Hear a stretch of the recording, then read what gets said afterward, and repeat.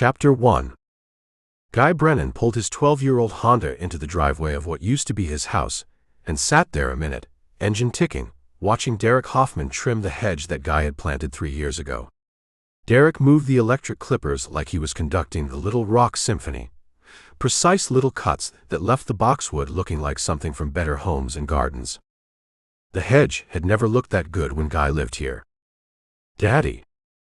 Emma burst through the screen door, pigtails flying, followed by her brother Jake, who was trying to look too cool to run but failing. Guy climbed out and caught Emma in a bear hug, breathing in that kid smell of strawberry shampoo and playground dust. "Hey monsters! Ready for some daddy time? Can we get ice cream?" Jake asked, because Jake always cut straight to the important stuff. "Course we can. It's Saturday." Guy looked toward the house where Sarah had appeared in the doorway, arms crossed, wearing that expression he remembered well. The one that said she was about to explain why he was wrong about something. Derek shut off the clippers and walked over, pulling off work gloves that probably cost more than Guy's sneakers. "Hey Guy. Kids have been looking forward to this all week." "Have they now?" Guy wanted to hate how Derek always said the right thing, but mostly he just felt tired. Derek was 6'2" to Guy's 5'9", had all his hair, and apparently knew how to make hedges behave. Life wasn't fair, but Guy had known that since he was Jake's age. "Ice cream sounds great," Sarah said, stepping onto the porch, "but they haven't had lunch yet. How about after you guys eat something real?" "It's ice cream, Sarah. Not crystal meth." "It's 2:30 in the afternoon. Which makes it ice cream time in most civilized parts of the world." Derek cleared his throat, that diplomatic little sound Guy had learned to recognize. "Maybe we could compromise. Get some food trucks down at Riverside Park. Kids could eat something, then ice cream for dessert." Emma bounced on her toes. "The taco truck. The one with the little dog." "Chihuahua Charlie's," Jake said, grinning. "That dog wears a sombrero." Guy looked at Derek, who was smiling at the kids like they'd just solved world hunger. Sarah was nodding, probably because Derek had suggested it, and Derek never suggested anything that wasn't sensible and well thought out and designed to make Guy look like the unreasonable parent who just wanted to pump his children full of sugar and artificial coloring. "Food trucks cost twice what a Happy Meal costs," Guy said. "I've got it covered," Derek said, pulling out his wallet. "My treat." And there it was. Derek reaching for his wallet, like he was reaching for Guy's balls. In front of the kids, in front of Sarah, on the lawn of the house Guy still made mortgage payments on, even though Derek's name was on the mailbox now. "Put your money away," Guy said. "I can feed my own kids." "I didn't mean." "I know what you meant." Sarah stepped off the porch. "Guy." "What?" "I can't take my kids for ice cream without permission from the hedge committee." "Nobody said that." "Didn't have to say it. It was implied. In the subtext." Guy looked at Derek. "You know about subtext, Derek. It's when people say one thing, but mean something else entirely." Derek's jaw tightened just enough to let Guy know he'd scored a point. "I was just thinking about the kids." "Right. The kids. Which are my kids, in case anybody forgot." "Halftime," Jake said quietly, and Guy realized his son was standing there watching his father act like a jackass in front of the neighbors, who were probably already getting quite a show from behind their own perfectly trimmed hedges. Emma tugged on Guy's shirt. "Daddy, can we just go? Please?" Guy looked down at his daughter, who had Sarah's eyes and his own stubborn chin, and felt something twist in his chest. When had he become the dad who made scenes in driveways? When had he become the problem? "Yeah, baby. We can go." "Food first?" Sarah asked. "Ice cream first," Guy said, because backing down now would be worse than looking petty. "It's my weekend." Derek stepped forward, and Guy could see him working through his options, trying to find the right words to diffuse things without making Guy look worse. Always the reasonable one. Always the grown-up. "You know what," Derek said, "you're absolutely right. It's Saturday. Ice cream for lunch never killed anybody." Sarah stared at Derek like he'd announced he was joining the circus. "Since when do you?" "Since now." Derek winked at the kids. Sometimes you got alive dangerously. Emma giggled. Jake grinned and bumped fists with Derek, which made Guy want to kick something, preferably Derek's perfectly straight teeth. Well, Sarah said, throwing up her hands, I guess I'm outnumbered. You could come with us, Derek said to her, then looked at Guy. If that's okay with you. Guy wanted to say no, wanted to claim his 2 days with his kids, and drive away and pretend Derek Hoffman didn't exist. But Emma was looking at him with those hopeful eyes, and Jake was practically vibrating with excitement at the prospect of ice cream for lunch. And even Sarah looked like she might be remembering when they used to do crazy things like eat dessert first. Fine, Guy said. But I'm driving. Your car seats 2 people, Sarah pointed out. We'll take the minivan, Derek said, dangling keys that probably started something reliable with working air conditioning. Guy looked at Derek's keys, then at his own Honda with the passenger door that stuck and the air conditioner that only worked when it felt like it, and realized this was what defeat looked like. Not some dramatic moment with violins and slow motion. Just standing in a driveway on a Saturday afternoon, holding car keys to a vehicle that couldn't fit his own family. Great, Guy said. We'll take the minivan. Derek tossed him the keys, which was somehow worse than keeping them. Guy caught them and felt their weight, solid and foreign, in his palm. You sure? Derek asked. Why wouldn't I be? No reason. Derek's voice was careful, neutral. Just asking. Guy pocketed the keys and opened the sliding door for the kids, who piled in like they'd done it 1,000 times before. Sarah climbed into the front passenger seat, which used to be her seat in their old life, back when Guy was the one with the reliable car and the steady job and the hedge that didn't look like something from a magazine but at least didn't embarrass the neighborhood. Guy adjusted the rearview mirror and caught Derek's eye. Derek was watching him with an expression Guy couldn't quite read. Not pity, exactly. Something else. Something that made Guy's skin crawl because it looked almost like understanding. Everybody buckled?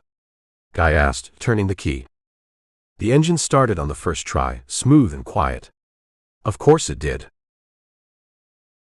Chapter 2. Guy sat in his apartment at 9:30 that night, staring at his laptop screen and drinking his 4th beer. The ice cream trip had gone exactly like everything else in his life lately, Derek being perfect while Guy felt like a tourist in his own family. The kids had ordered something called a kitchen sink sundae that cost $18, and Derek had just smiled and handed over his credit card like money grew on the hedge he trimmed so goddamn well. The apartment smelled like leftover Chinese food and disappointment. Guy had moved here after the divorce, 1 bedroom in a complex called Shady Oaks that had neither shade nor oaks, just a parking lot full of cars that had seen better decades and a pool that hadn't been cleaned since the Clinton administration. His laptop sat on a card table he'd bought at Walmart, next to a stack of bills he couldn't quite pay and a framed photo of Emma and Jake from last Christmas. In the photo, they were opening presents under a tree in Derek's living room, Guy's old living room, while Derek sat in the background wearing a sweater that probably cost more than Guy's rent. Guy opened a new browser tab and typed, Male Bonding Activities Arkansas. The search results were depressing. Fishing guides, hunting lodges, golf packages that cost what Guy made in a week. He tried father-stepfather relationships and got a bunch of articles about blended families and communication strategies, which was exactly the kind of touchy-feely bullshit that had probably worked for Derek but made Guy want to punch something. He opened another tab and typed, Wilderness Accident Statistics. The beer was making him bold, or stupid, or both. Guy clicked through article after article about hiking deaths, camping mishaps, people who went into the woods and never came out. Most of it was boring stuff. Heart attacks, getting lost, falling off cliffs because they were taking selfies. But some of it was interesting. Bears, for instance. Arkansas had black bears, and black bears killed people sometimes, especially if they were protecting food or cubs. Guy minimized that tab and opened a new one. Ozark National Forest camping. Now this was more like it. Miles and miles of wilderness, places where cell phones didn't work and the nearest ranger station was hours away. Places where 2 men could go to bond, and maybe only one of them would come back. The idea started small, just a tickle in the back of Guy's brain. What if Derek had an accident? What if Guy was there, tried to help, but it was just too late? Tragic, really. Guy would be devastated, of course. Sarah would need someone to lean on, someone who understood her grief, someone who loved those kids like his own. Someone like Guy. He opened another beer and started taking notes. Derek was outdoorsy.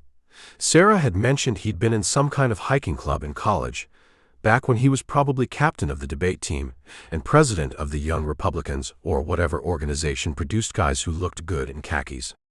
Guy could use that. Suggest a guy's trip, some male bonding in the wilderness. For the kids, naturally. Show them their dads could get along. Derek would love that. Derek was always talking about doing what was best for the kids, about being mature adults, about co-parenting like they were running some kind of family corporation. Derek would eat that shit up with a spoon. Guy Googled bear attacks Arkansas and started reading with genuine interest. Black bears were usually shy, but they could be aggressive if they smelled food or felt threatened. They had a great sense of smell, could detect food from miles away. All you had to do was make sure they knew where to find it. He switched tabs and looked up bear spray, bear canisters, proper food storage techniques. Then he looked up improper food storage techniques. Amazing, how many people got themselves killed just by leaving a granola bar in their tent. The plan was taking shape. Guy would suggest the trip, volunteer to handle all the logistics, pick the perfect spot. Somewhere isolated, somewhere with a healthy bear population. He'd make sure Derek felt like the expert, the leader, the one making all the decisions. And then, one night, there would be an accident. A tragic, unforeseeable accident that would leave Guy a widower of sorts, and the kids needing their real father more than ever. He opened a new tab and searched for camping gear. If he was going to do this, he needed to look the part. Derek would be suspicious if Guy suddenly became outdoorsy, but he might buy the idea that Guy was trying to bond, trying to be a better co-parent.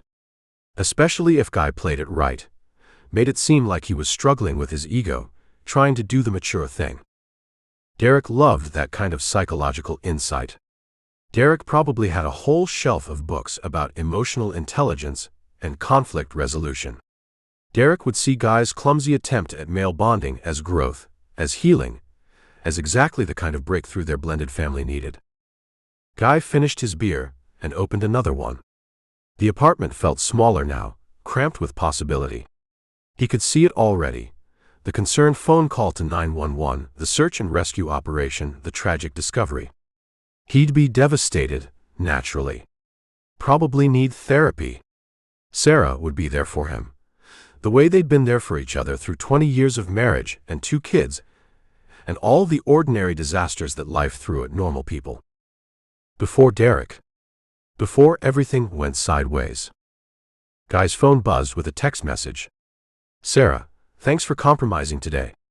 Kids had fun. He stared at the message for a long time, thumb hovering over the keyboard. Sarah thanking him for compromising, like he was some kind of difficult child who'd finally learned to share his toys. Sarah texting him at 9:30 on a Saturday night, while Derek was probably upstairs reading bedtime stories to Guy's kids, in voices Guy could never manage. Guy typed back, anytime. Hey, been thinking about what Derek said, about me trying harder with the co-parenting thing.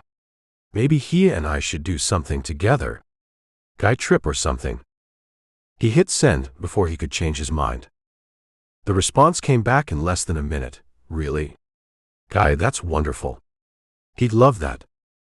Of course he would.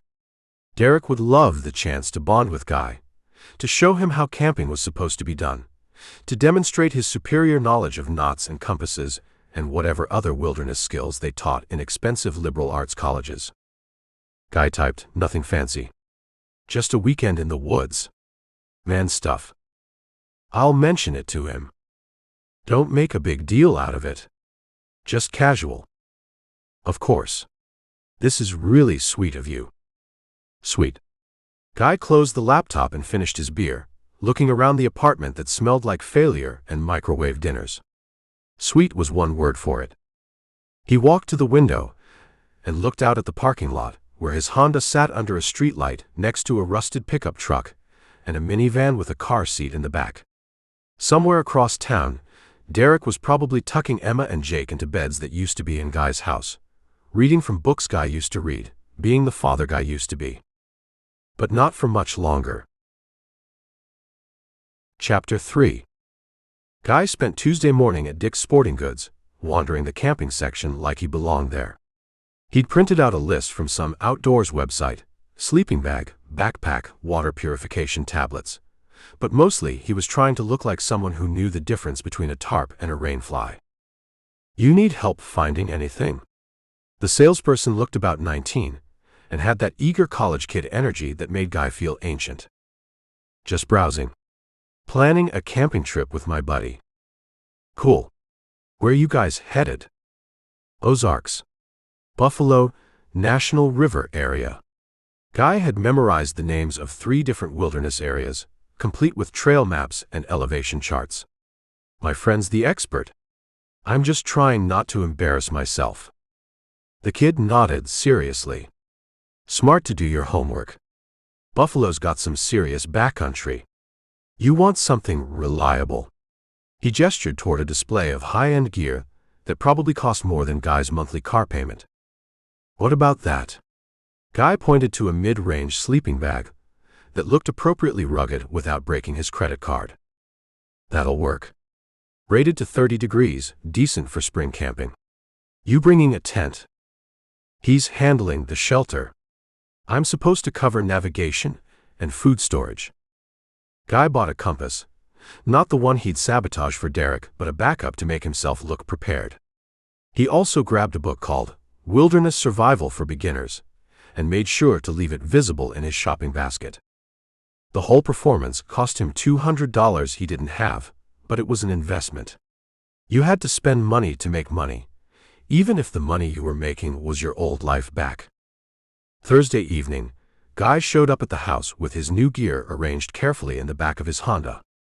He'd practiced this conversation in his bathroom mirror until it sounded natural, humble but determined, a man trying to do right by his fractured family.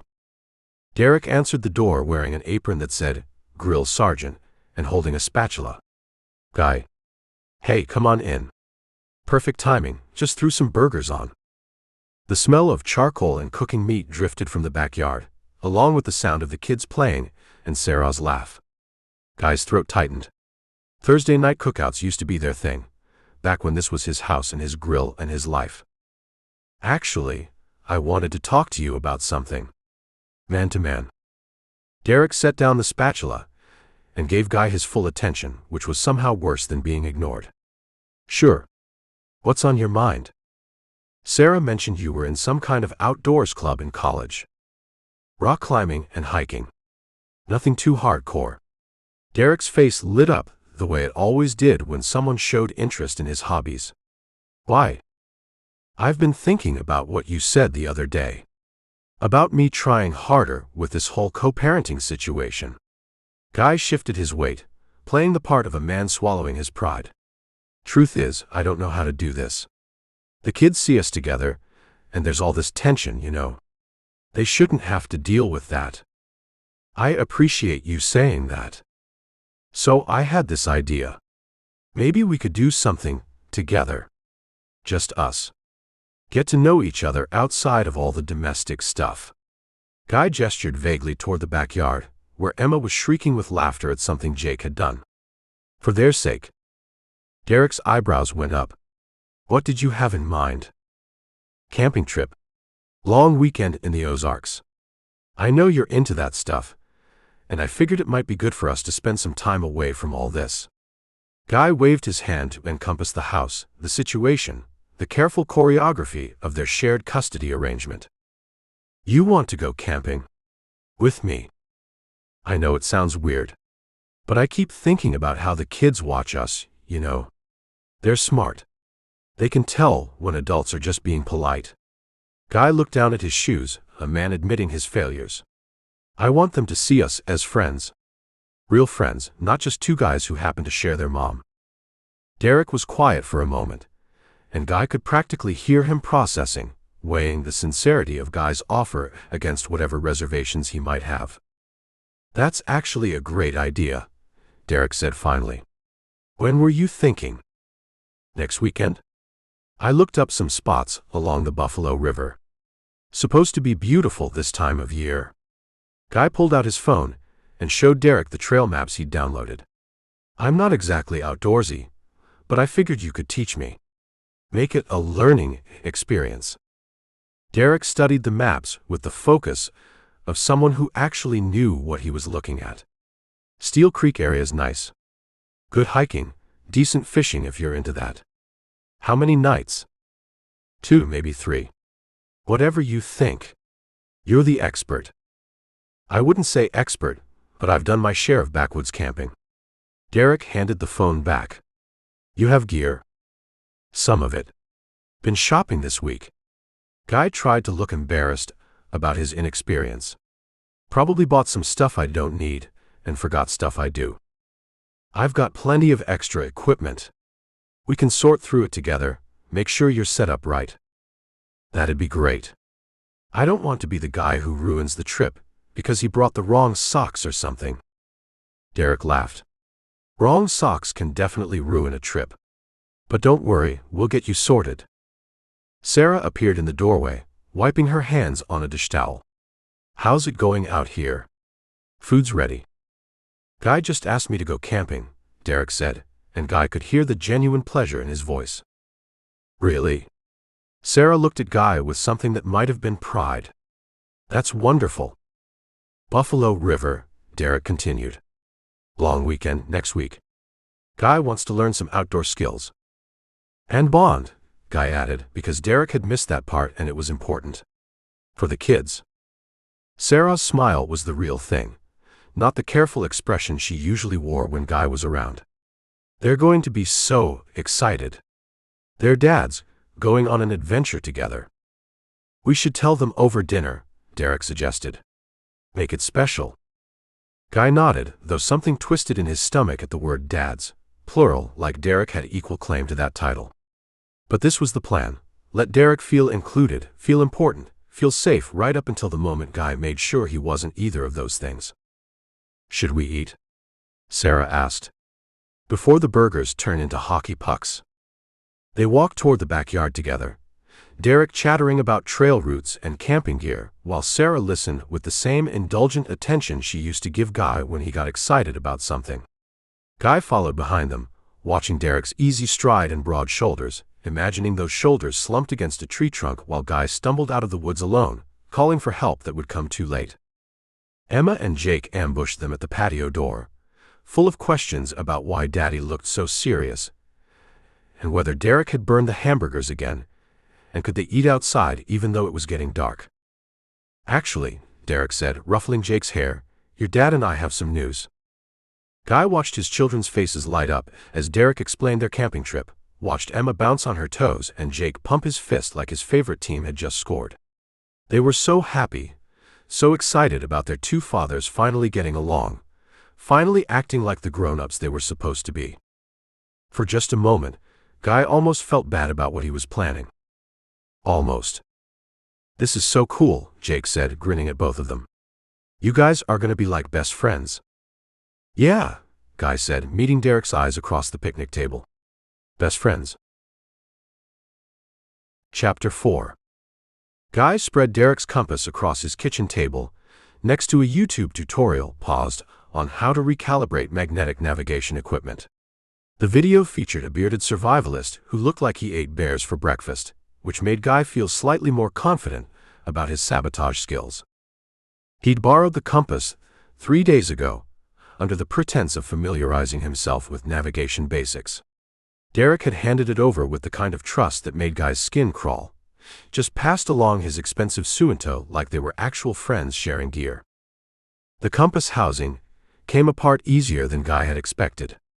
Inside, the mechanism looked delicate and important, full of tiny calibrated parts that probably cost more than Guy's monthly groceries. He used needle-nose pliers to nudge the declination adjustment, just a few degrees off true north. Not enough to be obvious, but sufficient to send them wandering in circles when Derek tried to navigate back to camp. Guy's phone buzzed with a text from Derek. Weather looks perfect for the weekend. Picked up some new rope for the river crossing at Ponca. Can't wait. River crossing. Guy hadn't planned on water, but rivers meant currents and slippery rocks and all sorts of natural hazards that could look accidental. He Googled Ponca, Arkansas drowning statistics and spent 20 minutes reading about flash floods and hypothermia before Derek's next text arrived. BTW. Found some awesome climbing spots if you're up for it. Nothing too technical, just scrambling really. Great views though. Climbing. Guy's palms started sweating. He'd assumed they'd stick to hiking trails, nice safe paths where the worst thing that could happen was getting lost. Cliffs and rock faces opened up a whole new category of fatal accidents, the kind that happened fast and left very little room for rescue attempts. He Googled rock climbing accidents Arkansas and immediately wished he hadn't. Apparently, people fell off mountains with depressing regularity, usually due to equipment failure or human error. Guy studied photos of climbing harnesses and carabiners, trying to figure out which components might be subtly compromised without looking obviously tampered with. The problem was Derek's gear. Guy had seen it Sunday when they'd sorted through equipment in Derek's garage. Everything top of the line, meticulously maintained, the kind of stuff that didn't fail under normal circumstances. Derek treated his climbing rope like it was made of spun gold, coiling it carefully after each inspection, checking for worn spots and frayed edges with the dedication of someone whose life depended on the equipment. Which it would.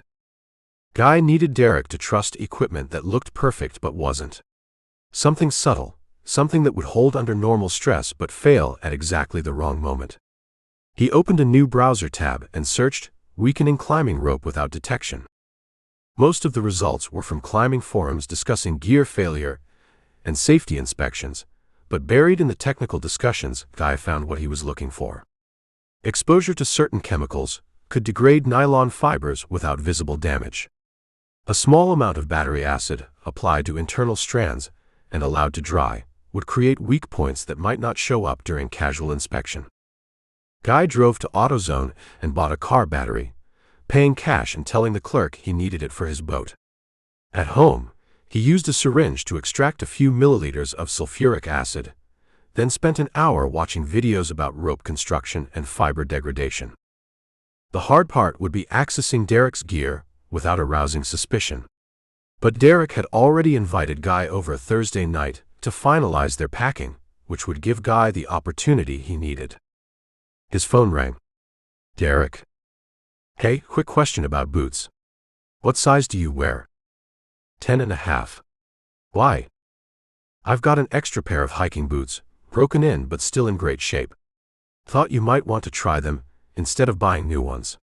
Save you some money. Guy looked down at his brand new Merrell boots, still stiff from the store. He'd spent a week breaking them in around his apartment, wearing them while he cooked dinner and watched TV, trying to soften the leather enough that they wouldn't destroy his feet on the trail. That's thoughtful, but I already bought some. Bring them anyway. Good to have backup, and these might fit better. They're kind of narrow, might work better for your feet. Guy agreed, though he was already planning modifications. If Derek was providing boots, Guy could ensure they'd develop problems at the right moment. A small cut in the sole, placed where it would work through the rubber during a long hike and leave Derek limping when they needed to move fast. Or loosened eyelets that would fail when Derek needed secure footing on rock faces. Wednesday night, Guy practiced with the battery acid on a piece of clothesline rope, applying tiny amounts to interior fibers and testing the breaking strength after it dried. The treated rope looked identical to the untreated sections, but snapped under half the normal load. Perfect. Thursday evening, Guy arrived at Derek's house with his pack loaded and his conscience carefully suppressed. Derek met him at the garage door, wearing cargo shorts and a REI t-shirt that looked like it had been to actual mountains. Ready for the gear shakedown? Derek's garage was organized like a sporting goods store, with labeled bins for different activities, and a pegboard displaying more carabiners than most climbing gyms owned. Everything had its place, everything looked maintained and ready for use. Jesus, Derek. You planning to open an outfitter service? I like having good equipment. Derek pulled out a massive duffel bag and started laying out sleeping bags, cookware, and enough freeze-dried food to survive a nuclear winter. Sarah says I'm obsessive, but good gear keeps you alive in the backcountry. Makes sense. Guy examined a titanium cooking pot that probably cost more than his monthly utilities. This stuff looks expensive. Buy once, cry once. Cheap gear fails when you need it most. Derek held up 2 sleeping bags. Speaking of which, I've got a spare bag rated to 20 below. Might be overkill for May weather, but better safe than sorry. Guy nodded and made appreciative noises while Derek explained the merits of down versus synthetic insulation. The whole time, he was eyeing the climbing rope coiled in a corner, trying to figure out how to get 30 seconds alone with it. What about that rope you mentioned? Right here. Derek lifted a bright blue rope that looked thick enough to tow a car. 60 meters of dynamic climbing rope. We probably won't need all of it, but I like having extra length for anchors and belays. Derek ran the rope through his hands, checking for damage with the automatic thoroughness of someone who'd done it 1,000 times. Guy watched him examine every inch, looking for cuts or abrasions or worn spots that could cause failure. Mind if I use your bathroom? Course. You know where it is. Guy walked toward the house, then doubled back when he heard Derek talking to Sarah in the kitchen. The garage was empty, the rope coiled loosely on Derek's workbench.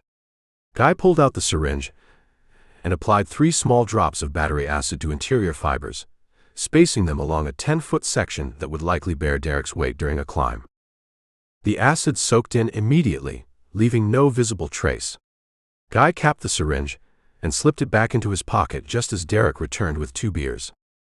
Figure we should celebrate before we head out. Last cold beer we'll have for a few days.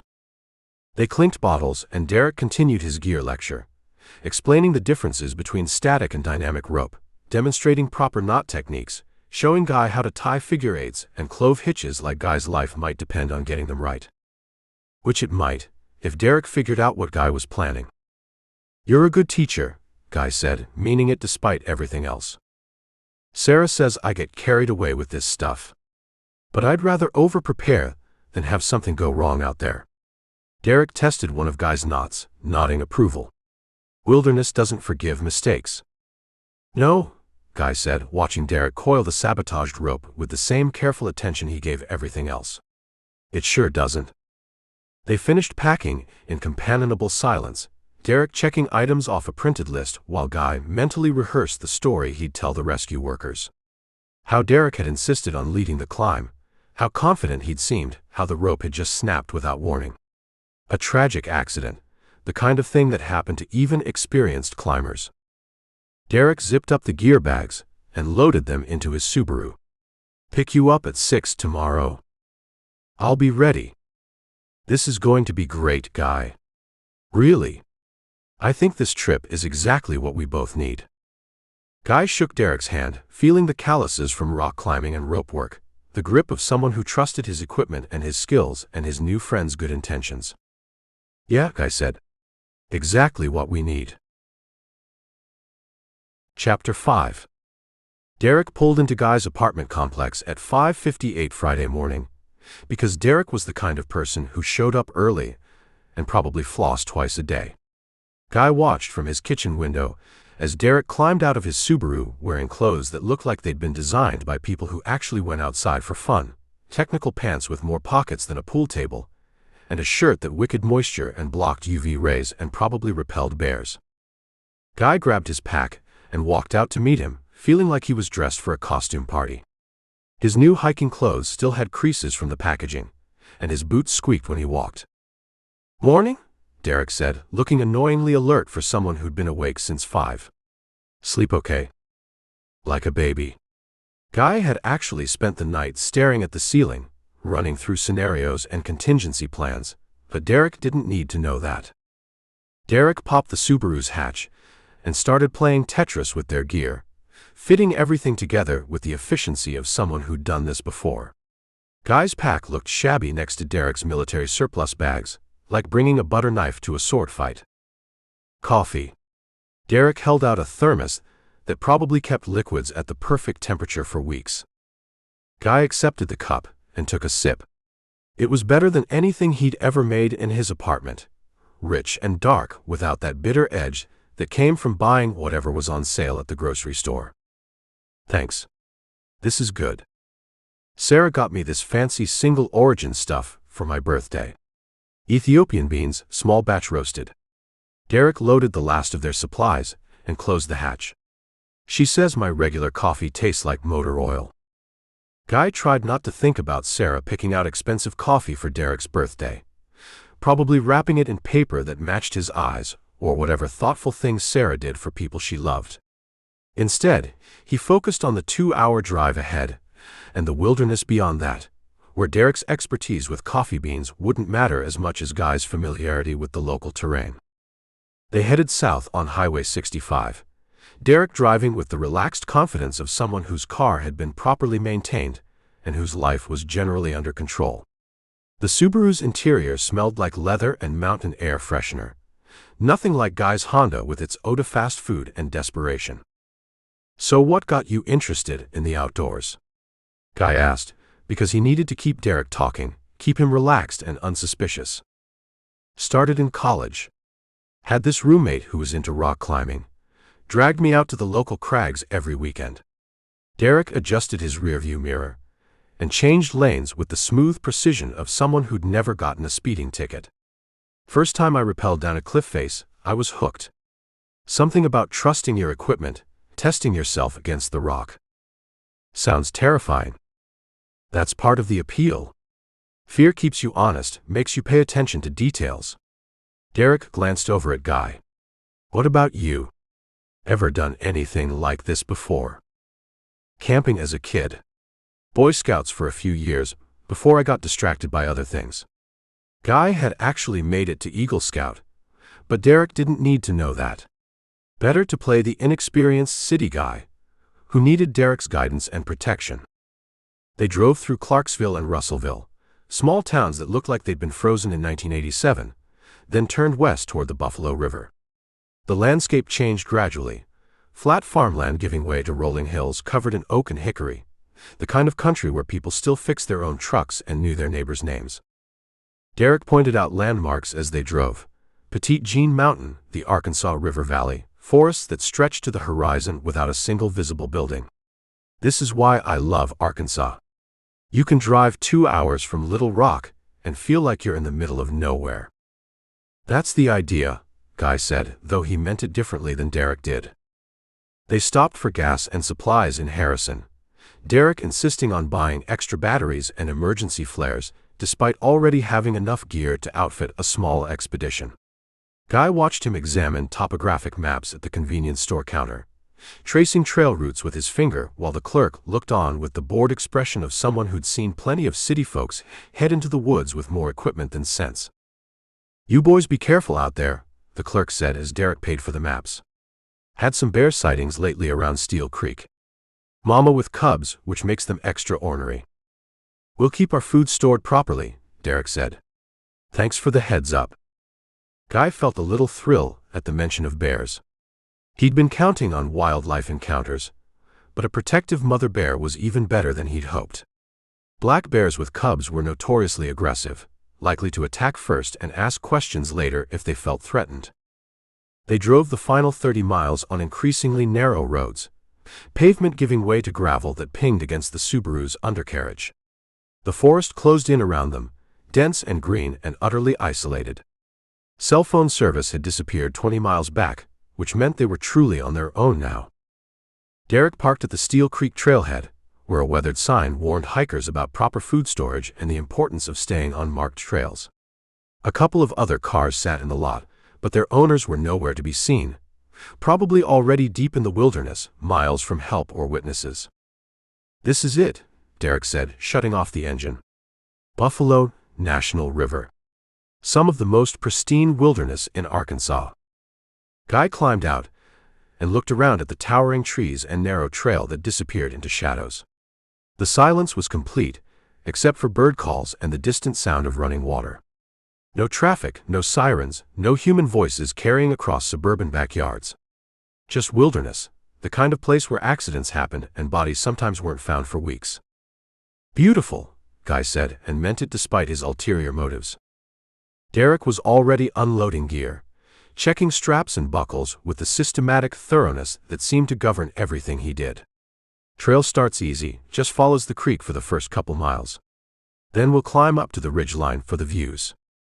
Guy shouldered his pack, feeling the weight settle uncomfortably across his shoulders. Derek had packed most of their shared gear: tent, cooking equipment, the sabotaged rope, which meant Guy was carrying mostly his own supplies, and the emergency beacon Derek had insisted on bringing. How far to our campsite? About 6 miles. Should take us 4 hours with stops for photos and water breaks. Derek adjusted his pack straps and checked his GPS unit. We'll set up camp, then do some exploring this afternoon. I found this great swimming hole on the map, perfect for cooling off. They started down the trail, Derek setting a pace that was challenging but manageable, pointing out interesting plants and rock formations like a nature documentary narrator.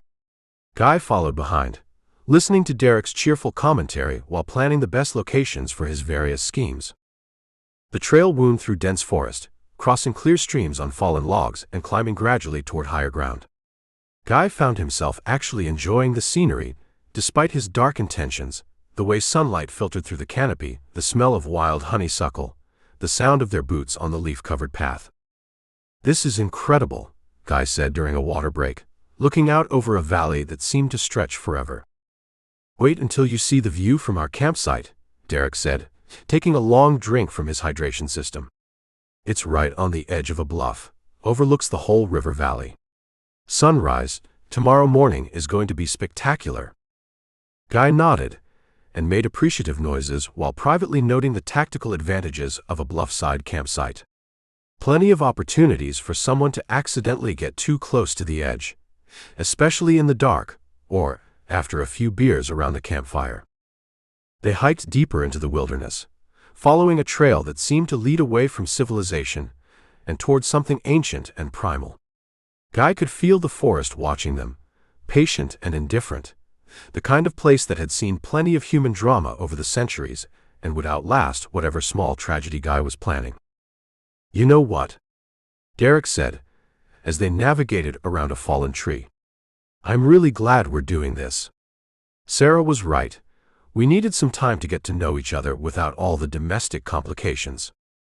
"Yeah," Guy said, stepping over a root that could easily catch someone's foot in the dark.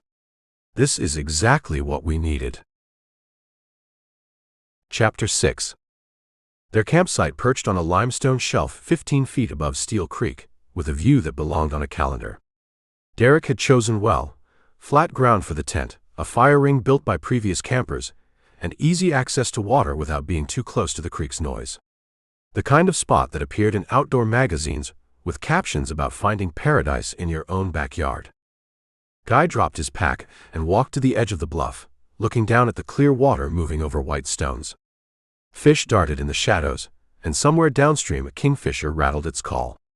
Beautiful and peaceful and completely isolated. Perfect for what Guy had planned. Not bad, huh? Derek was already unpacking the tent, laying out poles and rainfly with practiced efficiency. "This spot's been on my list for 2 years. Finally made it happen." Guy nodded and tried to look impressed rather than calculating. The campsite sat in a natural bowl surrounded by oak and hickory, with thick underbrush that would provide cover for nocturnal visitors. He'd researched black bear patterns obsessively. They were most active at dawn and dusk, drawn by the smell of food, protective of their territory during mating season. "Want to help with this?" Derek was threading tent poles through fabric sleeves, the whole operation looking as choreographed as a ballet. "Sure."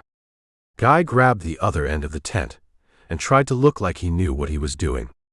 Derek guided him through the process with the patient tone of someone used to teaching beginners, explaining about rain-fly tension and stake placement like Guy's comfort depended on getting it right. Which, ironically, it might.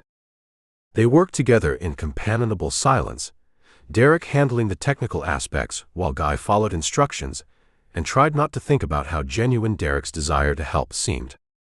This would be easier if Derek was an asshole, if Guy could convince himself that the world would be better off without him. But Derek wasn't an asshole. Derek was kind and competent and obviously loved Guy's kids, which made Guy's plans feel less like justice and more like simple murder. There we go. Derek stepped back to admire their work. The tent looked professional, taut and weatherproof, the kind of shelter that would keep them dry through anything short of a hurricane. Home sweet home for the next 3 days. They spent the afternoon exploring the immediate area, Derek pointing out interesting rock formations and wildlife sign while Guy memorized landmarks and escape routes. Derek found deer tracks near the creek, and what looked like claw marks on a tree trunk, evidence of the local bear population that made Guy's pulse quicken with anticipation. Big one, Derek said, examining the scratches in the bark. Probably a male marking territory. They do that during breeding season, let other bears know this area's taken. Dangerous? Not really. Black bears mostly want to avoid humans. Make enough noise, and they'll usually clear out before you even see them. Derek shouldered his day pack and started back toward camp. It's the females with cubs you have to worry about. Protective mothers don't mess around. That evening, they cooked dinner over a camp stove, Derek producing freeze-dried meals that actually tasted like food rather than salted cardboard. Guy made appreciative noises and tried to ignore how much he was enjoying himself. The sunset painted the valley in shades of gold and red, and Derek proved to be a surprisingly good storyteller, sharing hiking adventures and climbing mishaps with self-deprecating humor. This one time in Colorado, I'm rappelling down this 60-foot cliff, and my rope gets stuck in a crack about halfway down. Derek gestured with his spoon, animated by the memory. I'm hanging there like a spider, 20 feet from the ground, trying to work the rope loose while my climbing partner is laughing his ass off from the bottom. What did you do? Hung there for an hour, until another climbing party came along with a longer rope. Most embarrassing rescue of my life. Derek grinned and took another bite of his rehydrated beef stroganoff. Sarah still brings it up whenever I get too cocky about my outdoor skills. As darkness settled over the forest, they built a proper fire in the stone ring, Derek demonstrating the correct way to arrange kindling and logs for maximum heat and minimum smoke. Guy watched the flames dance and tried to work up the appropriate level of murderous intent, but Derek's easy companionship kept undermining his resolve. Around 10 o'clock, Derek started the food storage ritual Guy had been waiting for. Out came the bear canister, a cylindrical plastic container designed to keep curious animals away from human food. Derek loaded it with their remaining meals, energy bars, toothpaste, and anything else that might smell interesting to wildlife. Bears have incredible noses, Derek explained as he sealed the container. They can smell food from miles away, even through packaging. This thing's supposed to be bear-proof, but I still like to get it well away from camp.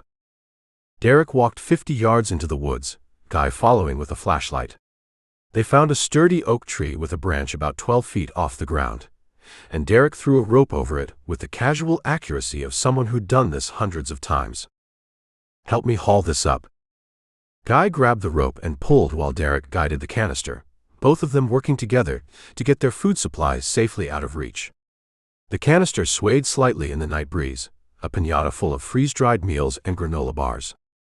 That should do it, Derek said, tying off the rope. Even if a bear finds it, he can't reach it and can't break into it.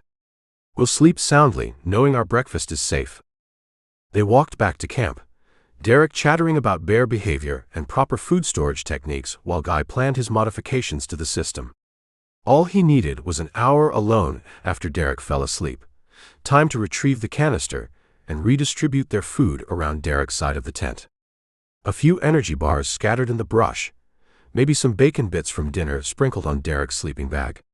Nothing obvious, just enough scent to draw interested wildlife to the right location. Back at the fire, Derek pulled out a bottle of bourbon that he'd somehow managed to pack without adding noticeable weight to his gear. Thought we might want a nightcap. Celebrate our successful first day. They sat by the fire sharing the bottle, Derek talking about his plans for tomorrow's hike while Guy made appropriate responses and waited for alcohol and exhaustion to do their work. Derek had hiked 6 miles carrying a heavy pack, set up camp, cooked dinner, and handled all the technical aspects of wilderness living. He had to be tired, even if he didn't show it. "This is nice," Derek said, poking at the fire with a stick. "Just sitting here, without phones or email or any of the usual distractions. Sarah keeps saying we should do this more often. Find time to just be present." "Sarah's smart." "Yeah, she is. I'm lucky she took a chance on me." Derek took a sip of bourbon and stared into the flames. "I know it wasn't easy for her, getting involved with someone when she already had kids. Especially when their father was still very much in the picture." Guy felt something twist in his chest. "That couldn't have been simple for you either." "Honestly, I was terrified. Still am sometimes. Emma and Jake are great kids, but they're not mine, you know. There's this whole relationship there that I'm not part of, this history I can't share." Derek glanced over at Guy. "I keep waiting for them to decide they don't need me, that their real dad is enough." The fire crackled between them, and Guy realized Derek was sharing something real, something vulnerable that had nothing to do with hiking techniques or gear selection. For a moment, Guy almost forgot why they were here, almost forgot the bear canister hanging in the tree, and the battery acid-weakened rope coiled in Derek's pack.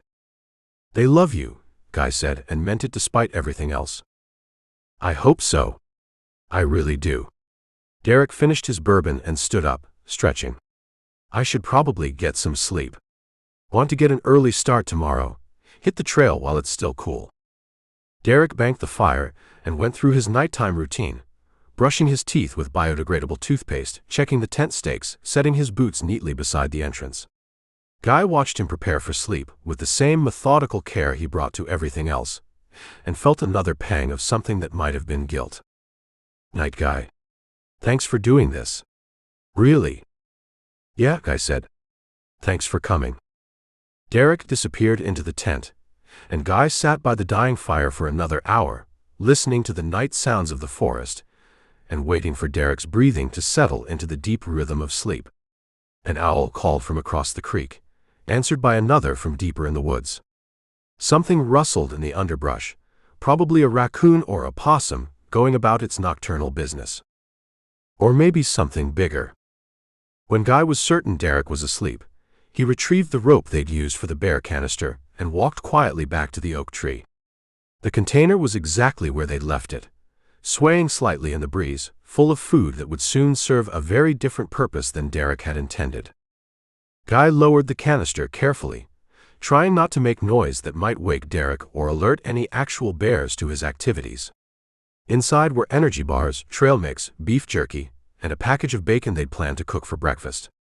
Guy selected the most aromatic items and made his way back toward camp, scattering food around Derek's side of the tent in a pattern that would look natural to investigating wildlife.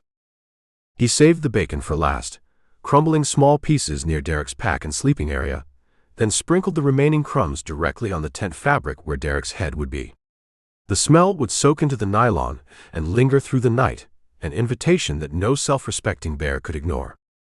Guy returned the empty canister to its tree, pulled the rope back up, and walked quietly back to camp. Derek was still breathing deeply, undisturbed by Guy's nocturnal activities. Guy climbed into his own sleeping bag and lay there listening to the forest, waiting for the sound of heavy footsteps and the wet snuffling noise of a large animal following its nose to an easy meal. It didn't take long. Chapter 7. Guy eased himself down from the lowest branch of the oak tree, his bones creaking like a rusty gate. Dawn was a pale rumor through the Ozark canopy, the air damp and smelling of pine wet earth, and the lingering ghost-like aroma of fierce sweat, his own. He'd spent a good 6 hours perched like a damp, oversized owl, listening to the sounds of the forest, mainly the rustling of the bear as it had meticulously investigated the remnants of his shredded tent, and much later, the infuriatingly peaceful snoring emanating from Derek's intact dome of nylon. His landing was less than graceful, a stumble that sent a jarring shock up his spine. He looked at his former sleeping quarters. The bear hadn't just destroyed his tent, it had redecorated. Fabric hung in limp, slobber-coated ribbons from a nearby sumac. His sleeping bag looked like it had lost a fight with a wood chipper. A single sock dangled from a branch above, a forlorn flag of surrender. Morning sunshine. Derek's voice, offensively cheerful, boomed from behind him. Guy spun, his heart attempting to exit via his ribcage. Derek stood by the fire pit, already coaxing a flame from last night's embers, a steaming mug in his hand. He wore a clean t-shirt. Of course he did. Sleep well? Guy stared. You didn't hear anything last night? Derek looked up from the fire, his brow furrowed with what appeared to be genuine concern. Hear what? Owls. Place is full of 'em. Big ones too, by the sound of it. He grinned. Or was that your stomach? Some of that stroganoff can be a bit challenging on the system. Guy just gaped. The man had slept through a Class 5 Ursine demolition project, happening 20 feet away. A bear, Guy said, his voice raspy. A bear came through here. A big one. It really went to town on my tent. Derek's eyes widened. He walked over, surveying the damage, the mug halfway to his lips. Well, I'll be. You're right. He nudged a piece of shredded nylon with his boot. Look at that. Claw marks, definitely. And he went for your tent. He whistled, a low sound of admiration. You must have had something pretty tasty in there, Guy. Guy thought about the bacon he'd crumbled near Derek's head, the jerky he'd smeared on Derek's pack. The irony was a physical pain. Just beef jerky. From my pocket. Derek nodded sagely. Ah, pocket sense. Classic mistake. They can smell that stuff a mile off. Good thing you weren't in it, yes.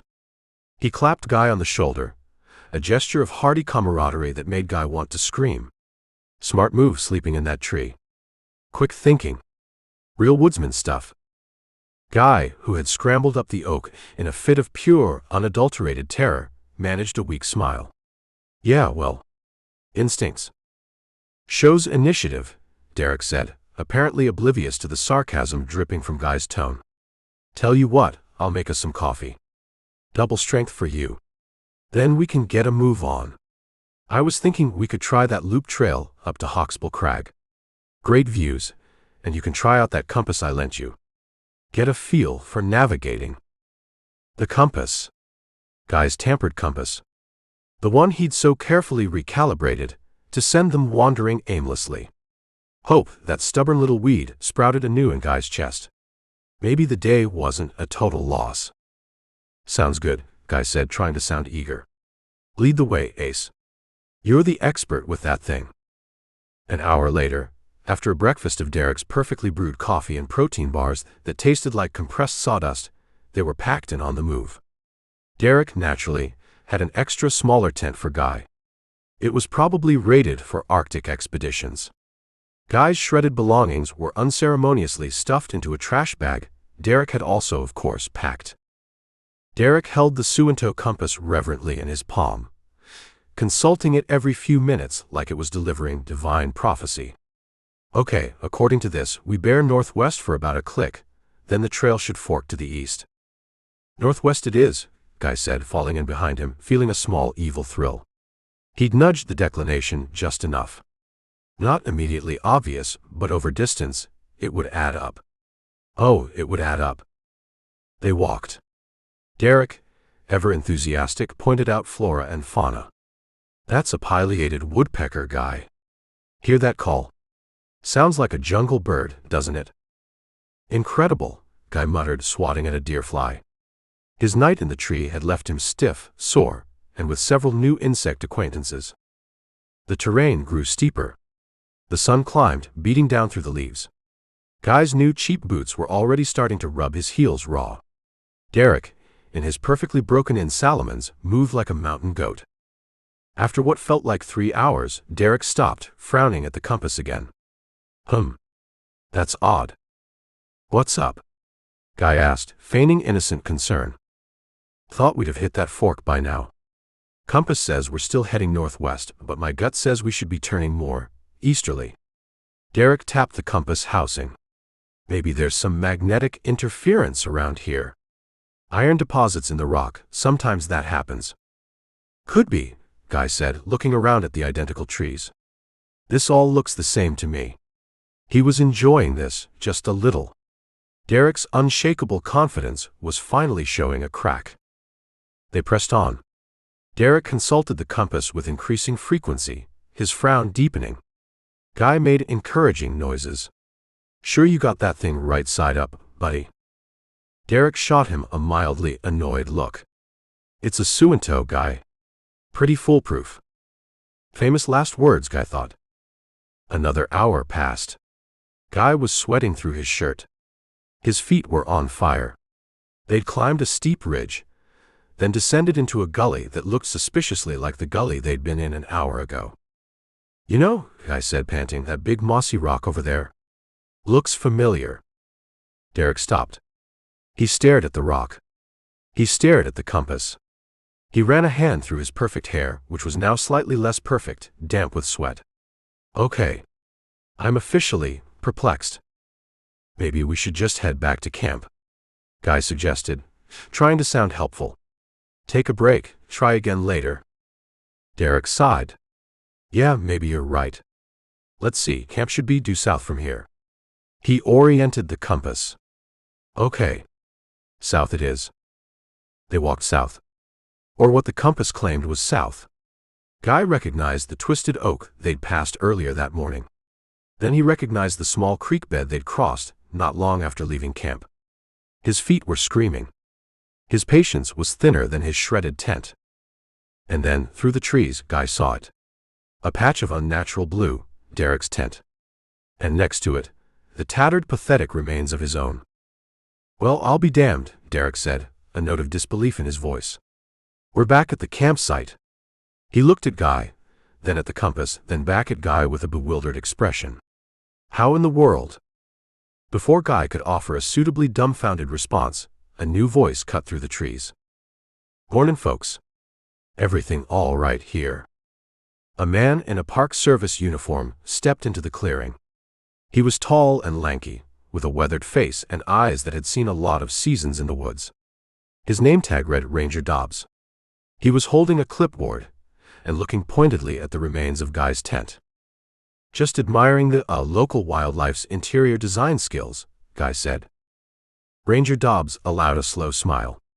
"Heard we had a bear gettin' a little too familiar over this way. Looks like he found your welcome mat."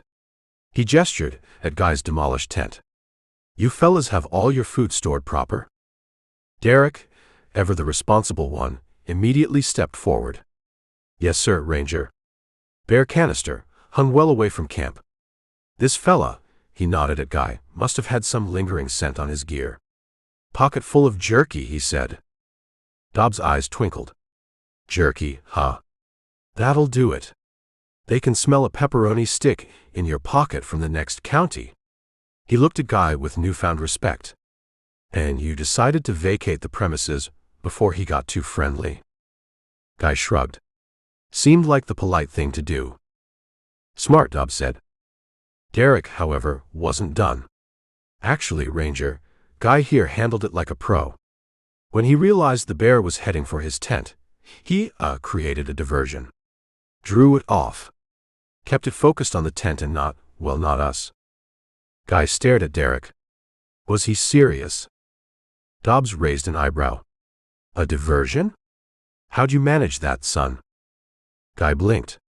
He was supposed to be the victim of a tampered compass, not some kind of bear whisperer.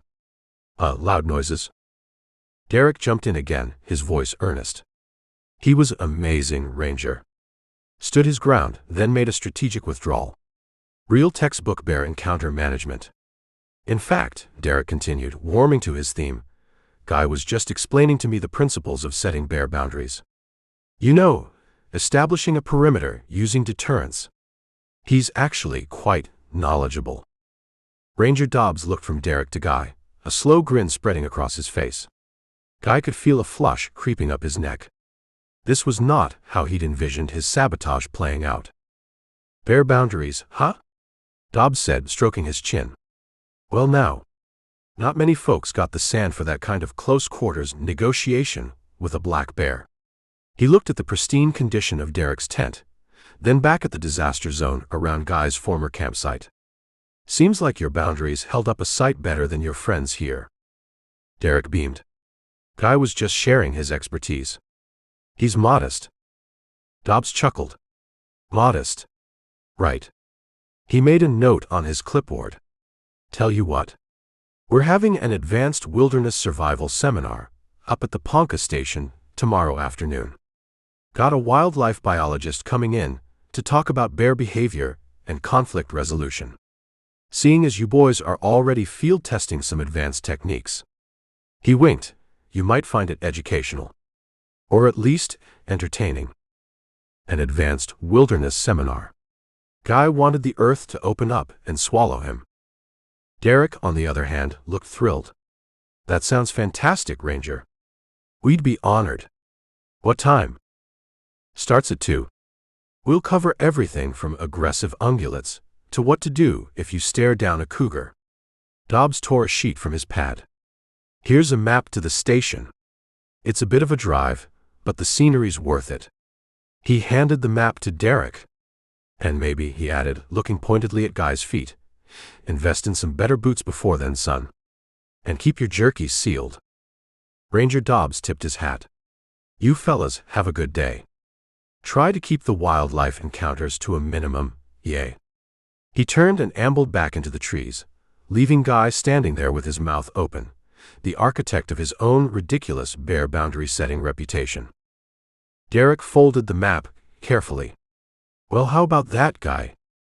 An advanced wilderness seminar. Might learn a few things even you don't know. He grinned, oblivious. First, though, let's get you into that spare tent. Then maybe we can try navigating to that swimming hole. Third time's the charm, right?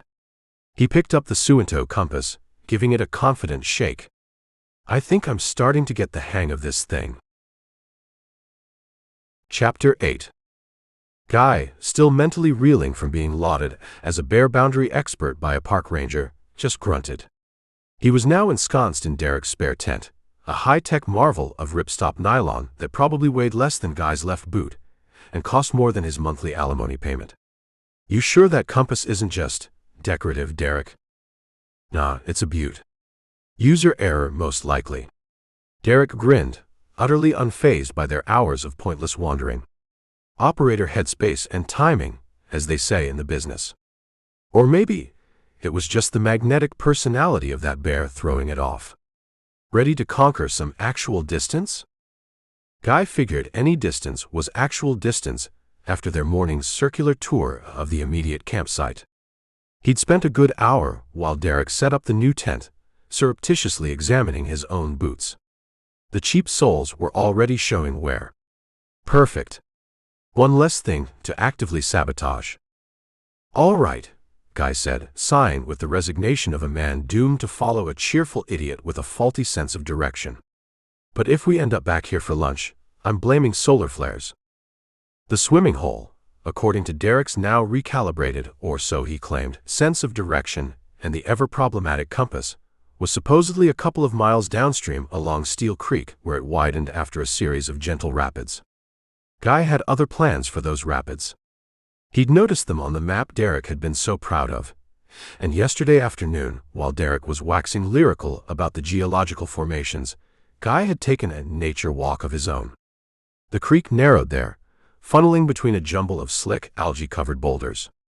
One particularly nasty cluster sat just below the surface, almost invisible from upstream but perfectly positioned to rip the guts out of anything inflatable. Which brought him to the next phase of his brilliant, if consistently thwarted plan. You know, Guy said as they picked their way along the creek bank, the water chattering over stones beside them, this is nice and all, but it's a bit slow going. Pity we don't have a boat. Derek stopped, a thoughtful look on his face. Funny you should say that. He unslung his monstrous pack, the one that seemed to contain the entire inventory of an REI outlet, and started rummaging. Had a bit of extra space, and I was thinking, aha. He pulled out 2 tightly packed bundles of what looked like heavy-duty orange and gray plastic, followed by a compact, high-efficiency foot pump. Inflatable kayaks. Single-seaters. What do you say? A little downstream float. Guy stared. Of course. Derek Hoffman, the man who packed for every conceivable contingency, including, apparently, spontaneous river expeditions. He probably had a foldable helicopter in there somewhere. "You brought inflatable kayaks," Guy said flatly. "Sure did. They only weigh about 20 pounds each. Good for accessing those harder-to-reach fishing spots." Derek was already unfurling one, the plastic crinkling. "And a damn sight faster than walking. We can be at those rapids in 20 minutes. Guy's mind raced. This was even better. 2 separate kayaks. If one of them had an accident. He forced a smile. "You think of everything, don't you, Derek?" "Try to. Be prepared, right? Learn that in Scouts." Guy, the former Eagle Scout, merely nodded. "So those rapids, you think these things can handle them?" he asked, injecting a note of novice concern. "Oh, these are pretty stable. And those rapids look like Class 1, maybe a mild Class 2 at best. More like riffles.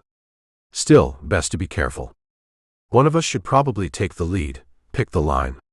Derek was now energetically working the foot pump, the kayak hissing to life, taking shape. Guy saw his opening. "You should go first then. You're the expert. I'll just follow your line. Less chance of me screwing it up and punching a hole in this thing." He patted the taut skin of the now almost fully inflated kayak. Derek paused his pumping, a strange expression on his face. "Well, actually, Guy, about rapids." He looked almost sheepish. "There's something I probably should have mentioned." Guy waited. What now? Was Derek about to reveal he was deathly afraid of water? Or that he'd forgotten the paddles? "Back in college," Derek said, resuming his pumping, "and for a few years after, I was a whitewater rafting guide. Summers on the Colorado, the Golly. Mostly Class 4s and 5s. Guy felt that familiar sensation, the one where his carefully constructed plans turned to ash in his mouth. A professional whitewater guide. Of course he was. He probably taught otters how to swim in his spare time. "You're kidding me," Guy managed. Derek chuckled. "Nope.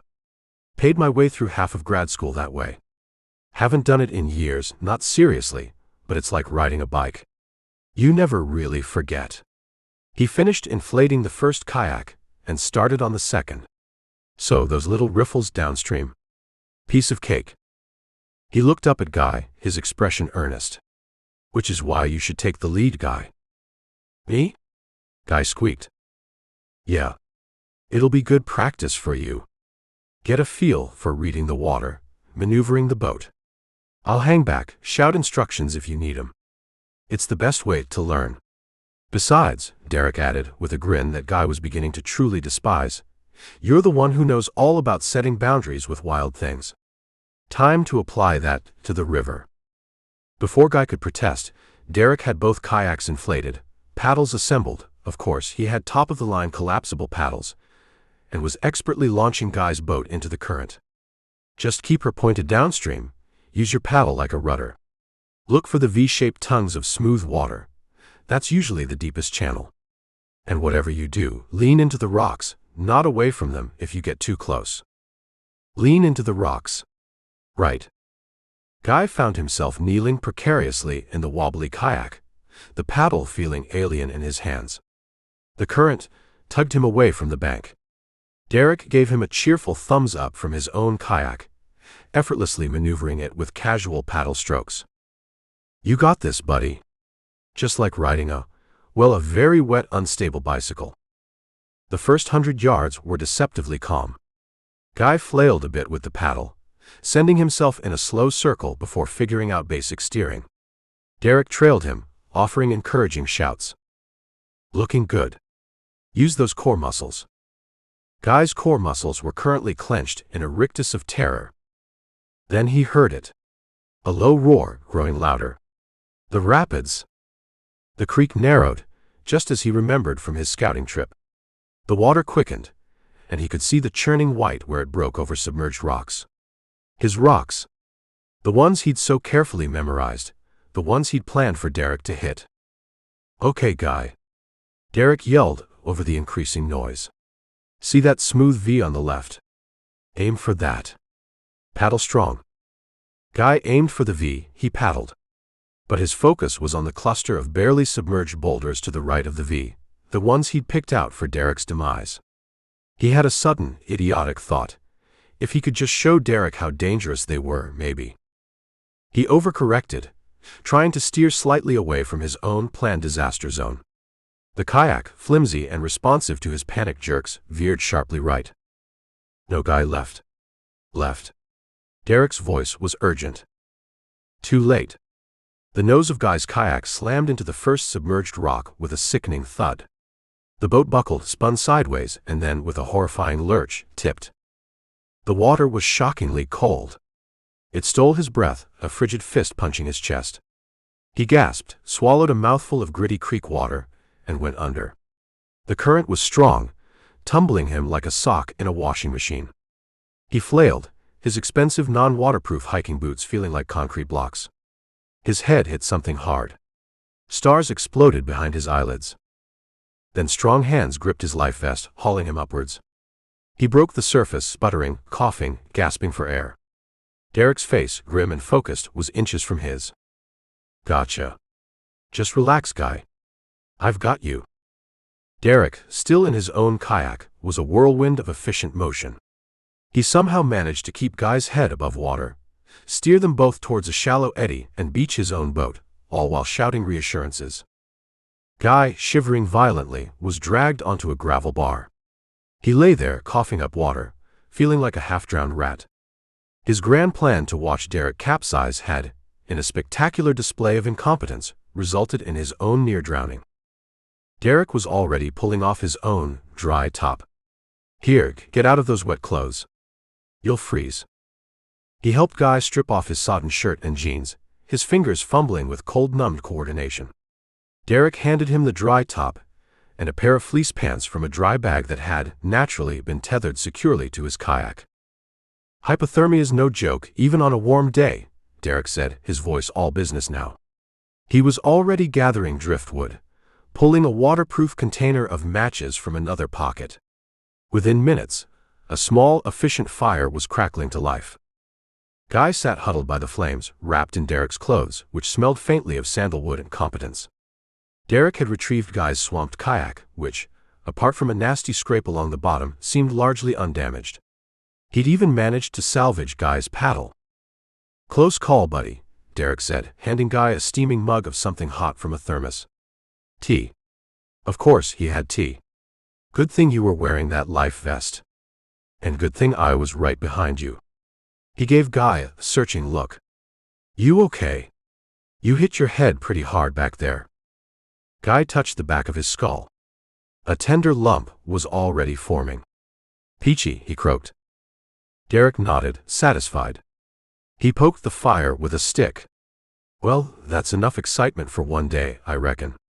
We'll get you dried out, then maybe a short, very flat walk back to camp, eh? No more navigating for you today, my friend. He grinned. Unless you want to try and find a shortcut using those bare boundaries of yours.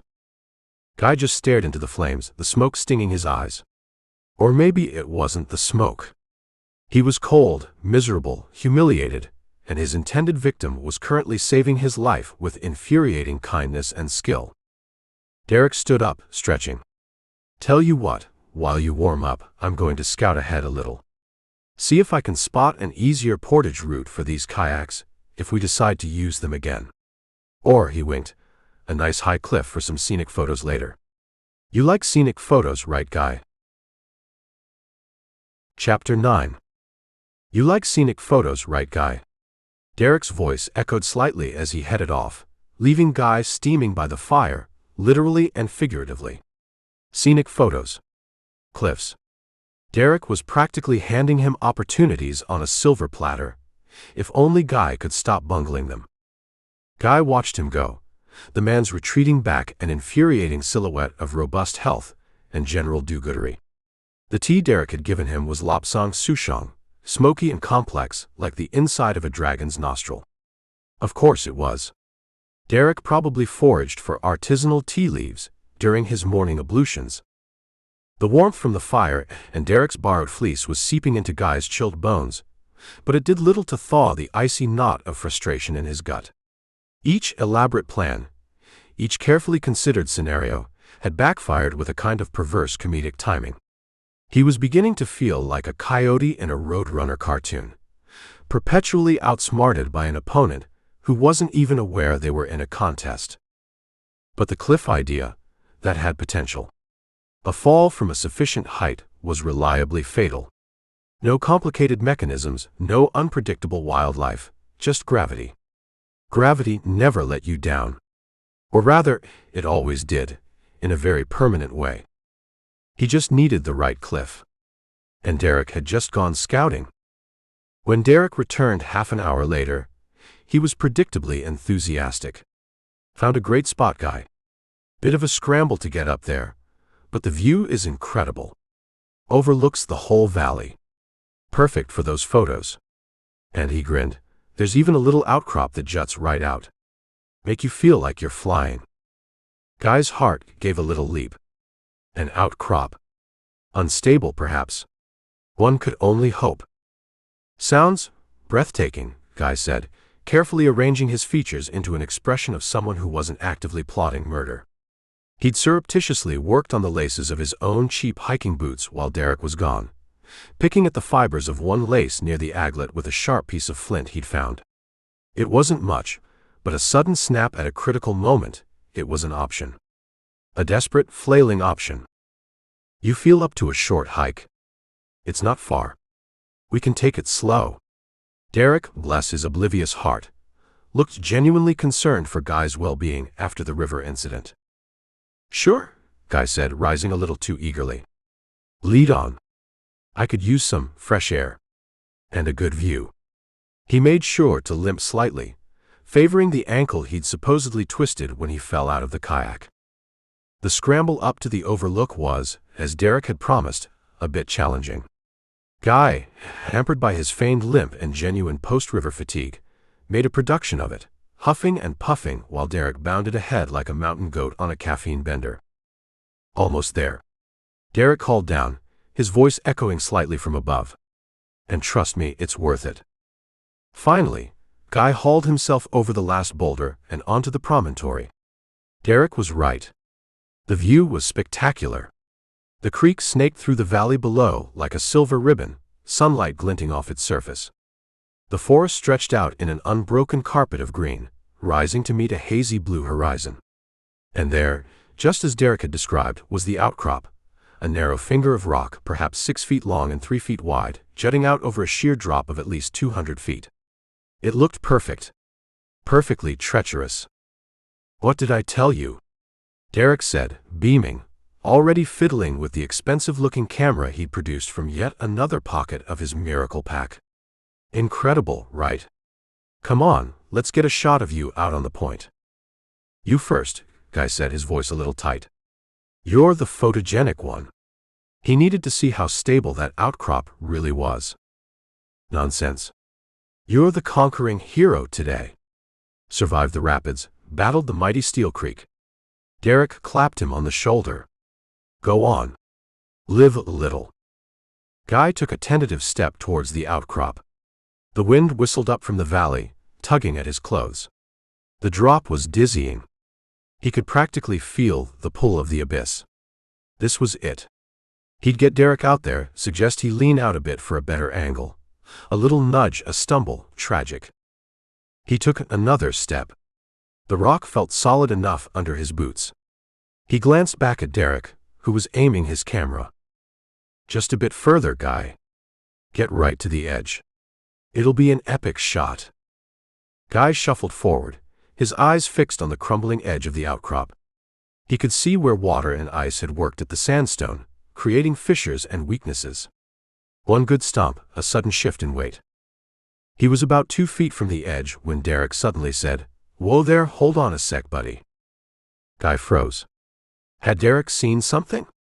Sensed his intention? Derek wasn't looking at the ledge, or the drop, or even Guy's face. He was looking down at Guy's feet. Your bootlace, Guy. It's about to give. Before Guy could react, Derek was kneeling, his camera set carefully aside. He pointed. See that? It's frayed right through. One more good tug, and it'll snap. You could take a nasty tumble, especially up here. Guy looked down. The lace he'd picked at with the flint was indeed hanging by a thread. He'd forgotten about it, in his focus on the ledge. Oh.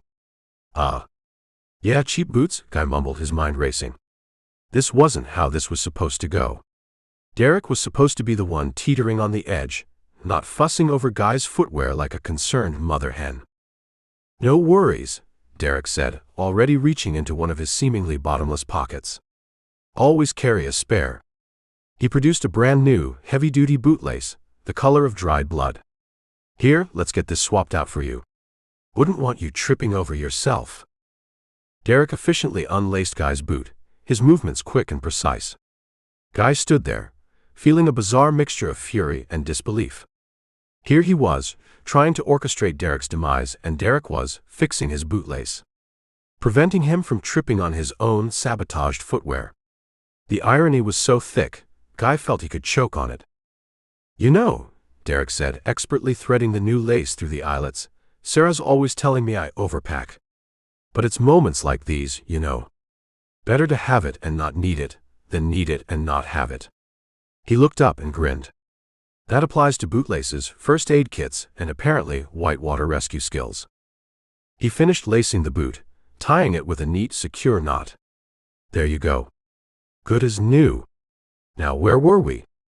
Oh yeah, epic photo. Guy felt a surge of reckless frustration.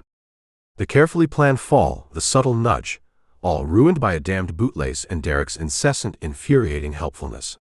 He had to do something. He stalked toward the edge of the outcrop, a wild idea forming in his mind. If he couldn't get Derek to fall, maybe he could demonstrate just how dangerous it was. Make Derek rush forward, lose his footing. You really want an epic shot, Derek? Guy said, his voice louder than he intended, a manic edge to it. You gotta get close to the edge. Feel the void, you know. He took another step, then another, until his toes were right on the precipice. The wind whipped around him, trying to pluck him from the rock. He spread his arms wide, leaning out slightly, a mad parody of Titanic's King of the World. Like this, Derek. See. You can practically taste the adrenaline. He leaned out a fraction more, the drop yawning beneath him, a dizzying kaleidoscope of green and brown. This was it. He'd feign a stumble, Derek would rush to grab him. Suddenly, the rock beneath his left foot, the one with the newly replaced lace, shifted. A small, sickening crunch, and it crumbled away into nothingness. Guy's stomach launched into his throat. He wasn't feigning a stumble anymore. He was falling. His arms windmilled uselessly. A strangled cry escaped his lips. The valley floor rushed up to meet him. Then an iron grip clamped onto the back of his shirt, yanking him backwards with such force that he landed sprawling on the solid rock of the main promontory, gasping for air, his heart hammering against his ribs like a trapped bird. Derek stood over him, his face pale, his chest heaving. Guy, what in God's name were you thinking? Are you insane? Guy just lay there, staring up at the sky, the image of the crumbling ledge seared into his brain. He'd nearly done it. He'd nearly killed himself. Derek ran a shaky hand through his hair. That was too close. Way too close. He looked towards the outcrop, then back at Guy, a new, sharp understanding dawning in his eyes. That ledge isn't safe, Guy. It's not stable at all. He knelt beside Guy, his voice softer now, but with an undercurrent Guy hadn't heard before. Maybe we should stick to less adventurous photography spots for a while, huh? He offered a hand. Come on. Let's get you away from the edge. As Derek helped him up, Guy's gaze fell upon a patch of dense, dark green foliage nestled amongst a jumble of rocks a little way down the slope, back from the treacherous overlook. He recognized the distinctive three-leaf pattern. Poison ivy. And slithering slowly through it, almost invisible against the shadowed earth, was something else. Something long and dark. An idea, unwelcome but persistent, began to uncoil in Guy's mind. Chapter 10. Come on. "Let's get you away from the edge," Derek said, his hand still firm on Guy's arm. His voice had that tone again, the one that suggested Guy was a particularly unpredictable toddler with a fondness for playing in traffic. Guy allowed himself to be led, his legs feeling like overcooked noodles. His heart still banged a frantic rhythm against his ribs. The image of the ground rushing up, that brief, terrifying moment of weightlessness, was going to be replaying in his nightmares for weeks. If he lived that long. But the sight of that dark, slithering shape in the poison ivy patch near the rocks, it was a lifeline for his murderous resolve. Snakes. The Ozarks were lousy with them. Copperheads, timber rattlers, cottonmouths if you were near water. A well-placed bite, a delayed rescue, it had a beautifully simple, natural causes kind of appeal. "You know," Guy said, trying to make his voice casual as Derek steered him towards the main trail, "back when I was a kid exploring these woods, I remember there was this big jumble of rocks not far from here, always full of snakes. Sunning themselves. A regular den." He gestured vaguely towards the area where he'd seen the movement. He hadn't, of course, remembered any such thing. His childhood explorations had mostly involved trying to find unattended beer. Derek paused, his interest piqued. "Oh yeah. What kind of snakes?" "Mostly black snakes, garter snakes, but sometimes you'd see a copperhead. Big ones." Guy injected a note of remembered boyhood thrill. "We used to dare each other to get close." "Copperheads, yay." Derek's eyes lit up with that familiar naturalist's gleam. He probably had a special section in his nature journal, just for venomous reptiles. Always wanted to get some good photos of one in its natural habitat. Adults can be pretty reclusive. Bingo. "Could be around here somewhere," Guy mused, as if the thought were just occurring to him. "That rock fall over there looks kind of familiar." He pointed towards the poison ivy and the shadowed crevices. He started walking that way, making sure to scuff his feet and talk a little louder than necessary. "Yeah, I think this is the area. Used to be a big flat rock right about here." He stomped his foot down, a little harder than intended, on a patch of loose scree near the base of the rock pile. "And we'd holler and shout to see if anything would come out." He cupped his hands around his mouth. Snaky snaky." "Guy, maybe not." Derek started, but it was too late. From a dark slit beneath a lichen-covered boulder, something moved. A coppery brown head, wide and triangular, emerged, followed by a thick patterned body. It flowed out onto a patch of sun-dappled leaf litter, its tongue flicking, testing the air. A copperhead. A beauty, at least 2 feet long, its hourglass markings vivid against the forest floor. Guy felt a thrill of vindictive triumph. This was it. He'd practically gift-wrapped Derek for the Grim Reaper. He took a subtle step back, positioning himself slightly behind Derek. Derek, however, didn't flinch. He just made a soft, appreciative ooh, and slowly reached for the camera at his belt. "Now that, my friend, is a perfect specimen of Echistrodon contortrix." He knelt, moving with a fluid grace that was infuriating, and began snapping photos. "Beautiful coloration. Look at those crossbands, Guy. Classic." Guy stared. "Derek, that's a copperhead. It's, deadly." Derek glanced up from his viewfinder, a mild, almost academic expression on his face. "Well, deadly is a strong word. Venomous, certainly. Potent hemotoxin. But generally, they're quite placid if you don't bother them. This one's just curious. And actually," he zoomed in, "judging by the tail and the slight green tinge, this is a juvenile. Their venom is often considered more concentrated, but they have less of it. Largely non-aggressive and less provoked." He took another picture. "Probably more scared of us than we are of it." Guy couldn't believe what he was hearing. Largely non-aggressive. Derek was cooing at it, like it was a fluffy kitten. He was supposed to be panicking, stumbling backwards, getting bitten. "You're saying it's not dangerous?" Guy asked, his voice laced with disbelief. "All wild animals are potentially dangerous, Guy. You gotta respect their space." Derek took another shot, as the snake began to move slowly towards the shade of a fern. "But this little fella..." He's not looking for trouble. See? He's moving off. Just wanted to see who was making all the racket. Derek stood up, brushing off his knees. Great sighting, though. Thanks for remembering this spot. He actually beamed at Guy. Frustration, bitter and acidic, rose in Guy's throat. He wanted to scream. He wanted to grab the snake and personally introduce its fangs to Derek's calf. Instead, he decided on a dramatic retreat. He'd show Derek what appropriate fear looked like. "Well, I don't know about you," Guy said, his voice quavering with feigned terror, "but I'm not sticking around for a family reunion." He took a large, theatrical step backwards, planning to stumble slightly, maybe yelp a little. Make a scene. His boot came down on something that wasn't solid ground. Something that gave slightly, then coiled, then moved. A sound like dry leaves rattling or a broken maraca buzzed angrily from directly beneath his foot. Guy froze. Every hair on his body stood on end. He knew that sound. He'd heard it on nature documentaries, usually right before the slow-motion shot of fangs sinking into something unfortunate. "Derek," he whispered, his voice a dry rasp. "Derek, don't move." Derek, who had been reviewing his photos, looked up. "What's wrong now?" "Another one?"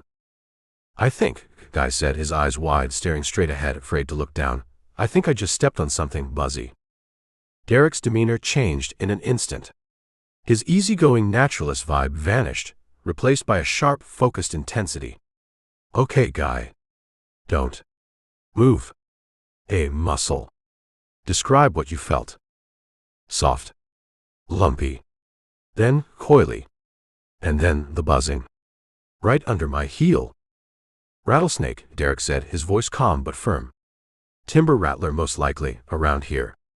"Okay, listen to me very carefully. When I tell you to, I want you to lift your foot straight up and jump back towards me. As fast as you can. Don't hesitate. Don't look down. Just do it. Understand?" Guy nodded, a tiny jerky movement. He could feel the vibrations from the angry buzzing traveling up his leg. He was going to die. In the Ozarks. Stepping on a snake like a rank amateur. The irony wasn't lost on him, even in his terror. "Ready?" Derek's voice was low, commanding. "On 3. 1, 2, 3. Guy leapt. He didn't remember deciding to. His body just reacted. He scrambled backwards, tripping over his own feet, landing in a heap at Derek's knees. From the spot where he'd been standing, a truly enormous snake, thick as Guy's forearm and at least 5 feet long, was coiled, its spade-shaped head raised, its tail a blur of angry motion. Its black, reptilian eyes were fixed on the space Guy had just vacated. It was a timber rattlesnake, no doubt about it, its dark chevrons stark against its yellowish-brown body. And on the inside of Guy's ankle, just above the rim of his cheap boot, were 2 small distinct puncture marks already welling with blood. "Oh God," Guy breathed, staring at the bite. "Oh God, oh God, oh God." "All right, Guy, stay calm," Derek said, already pushing Guy gently down to sit on the ground. "Let me see." He examined the bite, his face serious. "Okay, definitely a bite. 2 clear fang marks. How are you feeling?" "Like I'm going to puke my guts out and then die," Guy whimpered. His heart was trying to batter its way out of his chest. His hands were shaking uncontrollably. A cold sweat slicked his skin. "You're not going to die," Derek said, his voice a steady anchor in Guy's rising panic. He was already pulling out his first aid kit, a comprehensive, ridiculously well-stocked affair that probably had its own zip code. "But we need to work fast. Panic is your enemy right now. It'll just spread the venom quicker. Breathe with me, Guy. Deep breaths. In through your nose, out through your mouth." Derek's hands were incredibly gentle as he cleaned the bite with an antiseptic wipe. "Good. That's good. Now, I'm not going to cut it, not going to use a tourniquet. Old school stuff does more harm than good. We keep the bite below your heart, keep you calm and still." He pulled out a compression bandage. "This isn't to stop blood flow, just to slow lymphatic drainage. That's how the venom really travels." He began to wrap Guy's lower leg, his movements deft and practiced. "I'm dizzy," Guy gasped. Spots danced in front of his eyes. "That's the panic, Guy. And maybe a little bit of the venom starting to play tricks. Look at me." Derek's eyes were steady, compelling. "We're a good 5 miles from the car. Cell service is non-existent. I'm going to have to help you walk out, or go for help. But right now, you need to focus. On your breathing. On staying calm. Can you do that for me?" Guy nodded weakly, tears stinging his eyes. He was pathetic. A failure as a murderer, a failure as a victim. Derek finished with the bandage. "Okay. That's step 1. He glanced over his shoulder. The rattlesnake was still coiled, watching them, but it hadn't advanced. "He's just making sure we're not a threat anymore. He'll move on." He turned back to Guy. "Now, about that panic attack." He began to talk Guy through it, his voice a calm, steady drone, explaining what was happening to his body, giving him simple instructions, forcing him to focus on something other than his impending, snake-induced doom. Guy clung to the sound of Derek's voice like a drowning man to a raft. Slowly, agonizingly, the roaring in Guy's ears began to subside. His breathing steadied. The spots in front of his eyes receded. "Better?" Derek asked. Guy nodded, still shaky. "Yeah. A little." His ankle was beginning to throb with a deep, burning pain. "Derek, what if we can't make it?" Derek met his gaze, and for the first time, Guy saw a flicker of something other than calm capability in Derek's eyes. It might have been concern. Or maybe, just maybe, a tiny bit of fear. "We'll make it, Guy," Derek said, but his voice lacked its usual unshakable confidence. He looked down at Guy's rapidly swelling ankle. "We have to. Now let's think. We need to get you hydrated, and we need energy. If only we had something easy to find, something to keep our strength up." Guy, his mind still fuzzy from fear and the initial shock of the venom, latched onto the words. Strength. Energy. Prove himself. "Berries?" Guy mumbled, his tongue thick. "There are berries everywhere in these woods. I know. I know the good ones." Chapter 11. "Berries?" Guy mumbled again, his tongue feeling thick and clumsy in his mouth. "Gotta get energy. I know the good ones. Red ones. Sweet."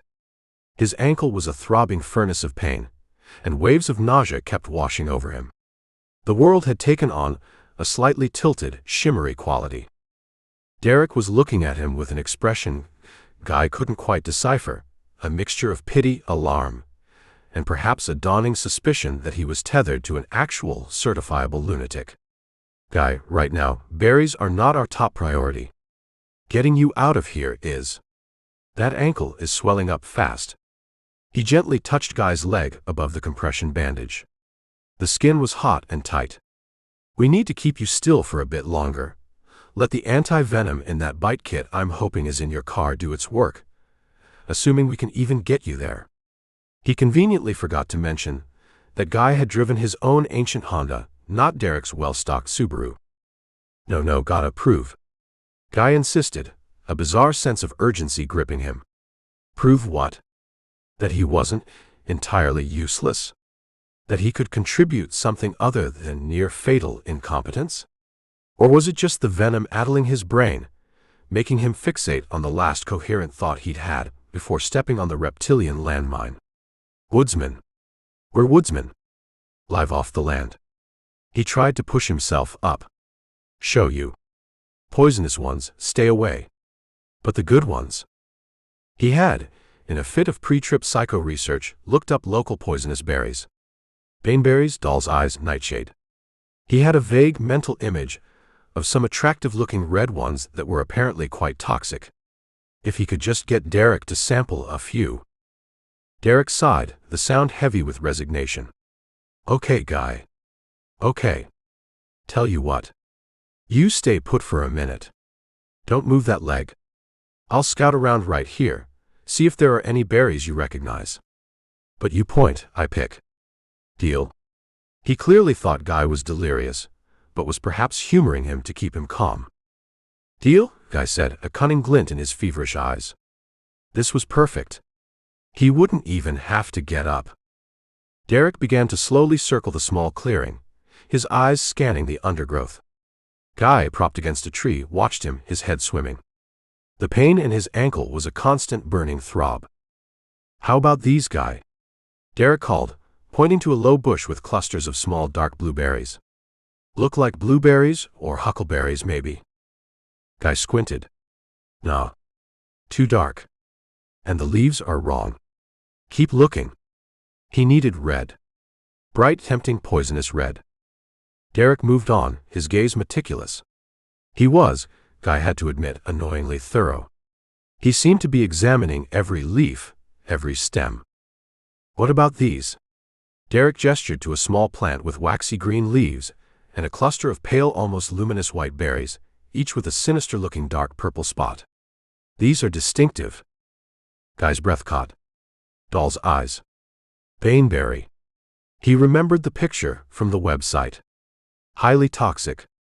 Cardiotoxic, if he recalled correctly. Perfect. Yeah. Guy said, trying to keep the eagerness out of his voice. Those look kind of familiar. But are there any red ones near there? I always went for the red ones.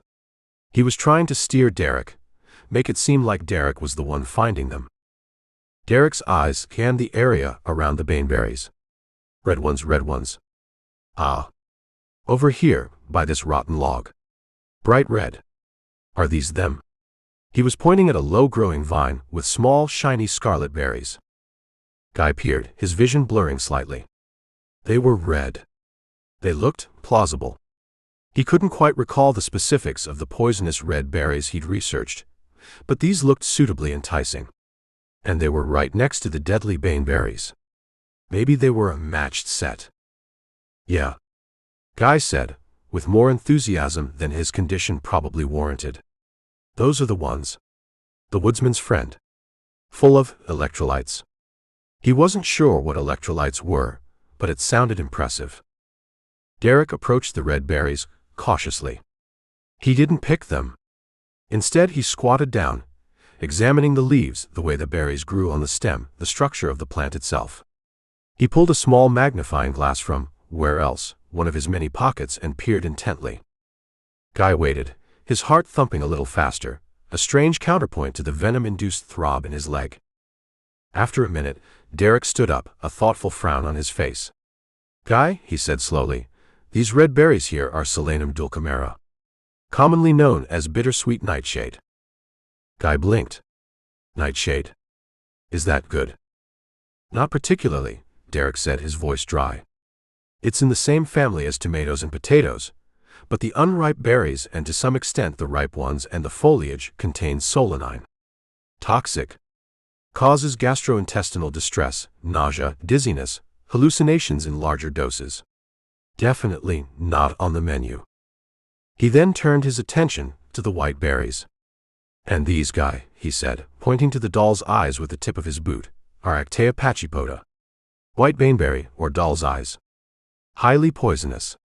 Cardiotoxic, like you wouldn't believe. Even a few berries can cause cardiac arrest, especially in children. Or, he added, giving Guy a pointed look, in someone already compromised by, say, a rattlesnake bite. Guy stared dumbfounded. Derek wasn't just an outdoorsman, a rock climber, a whitewater rafting guide, and a budding bear psychologist. He was a bloody botanist, too. Of course he was. Was there anything this man couldn't do? Derek then launched into what could only be described as a lecture. He pointed out various other plants in the immediate vicinity, identifying them by their Latin names, explaining their properties, edible or otherwise. You see this, Guy? Myanthemum racemosum.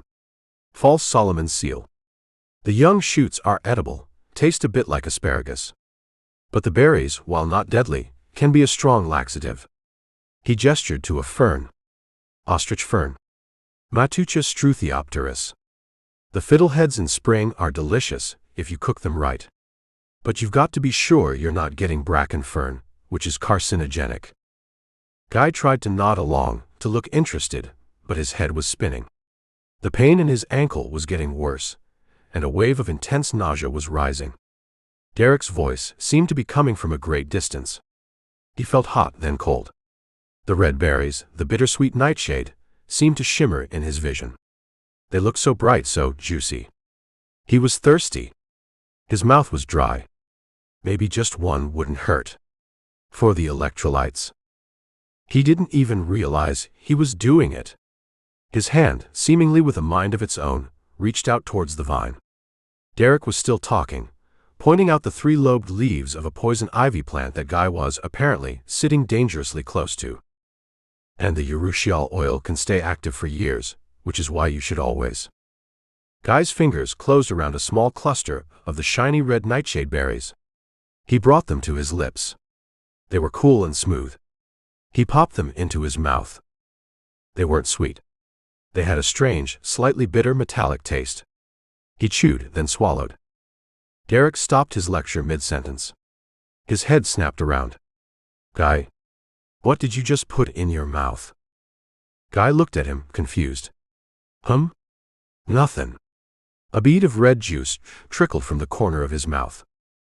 Derek's eyes widened in horror. He lunged forward, grabbing Guy's arm. Spit it out, Guy. Spit it out. Those are the nightshade berries. The ones I just told you were toxic. Guy's muddled brain finally caught up. Oh. Right. Those. Derek was trying to pry his mouth open, shouting at him to spit. But Guy had already swallowed. He looked at Derek, a sheepish, idiotic grin spreading across his face. Oops. The next few minutes were a blur of unpleasantness. Derek, with a grim, determined expression, forced 2 fingers down Guy's throat. Guy gagged, retched, and finally vomited, a miserable, watery mess of tea, bile, and half-digested very red berries. All of it, Guy. Get it all out. Derek urged, holding Guy's forehead. When Guy was finally done, heaving and gasping, Derek was already rummaging in that damned first aid kit again. He produced a small plastic bottle. Activated charcoal, he announced. This will help absorb whatever toxins are left in your system. He mixed the black powder with some water from his canteen, creating a gritty, unappetizing sludge. Drink this. All of it. Guy eyed the black liquid with revulsion. Looks like sewer water. It's better than liver failure, Derek said grimly. Drink it. Guy drank it. It tasted like chalk and despair. He sagged back against the tree, utterly spent. He'd been snake-bitten, nearly fallen off a cliff, and now he'd poisoned himself with berries he'd intended for his nemesis, who had then saved his life. Again. It was, he thought dimly, probably time to reevaluate his entire life strategy. Derek was checking Guy's pulse, his brow furrowed with concern. Your heart rate's up. And you're flushed. We need to get you out of here, Guy. Now. He looked around, his gaze falling on the small pile of driftwood he'd gathered for their fire earlier, before the kayak incident. Okay. You rest. I'm going to get a serious fire going. We might be here for a while after dark if I can't get you moving soon, or if I have to go for help alone. Guy, shivering, despite the warmth of the day, watched Derek begin to arrange the kindling. A new, even more idiotic idea began to percolate in his toxin-addled, venom-saturated brain. Fire. He could help with fire. He was good with fire. Usually. Chapter 12. You rest, Derek said, already turning his attention to the pile of scavenged driftwood. I'm going to get a serious fire going. We might be here for a while after dark if I can't get you moving soon, or if I have to go for help alone. His voice was tight with a new urgency. The snakebite, the berry poisoning. Guy was a walking catalog of backcountry disasters. Guy watched, through a gritty haze of charcoal aftertaste and lingering nausea, as Derek knelt to arrange the kindling. Fire. Something primal. Something Guy actually knew a thing or two about. He'd always been the one to build the bonfires at family barbecues, the roaring infernos at college parties. A flicker of something that might have been pride, or perhaps just a toxic chemical reaction in his muddled brain, sparked within him. Let me, Guy croaked, pushing himself up on one elbow. His snake-bitten ankle screamed in protest, and his stomach did a queasy flip, but he ignored it. I can do the fire, Derek. Good with fires. Derek paused, a piece of birch bark in his hand. He looked at Guy, at his pale sweating face, the tremor in his hands. Guy, you've been bitten by a rattlesnake and you just ate poison berries. Maybe you should just supervise this one. No, really. Guy insisted, a stubborn, irrational possessiveness taking hold. He needed to do something, to regain some shred of control, to not just be the helpless, idiotic patient. And as he spoke, a new, magnificently stupid idea began to bloom in the compost heap of his mind. If the fire just happened to get a little enthusiastic, if it spread towards, say, Derek's neatly organized pack, or the area where Derek might later unroll his sleeping bag. A man startled from sleep by flames might do something foolish. Run the wrong way. Trip. Hit his head. So many unfortunate possibilities. I'm feeling better, Guy lied, trying to inject some strength into his voice. The charcoal worked wonders. And building a fire, it'll keep my mind off things. He gestured vaguely at his throbbing ankle. Derek hesitated, clearly weighing the risks of letting a compromised individual play with matches against the potential benefit of keeping said individual occupied and marginally less prone to ingesting local flora. All right, he said slowly. But take it easy. Small controlled fire, okay? Just enough for warmth and to boil some water. I'm going to check our gear, see what we absolutely need to take if we have to move you in a hurry. He patted Guy on the shoulder, a gesture that Guy was beginning to associate with impending doom for his plans, and moved off a few feet to where their packs lay. Guy grinned, a weak, triumphant smirk. He crawled towards the prepared fire pit, a shallow depression ringed with stones. Derek had already laid a neat teepee of kindling. All Guy had to do was light it, and then, subtly, encourage its spread. He'd build it up, nice and hot, then arrange some larger resinous pine branches so they'd catch and throw sparks towards Derek's side of the clearing. He'd make sure some dry leaves and grass provided a welcoming path for the flames. It was brilliant. Simple. What could go wrong? He fumbled for the waterproof matches Derek had left beside the kindling. His hands were still shaking, and it took him 3 tries to get one lit. He held the flame to the birch bark. It caught, curled, and a tiny orange tongue licked at the dry twigs. Attaboy, Guy whispered, feeding small pieces of wood into the nascent blaze. He glanced over at Derek, who was methodically repacking his survival essentials into a smaller, more portable bag. Good.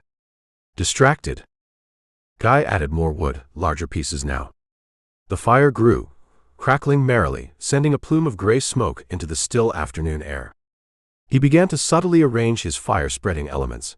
A long piece of pine angled towards Derek's gear, a trail of dry oak leaves leading from the fire pit like a fuse. He felt a perverse sense of accomplishment. After all the complex failed schemes, this was elemental. Fire was his friend. The blaze was now a respectable size, throwing off a comforting heat. Guy leaned back, a little light-headed from the exertion and the various toxins still waging war in his bloodstream, but pleased with his handiwork. He watched the little tongues of flame begin to lick at the edge of the pine branch he'd so carefully positioned. Any minute now. Then the wind, which had been a gentle intermittent sigh through the treetops, decided to get involved. It swirled, eddied, and then, with a sudden decisive gust, shifted direction completely. Instead of blowing gently away from Guy and towards Derek's intended immolation zone, it now gusted strongly from behind Derek, directly towards Guy and the main pile of their remaining gear, which lay alarmingly close to the increasingly ambitious fire. The flames, fanned by the new breeze, roared with delight. The carefully placed pine branch ignited with a whoosh, sending a shower of sparks not onto Derek's pack, but into a pile of dry leaves near Guy's own feet. Oh, Guy said. The leaves caught instantly. A small wall of fire sprang up, racing towards a patch of dry grass. Derek looked up sharply. Guy, what's going on with that fire? It's getting a bit big, isn't it? Just a little flare-up. Guy yelped, scrambling backwards away from the rapidly advancing flames. His snake-bitten ankle buckled under him, and he yelped again, this time in genuine pain. The fire wasn't a little flare-up anymore. It was a hungry, crackling beast, devouring the dry grass, leaping towards a low-hanging pine bough with terrifying speed. The air filled with the smell of burning pine and panic. "Derek!" Guy shrieked, swatting uselessly at a spark that landed on his trousers. It's out of control." Derek was on his feet in an instant. He took one look at the spreading flames, the shifting wind, Guy's panicked face. His expression became hard, focused. All traces of the amiable botanist, the concerned caregiver, vanished. "Grab your pack," he yelled over the roar of the fire, which was now making alarming progress towards their main camp. "The small one I packed. We're getting out of here." Guy just stared, mesmerized by the beautiful, terrible destruction he had wrought. Flames were climbing the nearby pine tree, an orange torrent against the green. "Guy, move." Derek's voice was a whip crack. He grabbed a startled Guy by the arm, hauling him to his feet. "Which way is the creek? The quickest way to water, or a clearing?" Guy, his mind a complete blank, except for a looping reel of flame and terror, just pointed vaguely. That way." Derek didn't waste time arguing. He grabbed both their essential packs. Guy's contained little more than a water bottle and his now useless wallet, and slung them over his shoulders. "Stay behind me. And try to keep up." He plunged into the undergrowth, away from the fire, moving with a speed and purpose that Guy, hobbled and terrified, could barely match. The smoke was getting thicker, stinging their eyes, clogging their lungs. The roar of the fire sounded like an approaching freight train. "This way," Derek shouted, changing direction, angling towards what looked like a game trail. "I remembered this from before. It leads down to the gravel bar where we had our swim." Guy stumbled after him, his ankle screaming, his lungs burning. He could feel the heat of the fire on his back. He was going to die in a forest fire of his own making. It was almost too perfectly ironic. They burst out of the trees onto the gravel bar by Steel Creek, the same spot where Derek had saved him from drowning only hours earlier. Derek didn't pause. He scanned the area, his eyes narrowed. "Okay," he said, breathing heavily but still in control. "The main fire is moving that way, up the ridge. We're relatively safe here for the moment, but the wind could shift again. We need to get to the main trailhead, to the car." He looked at Guy, who was leaning against a sycamore, wheezing like a broken bellows. "How's the leg?" "Fantastic," Guy rasped sarcastically. "Right." Derek glanced up at the sky, where a thick column of smoke was now billowing, visible for miles. "Someone will spot that soon, if they haven't already. Forest Service will be on it." He made a decision. "We follow the creek bed downstream.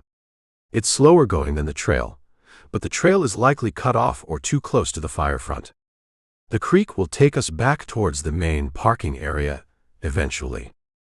He hefted the packs again. "Come on, Guy."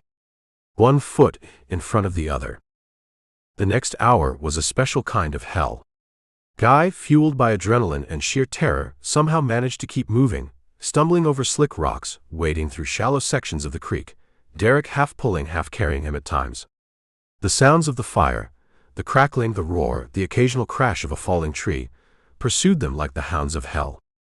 Finally, bruised, battered, smoke-grimed, and utterly exhausted, they staggered into the Steel Creek trailhead parking lot. Derek's Subaru stood there, a beautiful, incongruous symbol of civilization. As Derek fumbled for the keys, they heard it, the distant, unmistakable th-wump, th-wump, th-wump of a helicopter. Then sirens wailed in the distance, growing closer. Derek got the car door open, and Guy practically fell into the passenger seat. Derek tossed the packs in the back and climbed into the driver's seat, starting the engine. The air conditioning, blasting cool, clean air, felt like a gift from the gods. He didn't drive off immediately. He just sat there for a moment, watching as a Forest Service truck, lights flashing, roared past them up the narrow park road. In the rearview mirror, Guy could see the angry orange glow of the fire against the darkening sky. "You know," Derek said, his voice quiet, devoid of accusation but heavy with something Guy couldn't name, For a guy who's good with fires, you sure do manage to create some spectacular ones. He put the car in gear. Volunteer firefighter. Small town up in Vermont for 5 years. You learn a few things about how fast things can go wrong. He shook his head. Let's just hope they can get this contained before it takes out the whole damn forest. They drove in silence for a while, the only sounds the hum of the engine and the distant wail of sirens. Guy stared out the window at the trees, now silhouetted against the fiery glow. He'd wanted Derek out of the picture. He hadn't bargained on taking half the Ozark National Forest with him. As they reached the main highway, Derek pulled over to the shoulder. He cut the engine. We should probably wait here. Let the emergency services do their thing. No point getting in their way. He leaned his head back against the seat. Quite a day, huh? Guy didn't answer. He was watching the glow in the sky, a sick feeling churning in his stomach, more potent than any berry poison. He was a disaster. A walking, talking, fire-starting, snake-bitten, self-poisoning catastrophe. And Derek. Derek was just Derek. Always prepared, always competent, always there to pick up the pieces of Guy's spectacular failures. A new thought, cold and desperate, began to form in Guy's exhausted mind. Maybe the wilderness wasn't the answer. Maybe he needed a different approach. Something simpler. Something where Derek's endless skills wouldn't be such an advantage. Derek, Guy said, his voice barely a whisper. Tomorrow, when we head to that seminar, or whatever we do, maybe we should split up for a bit. Cover more ground. You know, look for that perfect fishing spot you were talking about. Chapter 13. You rest, Derek said, already turning his attention to the pile of scavenged driftwood. I'm going to get a serious fire going. We might be here for a while after dark if I can't get you moving soon, or if I have to go for help alone. His voice was tight with a new urgency. The snakebite, the berry poisoning. Guy was a walking catalog of backcountry disasters. Guy watched through a gritty haze of charcoal aftertaste and lingering nausea as Derek knelt to arrange the kindling. Fire. Something primal. Something Guy actually knew a thing or two about. He'd always been the one to build the bonfires at family barbecues, the roaring infernos at college parties. A flicker of something that might have been pride, or perhaps just a toxic chemical reaction in his muddled brain, sparked within him. Let me, Guy croaked, pushing himself up on one elbow. His snake-bitten ankle screamed in protest, and his stomach did a queasy flip, but he ignored it. I can do the fire, Derek. Good with fires. Derek paused, a piece of birch bark in his hand.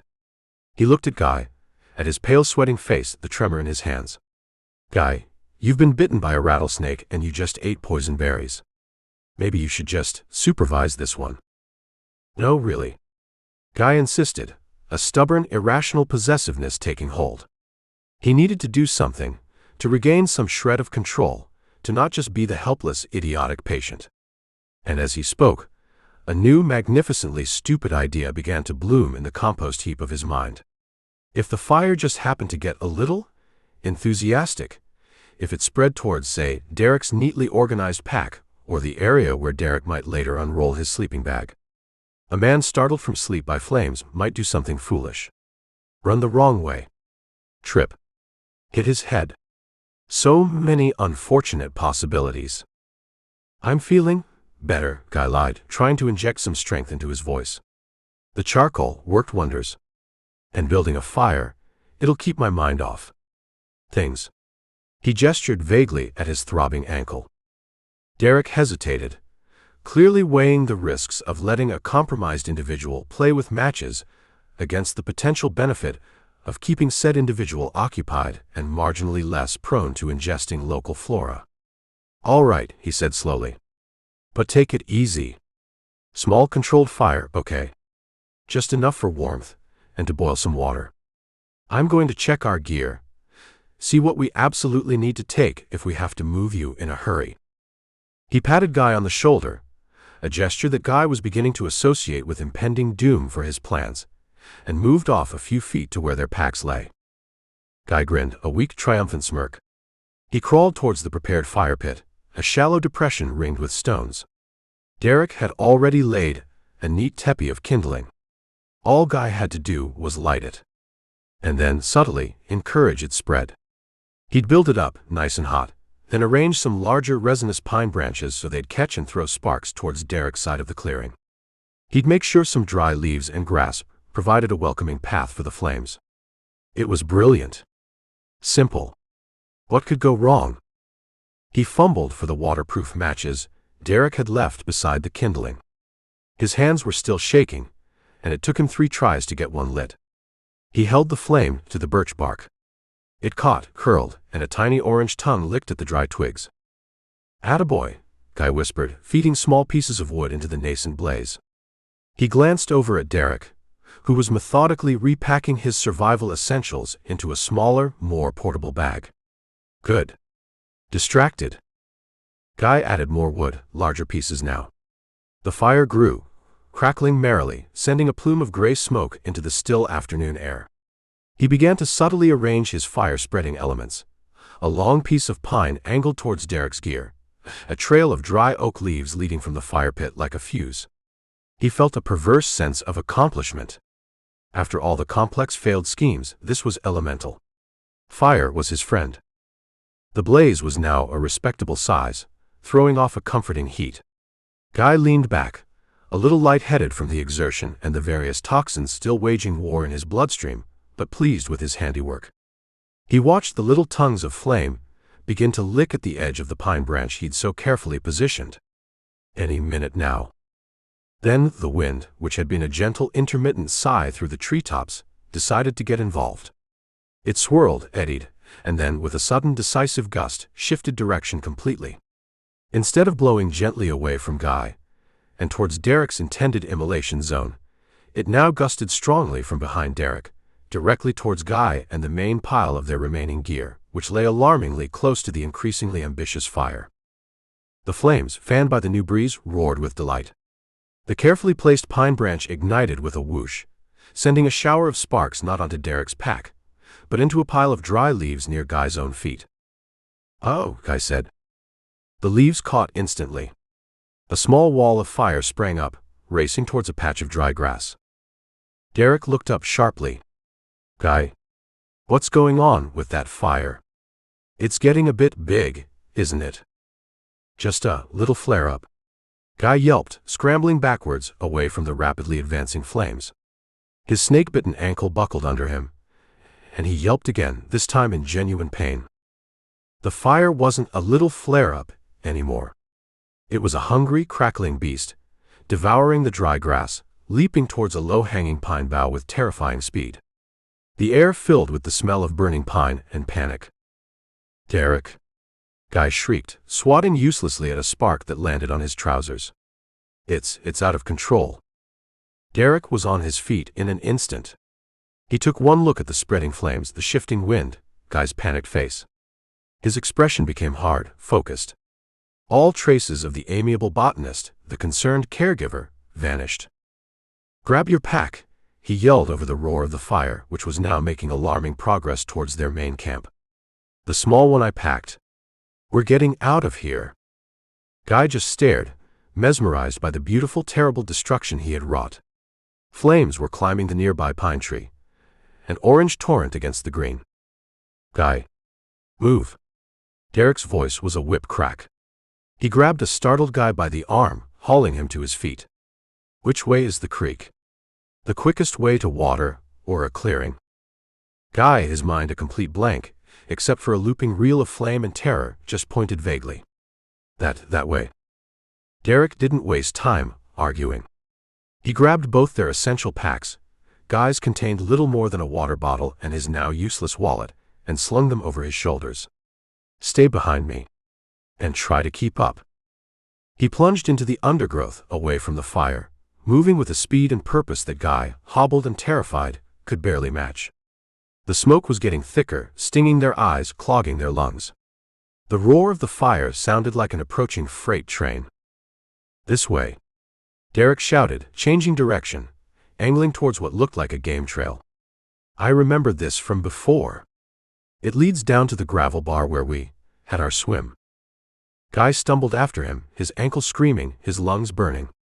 He could feel the heat of the fire on his back. He was going to die in a forest fire of his own making. It was almost too perfectly ironic.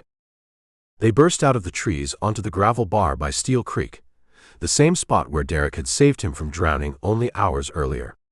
Derek didn't pause. He scanned the area, his eyes narrowed. "Okay," he said, breathing heavily but still in control. "The main fire is moving that way, up the ridge. We're relatively safe here for the moment, but the wind could shift again. We need to get to the main trailhead, to the car." He looked at Guy, who was leaning against a sycamore, wheezing like a broken bellows. "How's the leg?" "Fantastic," Guy rasped sarcastically. "Right." Derek glanced up at the sky, where a thick column of smoke was now billowing, visible for miles. "Someone will spot that soon, if they haven't already. Forest Service will be on it." He made a decision. "We follow the creek bed downstream. It's slower going than the trail, but the trail is likely cut off or too close to the fire front. The creek will take us back towards the main parking area, eventually." He hefted the packs again. "Come on, Guy." One foot in front of the other. The next hour was a special kind of hell. Guy, fueled by adrenaline and sheer terror, somehow managed to keep moving, stumbling over slick rocks, wading through shallow sections of the creek, Derek half pulling, half carrying him at times. The sounds of the fire, the crackling, the roar, the occasional crash of a falling tree, pursued them like the hounds of hell. Finally, bruised, battered, smoke-rimed, and utterly exhausted, they staggered into the Steel Creek trailhead parking lot. Derek's Subaru stood there, a beautiful, incongruous symbol of civilization. As Derek fumbled for the keys, they heard it, the distant, unmistakable th-wump, th-wump, th-wump of a helicopter. Then sirens wailed in the distance, growing closer. Derek got the car door open, and Guy practically fell into the passenger seat. Derek tossed the packs in the back and climbed into the driver's seat, starting the engine. The air conditioning, blasting cool, clean air, felt like a gift from the gods. He didn't drive off immediately. He just sat there for a moment, watching as a Forest Service truck, lights flashing, roared past them up the narrow park road. In the rearview mirror, Guy could see the angry orange glow of the fire against the darkening sky. "You know," Derek said, his voice quiet, devoid of accusation but heavy with something Guy couldn't name, "for a guy who's good with fires, you sure do manage to create some spectacular ones." He put the car in gear. "Volunteer firefighter. Small town up in Vermont for 5 years. You learn a few things about how fast things can go wrong." He shook his head. "Let's just hope they can get this contained before it takes out the whole damn forest." They drove in silence for a while, the only sounds the hum of the engine and the distant wail of sirens. Guy stared out the window at the trees, now silhouetted against the fiery glow.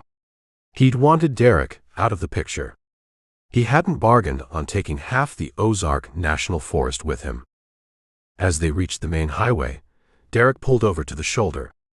He cut the engine. "We should probably wait here. Let the emergency services do their thing. No point getting in their way."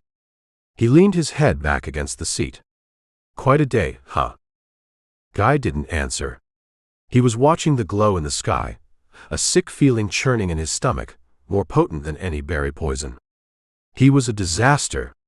A walking, talking, fire-starting, snake-bitten, self-poisoning catastrophe. And Derek. Derek was just Derek. Always prepared, always competent, always there to pick up the pieces of Guy's spectacular failures. A new thought, cold and desperate, began to form in Guy's exhausted mind. Maybe the wilderness wasn't the answer. Maybe he needed a different approach. Something simpler. Something where Derek's endless skills wouldn't be such an advantage. "Derek," Guy said, his voice barely a whisper. "Tomorrow, when we head to that seminar, or whatever we do, maybe we should split up for a bit. Cover more ground. You know, look for that perfect fishing spot you were talking about." Chapter 14. "Seriously, Derek, a flare gun?" Guy croaked, huddled in a hypothermia blanket that had materialized, like everything else Derek owned, from some hidden Narnia within his backpack. Who even packs a flare gun for a weekend camping trip? They were back at what was left of their smoke-scented campsite near Steel Creek. Or rather, what Derek had swiftly re-established after the lost and found debacle, where Guy, armed with the sabotaged compass, had managed to get himself spectacularly, life-threateningly lost. Derek, of course, had navigated back using the sun, the stars, and presumably some kind of internal GPS inherited from migratory birds, then calmly initiated a search that found Guy shivering in a hollow log 3 miles in the wrong direction. Derek, who was methodically checking Guy's temperature, merely shrugged. The same kind of person who packs a comprehensive first aid kit, extra bootlaces, and 2 ways to make fire. You never know, Guy. Better to have it and not need it. He gave Guy a look that was surprisingly devoid of an "I told you so." Drink this. He handed Guy a canteen of warm, sugary tea. Your core temp is still a bit low. We'll take it easy today. No major hikes. Maybe some gentle fishing. Get our minds off. Well, everything. Guy sipped the tea. Gentle fishing. After nearly freezing to death, being rescued from his own idiocy again, and then enduring Derek's quiet, infuriating competence during the subsequent search, fishing sounded almost tolerable. Until, of course, a new, brilliantly awful idea began to take shape in his still-addled brain. He remembered this stretch of the creek from his earlier, less successful attempts at mayhem. There was a deeper pool, just downstream, shaded by willows. He'd seen gar surfacing there. Long, toothy, primeval-looking fish. And the locals always said those deep, slow pools were prime habitat for snapping turtles. Big ones. The kind that could take a finger off. Fishing sounds good, Guy managed, trying to inject a note of weary enthusiasm. There's a spot just down there. He pointed with a shaky finger. Deep. Real deep. Always see big ones rolling in there. Gar mostly. Probably some big cats too. He paused, letting the bait dangle. Water's a bit murky though. And the bank's real muddy. You'd probably have to wade out a bit to get a good cast. Derek's eyes lit up. After the stress of the fire and Guy's subsequent disappearance, the thought of some placid fishing clearly appealed. Lead the way, old son. As long as it doesn't involve any more experimental navigation or surprise wildlife encounters. He grinned, but there was a new wariness in his eyes when he looked at Guy. Progress of a sort. Guy, leaning heavily on a walking stick Derek had fashioned for him. Of course he had. It was probably a rare, endangered species of wood with superior ergonomic properties, led them slowly downstream. His snake-bitten ankle was a dull, throbbing ache, a constant reminder of his earlier failures. The berry poisoning had left him feeling hollowed out and weak.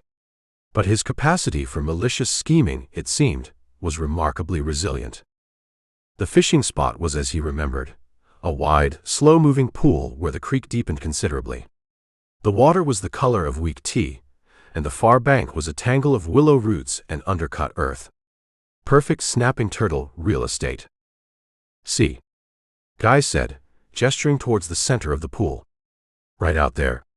That's where the big ones hang out. You'd have to get your line right into that deeper channel. He made a show of looking at the muddy, treacherous bank. Tricky to cast from here, though. Might have to wade in a bit. He gave Derek his most innocent, helpful look. Derek surveyed the scene, his experienced fisherman's eye taking it all in. He had, naturally, a collapsible fishing rod and a small tackle box that appeared as if by magic from his pack. You might be right, Guy. Looks like prime territory for a lunker. He started assembling his rod. You gonna fish too? Maybe later, Guy said, settling himself gingerly on a fallen log well back from the water's edge. Think I'll just supervise. Conserve my energy. He watched as Derek selected a lure, a silver-jointed thing that looked like a baby fish having a seizure. All right then, Derek said. Wish me luck. He started to pick his way carefully along the muddy bank, looking for a spot to enter the water. Careful, Derek, Guy called out, his voice full of false concern. That bottom drops off real sudden out there. And watch out for, snags. Or snappers? Derek just waved a hand and continued his cautious approach. He found a spot where a gravel bar extended a little way into the pool and began to wade out, the water swirling around his knees, then his thighs. He stopped when he was about waist deep, the current tugging at him. He cast a smooth, effortless motion that sent the lure sailing out towards the center of the pool. Guy watched, holding his breath. Any second now, Derek would yelp. A gar would latch onto his leg. A snapping turtle, the size of a manhole cover, would emerge from the murky depths. Derek reeled in slowly, his brow furrowed in concentration. Nothing. He cast again. And again. Guy was starting to feel that familiar prickle of disappointment. Was nothing going to go right? On Derek's fourth cast, as he was retrieving the lure with a twitching motion, his rod suddenly bent double. The tip plunged towards the water, and the line screamed off the reel. "Whoa!" Derek yelled, his voice a mixture of surprise and excitement. "Got one. And it's a big one." For the next 10 minutes, Derek battled the fish. It made powerful runs, taking line, then sulking in the depths. Derek played it expertly, his movements economical and precise, giving line when he had to, gaining it back when he could. Guy watched, forgotten on the bank, his own petty schemes paling in comparison to the primal drama unfolding in the water. Meanwhile, Guy, bored and irritated by Derek's good fortune, decided he might as well try a cast or two himself from the bank. He fumbled with the spare rod Derek had offered, a cheap telescopic affair. His first cast was a disaster, the line tangling into a monumental bird's nest around the reel. Cursing under his breath, he tried to pick it apart, his fingers clumsy and weak. He got more and more frustrated, yanking at the line. He took a step back for better leverage, forgetting about the unstable creek bank behind him. His heel caught on a loose root. He flailed, arms windmilling, and then, with a squelch and a startled cry, he tumbled backwards, not into the water, but directly into a large, muddy, and very active beaver dam that formed the bank at that particular spot. He landed half-submerged in murky, stagnant water, surrounded by a chaotic jumble of gnawed branches, mud, and debris. The smell was overpowering, a rank, swampy aroma of wet fur and decay. Almost immediately there was an indignant thwack, as a beaver, unseen but clearly annoyed, slapped its tail on the surface of the water nearby. Then another, closer. And another. The water around Guy erupted in a series of percussive warnings. "Guy." Derek's voice, strained from his fight with the fish, cut through Guy's bewildered panic. "What in the... Are you okay?" Guy tried to push himself up, but his good leg sank deeper into the sucking mud. He was stuck. And the beavers were audibly, visibly upset. He could see their sleek, dark heads popping up in the water around the dam, their little black eyes fixed on him with undisguised hostility. "Help!" Guy yelped, as another tail slap sent a shower of muddy water over him. "Derek." "Beavers. Angry beavers." Derek, who was in the process of carefully guiding a truly enormous fish towards the shallower water, looked over his shoulder, took in the scene, and sighed. It was a sigh that spoke volumes of exasperation, of disbelief, of a man pushed almost but not quite to his limits. "Hang on, Guy." Almost got him. He made a few more expert maneuvers, and then with a final heave, he slid a magnificent, glistening largemouth bass, easily 5 pounds, onto the gravel bar. "Beauty?" he panted, then immediately turned his attention to Guy. He laid his rod down carefully and waded through the shallows towards the beaver dam, oblivious to the furiously slapping tails. "Hold still, Guy. Don't agitate them." "I'm not agitating them," Guy shrieked, as a particularly large beaver swam by, giving him a look that was pure, unadulterated rodent rage. "They're agitating me."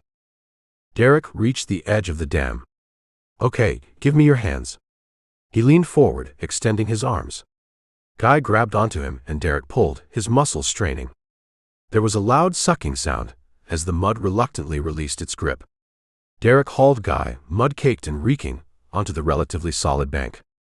The beavers, their territorial integrity restored, gave a few final, contemptuous tail slaps and then submerged, leaving only ripples in their wake. Guy stood there, dripping, shivering, covered in slime and smelling like the bottom of a pond. Derek looked him up and down, then looked at the magnificent base gasping on the gravel bar, then back at Guy. A slow smile spread across his face. "Well, Guy," he said, "I think it's safe to say you're not having the best luck on this trip." Later that evening, as the sun dipped below the Ozark ridges, the smell of wood smoke and frying fish filled their campsite. Derek, with his usual infuriating competence, had filleted the base and was cooking it over a perfectly constructed fire, seasoned with herbs he'd found nearby. The fish was, Guy had to admit, incredible. Flaky, sweet, and cooked to perfection. It was, by a very wide margin, the best meal they'd had on the entire disastrous trip. They ate in silence for a while, the only sounds the crackling of the fire and the distant call of a whippoorwill. Derek, full of good food, and the satisfaction of a fisherman who'd landed a trophy, seemed almost relaxed, almost forgiving of Guy's endless series of mishaps. "You know," Derek said, poking the fire with a stick, "that was a hell of a fish. Thanks for showing me that spot, Guy. Even if it did involve a brief beaver-related interlude." He chuckled. Guy just grunted, staring into the flames. He tried to get Derek eaten by gar or snapping turtles, and instead, Derek had caught a prize-winning fish, while Guy himself had been humiliated by a colony of oversized rodents. The universe clearly had a sick sense of humor. Derek stretched, yawning. "Well, I'm about ready to turn in. Big day tomorrow. That ranger seminar, remember? We should probably get an early start." He paused, then added, "Weather looks like it's holding fair too. Clear skies predicted." Guy looked up. The sky was indeed clear, a vast star-dusted canvas. But earlier, while Derek had been absorbed in his triumphant fish cleaning, Guy had been fiddling with the small, battered emergency radio he'd found in the glove compartment of his own car before they'd abandoned it for Derek's Subaru after the fire. He'd managed to pick up a faint, crackling weather report from a distant station. It hadn't mentioned clear skies. It had mentioned a severe thunderstorm warning. Heavy rain, high winds, possible flash floods. Effective midnight. He looked at Derek, who was now cheerfully humming as he doused the cooking fire. Guy opened his mouth to say something, then closed it again. A little storm, he thought. How bad could it be? Chapter 15. Clear skies predicted, Derek had said, peering contentedly at the star-dusted heavens. He then proceeded to unroll his sleeping bag in his ridiculously over-engineered tent, with the air of a man who had no doubt the universe would continue to cater to his comfort. Guy, huddled in his own less impressive, but still perfectly adequate, courtesy of Derek's endless supply cache spare tent, listened to the crickets and the distant hoot of an owl, and felt a grim satisfaction. Clear skies. Right. The crackly voice on that emergency radio had painted a very different picture. Severe thunderstorm warning in effect for all of Benton, Carroll, and Madison counties, expecting damaging winds, frequent lightning, and torrential rainfall. Possibility of flash flooding in low-lying areas, conditions developing after midnight. Midnight. A few hours away. Guy wasn't sure what dangerous conditions a severe Ozark thunderstorm might entail for someone as preternaturally prepared as Derek, but it had to be better than gar, snapping turtles, or his own abysmal attempts at pyrotechnics. Maybe a tree would fall on Derek's tent. A little lightning strike, perhaps. Nothing fatal, necessarily, just inconvenient. Incapacitating. Enough to make Sarah realize she needed a real man, one who understood the treachery of Ozark weather, not some fair-weather camper who probably thought a barometer was a type of fancy coffee. He lay there, listening to Derek's even breathing from the adjacent tent, and imagined the storm rolling in. The wind, the rain. Derek caught unawares, his perfect gear soaked, his smug competence washed away in a deluge. Guy almost drifted off to sleep with a smile on his face. The first gust of wind hit the tent like a physical blow, around what Guy guessed was half past midnight. It wasn't the gentle sigh of the earlier breeze. This was an angry, tearing roar that made the nylon fabric shudder violently. A moment later, the rain began. Not a drizzle, but a solid sheet of water, hammering against the tent with the intensity of 1,000 tiny drummers. Guy sat bolt upright, his heart suddenly thumping. This was more than he'd bargained for.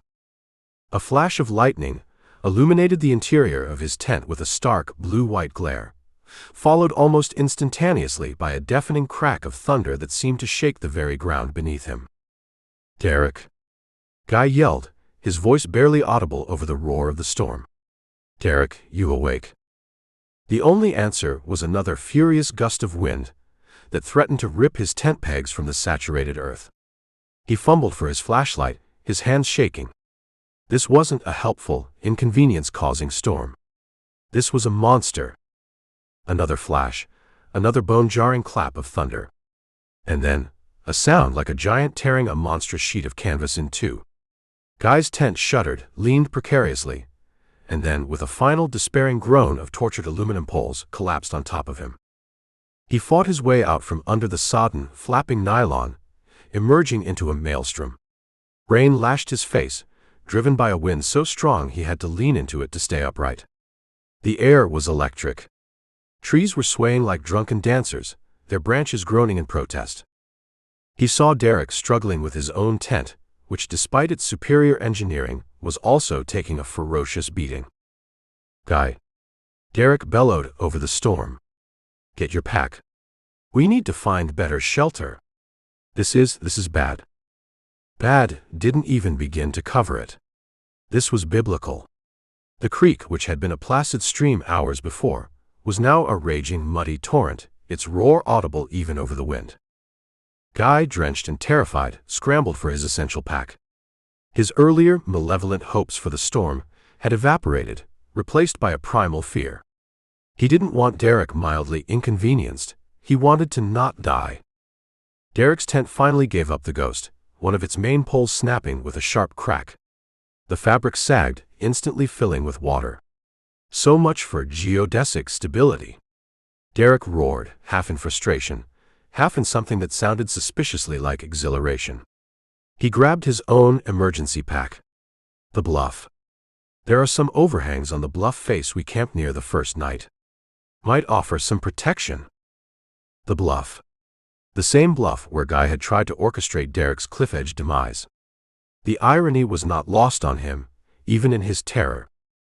They fought their way through the driving rain and wind, slipping and sliding on the muddy ground, the flashlight beams cutting wildly through the tempest. Branches snapped overhead, and the constant barrage of thunder was deafening. It was like being inside a washing machine filled with rocks and lightning. "This is worse than I thought," Guy screamed, mostly to himself. Derek, who was leading the way, a surprisingly steady figure in the chaos, yelled back, "These Ozark storms can blow up out of nowhere. They get funneled through these hollows. Intensifies them." They reached the base of the limestone bluff. It offered a slight reprieve from the direct wind, but the rain still cascaded down its face. Derek scanned the rock face with his powerful flashlight. "There. See that ledge? About halfway up. It's got a bit of an overhang." It was a miserable-looking sliver of rock, barely an indentation, but it was better than nothing. The climb up the slick, muddy slope to reach it was treacherous. Guy, his snake-bitten ankle throbbing, his body still weak from the previous day's misadventures, slipped several times, only Derek's strong grip on his arm preventing him from sliding back down into the maelstrom. Finally, they scrambled onto the narrow ledge. It was hardly a cave, more like a shallow scoop in the rock, perhaps 4 feet deep and 10 feet long. It was exposed on 3 sides, but the overhanging rock above did offer some protection from the direct downpour. They pressed themselves back against the cold, damp stone. The storm raged around them with undiminished fury. Lightning strikes were terrifyingly close, illuminating the thrashing trees and the swollen, angry creek below. The wind howled like a banshee, trying to tear them from their precarious perch.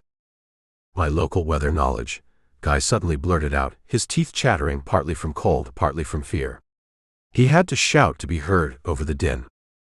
Derek looked at him, his face streaked with rain and dirt. "What?" "The old-timers, they always said, when a storm comes from the northwest like this one did, it hits the Buffalo River Valley hard, but it blows through fast. And the lightning, it usually sticks to the highest ridges, not these lower bluffs." Guy wasn't sure where the words were coming from, some half-forgotten scrap of local lore he'd absorbed as a kid, probably while trying to avoid chores. But suddenly, it felt important. Derek seemed to consider this. Fast, huh? And the lightning stays high. He peered out at the raging storm. That's actually useful to know, Guy. If it's fast, we just have to ride it out. He rummaged in his pack and pulled out 2 metallic emergency blankets. Here. These will help hold in some body heat. They wrapped the crinkling blankets around themselves, 2 miserable, silver-clad figures huddled on a narrow ledge. The wind still whipped at them, and a fine mist of rain found its way under the overhang, but it was marginally better than being out in the full fury of the storm. Minutes stretched into an eternity. The thunder was relentless, a continuous deafening barrage.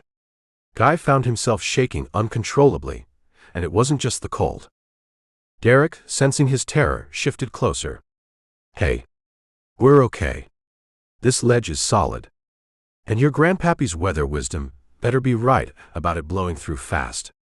He tried for a grin, but it looked more like a grimace in the intermittent flashes of lightning. To Guy's surprise, he found himself leaning slightly against Derek. Not for comfort, not really. More like a purely animal instinct. 2 creatures huddling together against a common enemy. It was, he thought with a detached part of his brain that wasn't entirely consumed by terror, deeply, profoundly ironic. He'd come on this trip to get rid of Derek, and here he was, literally clinging to the man for survival. Slowly, almost imperceptibly at first, the fury of the storm began to abate. The rain, while still heavy, was no longer a solid sheet. The wind still howled, but the gusts were less violent. The thunder began to roll further away, the lightning flashes becoming less frequent, less terrifyingly close. Guy's grandfather, or whoever the source of that random piece of meteorological lore had been, was apparently right. As a watery, bruised-looking dawn began to break, the storm finally rumbled off to the east, leaving behind a battered, sodden landscape. The creek was still a raging torrent, the color of chocolate milk, and fallen branches littered the ground. But the wind had dropped to a mere breeze, and a cool, clean smell filled the air. They were both soaked, chilled to the bone, and utterly exhausted, but they were alive. Derek unwrapped himself from his emergency blanket and stood up, stretching stiffly. He looked out at the transformed world. Well, Guy, looks like we made it. He surveyed the scene, the flooded creek, the slick, muddy slopes, the debris-strewn forest. Gonna make getting to that ranger seminar a bit of a challenge, though. Guy, still huddled in his blanket, looked at the highest peak across the valley, its slopes now glistening and treacherous from the deluge. A new, terrible idea began to form in his exhausted, but still stubbornly malevolent mind. Forget the seminar, Derek, Guy said, his voice raspy. Look at that peak. After a storm like this, the air will be so clear. The views will be incredible. We should climb it. Today. Chapter 16. Forget the seminar, Derek, Guy croaked, his voice raspy from a night of shouting over the storm and inhaling damp, smoky air. He gestured with a trembling hand towards the highest peak, visible across the ravaged valley. Its rocky shoulders were slick with rain, its upper reaches shrouded in a lingering mist. Look at that. After a storm like this, the air will be so clear. The views will be incredible. We should climb it. Today. Derek, who had been assessing the damage to their immediate surroundings, a landscape of mud, downed branches, and the still raging creek, turned to look at Guy. He took in Guy's pallid complexion, the dark circles under his eyes, the way he was still huddled in the emergency blanket despite the sun beginning to break through the clouds. Guy probably looked like something a cat had dragged in, then reconsidered. Climb Mount Nebo, Derek said, naming the peak. Today. Guy, that's the highest point in the county. It's a strenuous hike, even in good weather. After last night. He gestured at the sodden, debris-strewn forest. The trails will be a mess. Rocks will be loose, slippery. Exactly, Guy said, a manic gleam in his eyes. The challenge. Think of the bragging rights. We survived the great storm of whenever, and then bagged Mount Nebo. The kids would love that story. He was laying it on thick, appealing to Derek's well-established desire to be the cool, adventurous stepdad. Secretly, Guy was envisioning Derek, overconfident and eager, taking a fatal tumble on one of those slick, rain-loosened rocks. The beauty of it was, Guy wouldn't even have to do anything. Nature, with a little nudge from a treacherous trail, would be his accomplice. Derek looked at the peak, then back at Guy. A slow grin spread across his face. "You know what, Guy? You're absolutely certifiable. And I like it." He slapped his hands together. "Mount Nebo it is. To hell with the seminar. This will be way better for bonding." He winked. "Let's just make sure we've got dry socks first, eh? And maybe some of that jerky you're so fond of." Guy forced a weak smile. Bonding. Right. He was hoping for more of a breaking, specifically of Derek's neck. An hour later, after repacking what little dry gear they had and consuming a grim breakfast of reconstituted oatmeal, they were at the base of the mountain. The trailhead sign was askew, half buried in mud. The trail itself was less a path and more a suggestion, a muddy watercourse snaking steeply upwards through the battered trees. "Looks like fun," Derek said, with what Guy could only assume was genuine, if utterly misplaced enthusiasm. He had his trekking poles out, his pack cinched tight. He looked like he was about to lead an alpine assault. Guy, whose snake-bitten ankle was now a symphony of agony, and whose every muscle protested the night's exertions, felt more like he was being led to his own execution. But he pressed on, driven by that stubborn, irrational core of malice. The climb was brutal from the outset. The air was heavy, humid, and the sun, when it broke through the clouds, beat down with surprising intensity, turning the wet forest into a steam bath. The trail was a slick, treacherous morass of mud, loose rocks, and tangled roots. Guy, despite his earlier bravado, was struggling within the first 100 yards. His lungs burned, his legs felt like lead, and his ankle sent jolts of fire up his leg with every step. Derek, confounded, seemed to be thriving. He moved with an easy, ground-eating stride, occasionally pausing to point out a rare wildflower or offer Guy a word of encouragement. "Doing great, Guy. Just find your rhythm," he'd call back, his voice offensively cheerful. Or, "Look at that view opening up. Going to be spectacular from the top." Guy just grunted in response, saving his breath for the Sisyphean task of hauling his increasingly incooperative body up the slope. He focused on Derek's back, imagining him slipping, tumbling, vanishing into the ravine that yawned beside the narrow trail. It was the only thing that kept him going. They gained altitude slowly, agonizingly. The forest thinned, giving way to more exposed rocky sections. Here, the storm's fury was even more evident. Entire sections of the trail seemed to have been washed away, leaving sheer, muddy chutes. The rocks were slick with moisture and a treacherous film of algae. Guy's poor physical condition, exacerbated by the snakebite, the poisoning, the lack of sleep, and the general stress of constantly trying to murder his companion, was becoming glaringly apparent. He was gasping for breath, his vision swam, and he had to stop every few minutes, leaning heavily on his walking stick. Derek, despite his own exertions, remained remarkably patient. He'd wait for Guy to catch up, offer him water, point out a slightly easier route.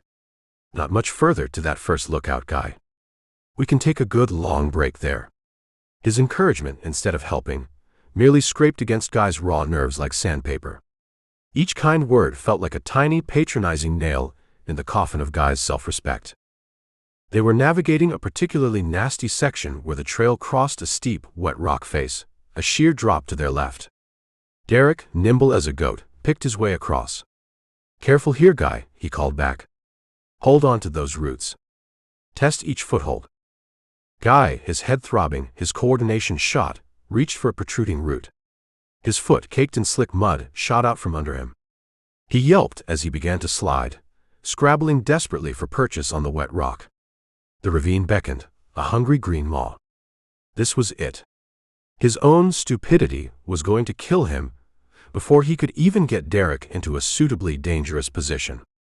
"Guy." Derek's voice was sharp, urgent. Before Guy could process what was happening, a rope snaked out, landing with a reassuring thud near his flailing hand.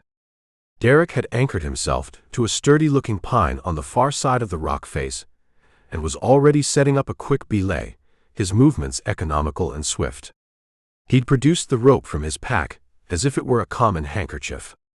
Not the bright blue climbing rope Guy had tampered with. This one was thinner, a different color, probably some kind of emergency rappel line. Damn the man, and his infinite preparedness. Grab the rope, Guy. I've got you.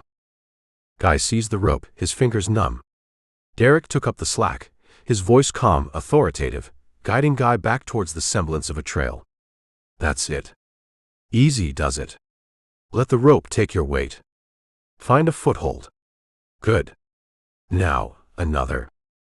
He practically hauled Guy across the treacherous section, depositing him, trembling and humiliated, on safer ground. Close one, Derek said, his breathing a little faster now but still maddeningly calm. He coiled the rope with practiced efficiency. Maybe we should call it a day, huh? That was a bit too hairy. Guy, however, was barely listening. A new, unpleasant sensation was creeping over him. His head felt like it was in a vice. Nausea roiled in his stomach, a different, more profound nausea than the berry poisoning. The air seemed thin, insufficient. He felt dizzy, disoriented. Derek, he mumbled, I don't feel so good. Derek looked at him sharply. What's wrong? Your ankle? No, my head. Dizzy. Feel sick.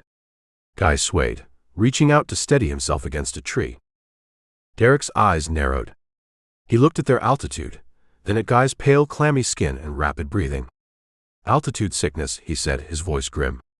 We're only at about 2,000 feet, but given everything you've been through, your system's just not coping. He swore under his breath. Okay. We're going down.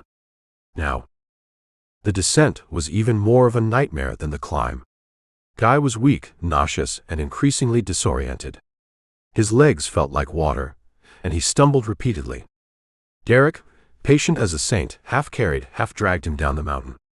He kept up a steady stream of chatter, trying to keep Guy coherent, asking him questions about his kids, about his old job, anything to keep him focused. Guy, in his misery, barely registered the irony. He had envisioned this scenario, but with the roles reversed. He was supposed to be the one, heroically, helping a stricken Derek. Instead, he was the pathetic victim, utterly reliant on the man he was trying to kill. Hours later, as the afternoon sun began to dip towards the horizon, they finally staggered back to the trailhead.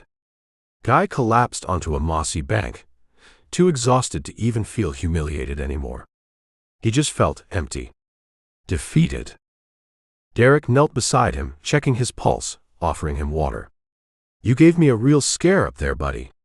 He managed a weak smile. Think we can officially retire you from mountain climbing for this trip, eh? Guy closed his eyes. He was a failure. A complete, unmitigated, multifaceted failure. Every plan had backfired. Every attempt to harm Derek had resulted in his own injury or humiliation. He was snake-bit, poisoned, hypothermic, fire-starting, altitude-sick, and generally incompetent. As Derek fussed over him, trying to make him comfortable, a new cold rage began to build in Guy's chest. It wasn't just about Sarah anymore, or the kids, or the lost house. It was about Derek. Derek and his infuriating competence, his relentless niceness, his sheer unkillable survivability. He was so tired of failing. So tired of Derek winning. A reckless, desperate glint entered Guy's eyes.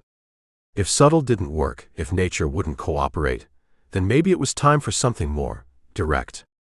Something even Derek couldn't turn into a teachable moment or a bonding experience. He watched Derek repack the emergency rope, his movements efficient even in exhaustion. The rope Guy had tampered with was still in Derek's main pack, unused. Waiting. No. Not the rope. Too complicated. Too much chance of it backfiring, like everything else. He needed something simpler. Something foolproof. Something a little more obvious. Chapter 17. Think we can officially retire you from mountain climbing for this trip, eh? Derek had said, that infuriatingly gentle concern back in his voice, as he practically peeled Guy off the mossy bank where he'd collapsed. He'd even offered Guy the last of his fancy electrolyte-laced energy drink. Generous to a fault, that was Derek. Or maybe just stocking up on karmic points for sainthood. Guy just grunted, allowing himself to be manhandled. He was beyond humiliation. The altitude sickness had receded, leaving behind a skull-splitting headache and a profound, bone-deep weariness. But beneath the exhaustion, something else was hardening, crystallizing, a cold, hard pellet of pure, unadulterated rage. He was tired of being the universe's chew toy. Tired of Derek's unflappable competence, his bottomless well of emergency supplies, his goddamn niceness. If subtlety was a foreign language to the cosmos, then Guy would just have to learn to speak in explosions. They made a miserable, temporary camp a few miles down from the disastrous mountain, near a bend in the creek that hadn't quite flooded. Derek, despite his own fatigue, insisted on Guy resting while he sorted out their damp gear and tried to rig some sort of shelter from a tarp. Guy watched him through slitted eyes, the rage simmering. Derek moved with that familiar, efficient grace, even when he was wringing out wet socks. It was an affront. "Need any help with that axe, Derek?" Guy offered a little later, his voice deceptively mild. Derek was attempting to chop some reasonably dry firewood from the inside of a fallen tree. The axe was new, wickedly sharp. Another item from Derek's endless Mary Poppins backpack of doom. Derek paused, wiping sweat from his brow. "Nah, I got it, Guy. You just take it easy. Doctor's orders." He grinned. Dr. Derek's orders, anyway. "No, really," Guy insisted, pushing himself to his feet. He swayed a bit, his ankle protesting, but he ignored it. He picked up a hefty, club-like piece of driftwood. "I can, stabilize the log for you. Keep it from rolling." He positioned himself a little too close to Derek, holding the log. As Derek raised the axe for another swing, Guy accidentally nudged the log. The axe, instead of biting cleanly into the wood, glanced off with a sickening thunk, missing Derek's shin by a whisker. "Whoa there!" Derek exclaimed, stumbling back, his eyes wide. "Careful, Guy. Nearly took my leg off." Guy affected a look of horrified contrition. "Oh man, Derek. I'm so sorry. It slipped. My hands are still a bit shaky." Derek stared at him, then at the axe, then back at Guy. A flicker of something unreadable crossed his face. "Right. Shaky. Maybe you should just stick to gathering kindling, huh? Smaller pieces. Less chance of slippage." He didn't sound angry.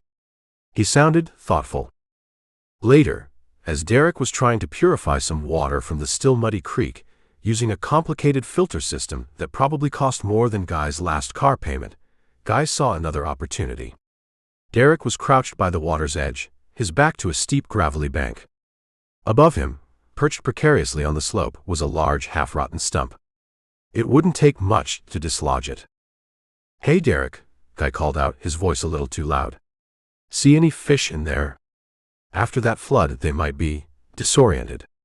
He began to amble casually towards the bank, eyeing the stump. "Not yet," Derek called back, still focused on his filtration. "Water's pretty murky. Probably have to let it settle." Guy reached the top of the small slope, right above Derek. He nudged the stump with his good foot. It wobbled. He nudged it again, harder, pretending to lose his balance slightly. "Oops. Clumsy me." The stump teetered, then began to roll, slowly at first, then gathering speed, bouncing down the gravelly slope directly towards Derek's unsuspecting back. Derek, alerted by the sudden rattle of dislodged stones, looked up just as the stump was almost upon him. He threw himself sideways with a startled yelp, landing in a sprawl as the stump thudded into the mud where he'd been crouching moments before. He sat up, covered in mud, and stared at the stump, then up at Guy, who was peering down with an expression of wide-eyed, feigned innocence. "Guy," Derek said, his voice dangerously quiet. Did you just try to roll a tree stump on me?" "What? No. Good heavens, no," Guy exclaimed, aghast. I stumbled. Tripped on a root. It must have knocked it loose. Are you okay?" This was getting harder. Derek was looking at him with an expression that was less concerned friend and more person observing a rare and exceptionally clumsy new species of idiot. "You know, Guy," Derek said slowly, wiping mud from his face, "you are, without a doubt, the unluckiest, most accident-prone individual I have ever met in my entire life." He shook his head, a strange little smile playing on his lips. "It's almost impressive. First the bear destroying your tent. Then you lead us in circles with the compass. Then you capsize your kayak right onto those rocks you were worried about. Then you get bit by a snake you practically invited over. Then you eat poison berries I specifically told you were poison. Then you nearly burn down the forest. Then you almost slide off a mountain. And now you're triggering landslides and nearly getting crushed by rogue tree stumps." He let out a short, disbelieving laugh. "Man, if I didn't know better, I'd say you were trying to get yourself killed. Or maybe me. But you're just spectacularly incompetent outdoors, aren't you?" Guy just stared, speechless. Incompetent. Derek didn't suspect malice. He suspected a level of catastrophic ineptitude that bordered on the supernatural. It was, in a twisted way, almost more insulting. I'm just having a bad run of luck," Guy mumbled, a flush creeping up his neck. "A bad run?" Derek echoed. "Guy, you're a one-man demolition derby. We need to get you wrapped in bubble wrap and tethered to something solid." He sighed, then seemed to rally. "Okay. No more unsupervised activities for you, my friend. From now on you stick to me like mud from a beaver dam." But Guy wasn't listening. His gaze had drifted upwards, to the steep hillside that rose above their little campsite. It was a jumble of loose rock and scree, a result of years of erosion and most recently the drenching from the storm. High above where Derek was now trying to re-establish some order to their water purification efforts, a section of rock looked particularly unstable. Several large coffin-sized boulders were perched precariously, held in place by what looked like little more than matted roots and wishful thinking. If those came down. The recklessness was a heady brew in Guy's veins now, mixed with a potent cocktail of frustration and a perverse desire to finally succeed at something, even if it was murder. He needed this. He needed Derek out of the picture. He needed his old life back, or at least the illusion of it. "Derek," Guy said, his voice strangely calm, "I think I see some more of that dry pine up there. On that ledge. Could really get the fire going tonight."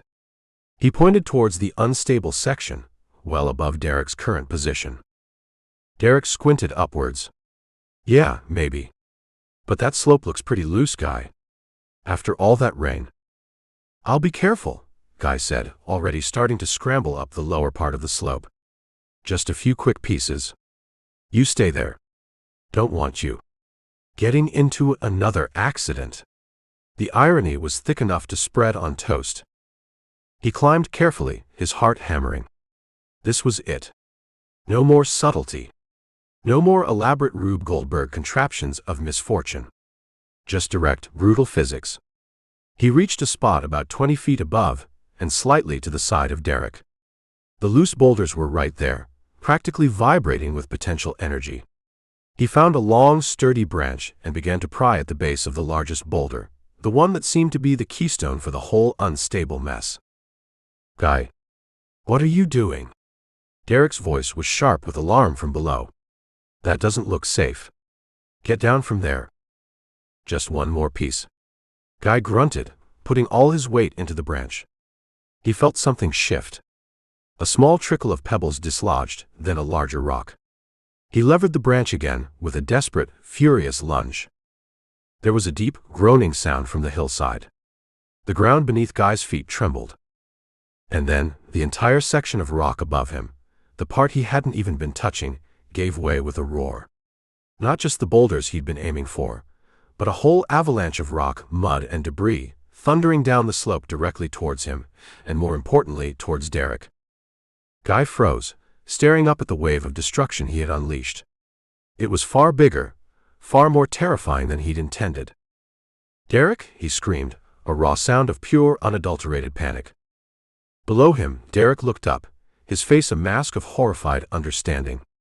He didn't hesitate. He didn't run. He launched himself towards Guy, uphill into the path of the slide. "Guy, move," he bellowed. Derek reached Guy just as the first wave of smaller rocks and debris hit them. He shoved Guy violently to the side, out of the main path of the slide. Guy tumbled, crashing hard against a tree, the air knocked from his lungs. He looked up, dazed, just in time to see Derek, who had taken Guy's place, disappear under a cascade of rock and earth. There was a sickening thud, a grunt of pain, and then silence, save for the continued rumble of the slide as it finally, terrifyingly came to rest. The dust began to settle. Guy lay there, his body bruised, his mind reeling. He pushed himself up, coughing. "Derek," he called out, his voice a hoarse whisper. "Derek." He scrambled towards the pile of fresh rock and debris. An arm was visible. A hand, palm up, unmoving. Derek's shoulder and part of his back were pinned by a jagged, medium-sized boulder. His face was pale, contorted in pain, and a trickle of blood ran from a cut on his forehead. But he was conscious. His eyes flickered open, found Guy's. "Well, Guy?" Derek rasped, a pained, incredulous smile touching his lips. "You finally managed to hit something you were aiming at." His eyes rolled back and he went limp. Chapter 18. Derek. Guy's voice was a raw scrape in the sudden, ringing silence that followed the rock slide. Dust motes danced in the slanted afternoon sun, painting the scene with an almost theatrical unreality. He scrambled over the loose scree, his own bruises and aches momentarily forgotten, his gaze fixed on the still, unnervingly gray face of the man half buried under the jagged boulder. "Derek. Hey." He reached him, dropping to his knees beside the makeshift grave of rock and dirt. Derek's eyes were closed, that trickle of blood from the cut on his forehead now a dark, congealed smear. His breathing was shallow, ragged. The boulder, a wicked-looking slab of sandstone easily weighing several hundred pounds, was crushing his left shoulder and pinning his arm at an unnatural angle. "Oh God. Oh no." The words were barely a whisper. Guy's carefully constructed edifice of rage and resentment, the elaborate justifications for his murderous little games, crumbled into dust, leaving behind a raw, gaping terror. This wasn't a cartoon. This wasn't a hypothetical scenario. This was real. Derek was hurt. Badly. And it was his fault. His stupid, reckless, intentional fault. Derek's last words echoed in his ears. "You finally managed to hit something you were aiming at." He hadn't been aiming for this.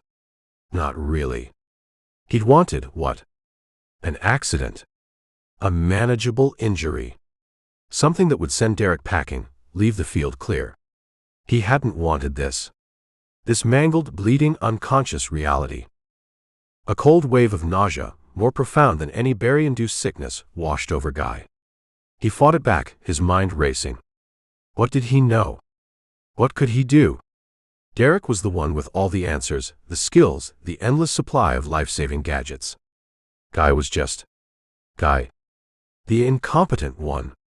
The walking disaster. But Derek wasn't moving. Derek wasn't breathing right. And if Guy didn't do something, Derek might. He looked at the boulder. He couldn't lift it. Not alone. He needed leverage. He frantically scanned the area. The branch he'd used to start the slide was nearby, snapped but still long. He grabbed it, adrenaline giving him a burst of desperate strength. He tried to wedge it under the edge of the boulder, to get some purchase, but the angle was wrong, the rock too heavy. It wouldn't budge. Panic, cold and sharp, clawed at his throat. He had to think. He had to do something. His gaze fell on Derek's pack, lying a few feet away, miraculously untouched by the slide. Derek's gear. The rope. The good rope, not the one Guy had messed with. Could he rig something? A crude pulley. No, there was nothing sturdy enough overhead to use as an anchor. Wait. The other rocks. The ones that had fallen around the main boulder. Smaller, but still heavy. Could he use them as counterweights, or to shift the pressure? He started grabbing at the smaller rocks, his hands raw, his muscles screaming in protest. He worked with a frantic, desperate energy, trying to clear the area around Derek's trapped shoulder, trying to create some space, some leverage. It was like trying to bail out the ocean with a teaspoon. After what felt like an eternity, he managed to shift a few of the smaller rocks. It wasn't much, but it gave him a slightly better angle with the branch. He jammed it under the edge of the big boulder again, found a smaller rock to use as a fulcrum, and threw all his weight onto the end of the branch. There was a groan from the rock, or from him, he wasn't sure. The boulder shifted. A fraction of an inch. Then another.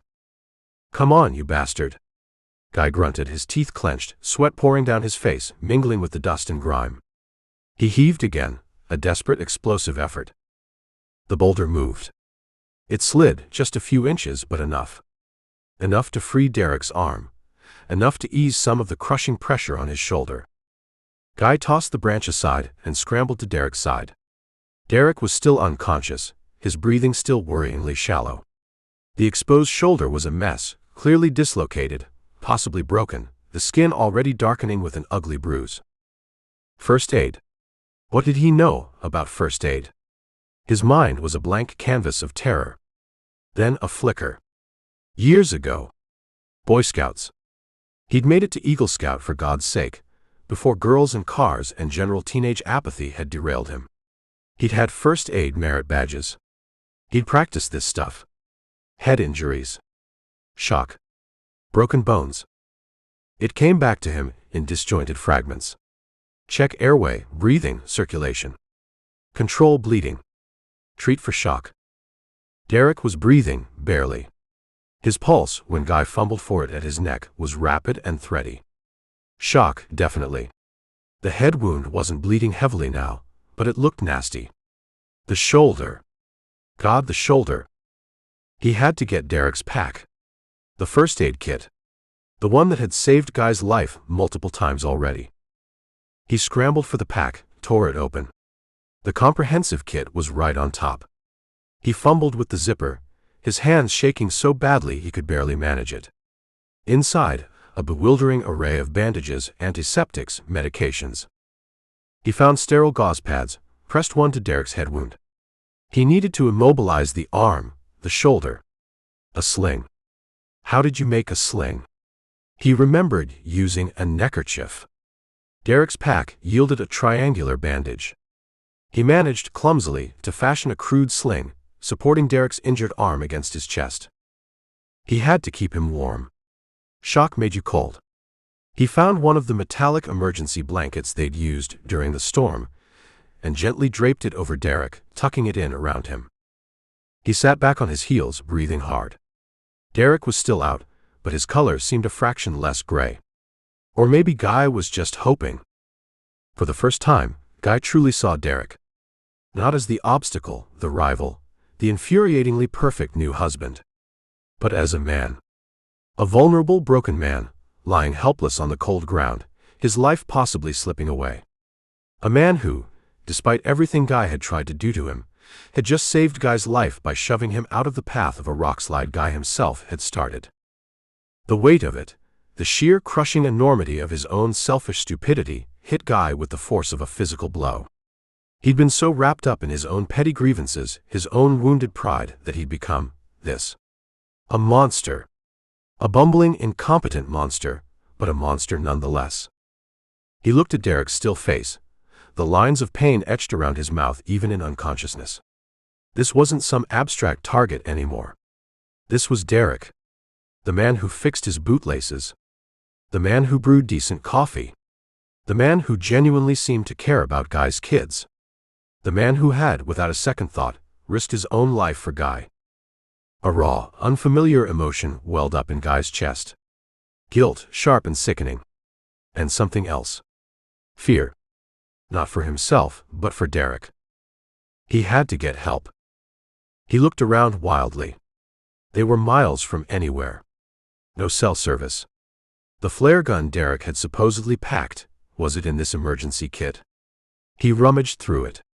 Bandages, ointments, a snakebite kit, water purification tablets, no flare gun. That must have been in the main pack, still in the car, or lost in one of the previous debacles. A signal fire. That was it. But the forest was still damp from the storm. And Guy's last attempt at fire building had been a qualified disaster. Still, he had to try. He gathered what dry tinder he could find under rock overhangs, pulled out Derek's waterproof matches. His hands were steadier now, driven by a new desperate urgency. He managed to get a small, smoky fire going a little way off from where Derek lay. He piled on green leaves, hoping to create a column of smoke that might be seen. It wasn't much. It probably wouldn't be enough. Derek groaned, his eyelids fluttering. He coughed, a dry, painful sound. Derek? Hey, you with me? Guy scrambled back to his side. Derek's eyes opened, unfocused at first, then slowly sharpened on Guy's face. Guy, he whispered, his voice raspy. What happened? Rockslide, Guy said, his own voice thick with emotion. You pushed me out of the way. You got hit. Your shoulder's bad, Derek. Real bad. Derek tried to move, then gasped, his face contorting in pain. Yeah. I can feel that. He licked his dry lips. We need help. I know. I built a signal fire. Guy gestured vaguely.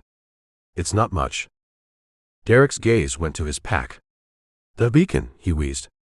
Personal locator beacon. In the side pocket. Orange case. Of course. A personal locator beacon. Why was Guy even surprised anymore? He lunged for the pack, found the orange case, fumbled it open. Inside was a small, rugged device with a single button and a stubby antenna. Instructions were printed on the back. Activate. Point antenna to sky. Wait. He followed the instructions, pulling out the antenna, pressing the activation button. A small LED light began to blink. Green. It's on, Guy said, a surge of hope, fragile but real, rising in his chest. It's working. Derek managed a weak nod. Good. His eyes were already closing again. Just stay with me, Guy. Night was beginning to fall. The air grew colder. The small signal fire sputtered, casting flickering shadows. Guy pulled the emergency blanket tighter around Derek, then added his own jacket for good measure. He sat beside him, watching his shallow breathing, listening to the sounds of the forest, the blinking green light of the PLB, a tiny, desperate star in the encroaching darkness. He didn't know if anyone would see the smoke. He didn't know if the beacon signal would be picked up. All he knew was that Derek was hurt, badly, because of him. And for the first time in a long, long while, Guy Brennan found himself praying. Not for himself, but for the man he'd tried so hard to destroy. Chapter 19. Just stay with me, Guy.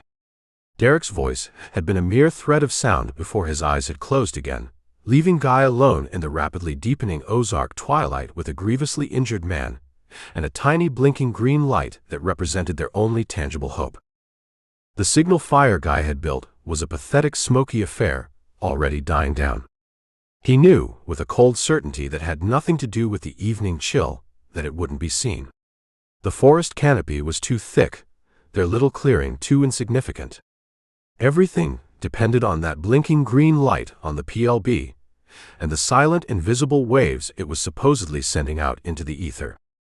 He added more wood to the fire, coaxing it back to a reluctant life. Not for a signal, not anymore. But for warmth. Derek's skin, when Guy had last brushed against it, had felt cold, clammy. Shock. He remembered that much from the Eagle Scout handbook he'd once practically memorized. Keep the victim warm. Keep the victim still. Keep the victim alive. The irony of him now diligently applying those principles to Derek was a bitter pill, but he swallowed it down. There was no room for irony anymore, only a gnawing fear and a crushing, suffocating guilt. The night deepened. The stars, usually a comfort to Guy in the wilderness, seemed distant, indifferent. Every rustle of leaves, every snap of a twig, sent a jolt of alarm through him. Was it help? Or just some nocturnal creature drawn by the smell of blood and fear? He found himself listening with an intensity that was physically painful, straining for the sound of a distant engine, a helicopter's thrum, anything. Derek moaned softly, his head thrashing a little. Guy leaned closer. "Derek? You okay?" Derek's eyes flickered open, but they were unfocused, glazed with pain. "Hurts," he mumbled. "My shoulder." "God, it hurts." Pain medication. Derek's first aid kit was a veritable pharmacy. Guy fumbled through it by the dim light of the fire, his hands shaking. There were prescription-strength painkillers in there, little white pills in a clearly labeled bottle. He managed to get one into Derek's mouth, with a sip of water from the canteen. "Here," Guy said, his voice rough. "Take this. It'll help." He wasn't sure if it would, or if he was even doing the right thing, but he had to do something. He settled back down beside Derek, pulling the emergency blanket higher over him. He checked Derek's pulse again.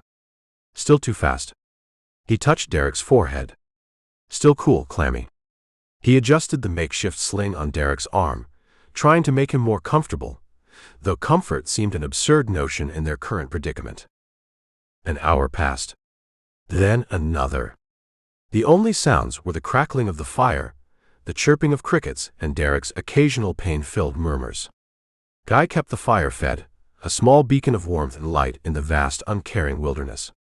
He found himself talking to Derek quietly, a rambling, one-sided conversation, mostly just to hear a human voice, to push back the encroaching darkness. "Hang in there, buddy," he'd say, the word buddy feeling alien and strangely appropriate on his tongue. "Help's coming. That little green light, it's doing its job. Just gotta hold on." Sometime after what Guy guessed was midnight, the painkiller, or perhaps the injury itself, began to make Derek delirious. He started talking, his voice slurred, his words disconnected, but a raw, painful honesty bled through. "Sarah," he mumbled, his eyes still closed. Gotta tell her. I'm sorry. Not good enough. Never good enough for her. For the kids." Guy froze, his hand halfway to adding another piece of wood to the fire. They miss him, you know," Derek continued, his voice thick with a sorrow that seemed to fill the small clearing. "Guy. Their dad. He's always there. In their eyes. In the way Jake holds his fork. The way Emma laughs. Can't compete with a ghost. Can't compete with him." Guy felt a cold fist clench around his heart. Derek wasn't talking about a dead man. He was talking about him. Guy. The ex-husband. The biological father.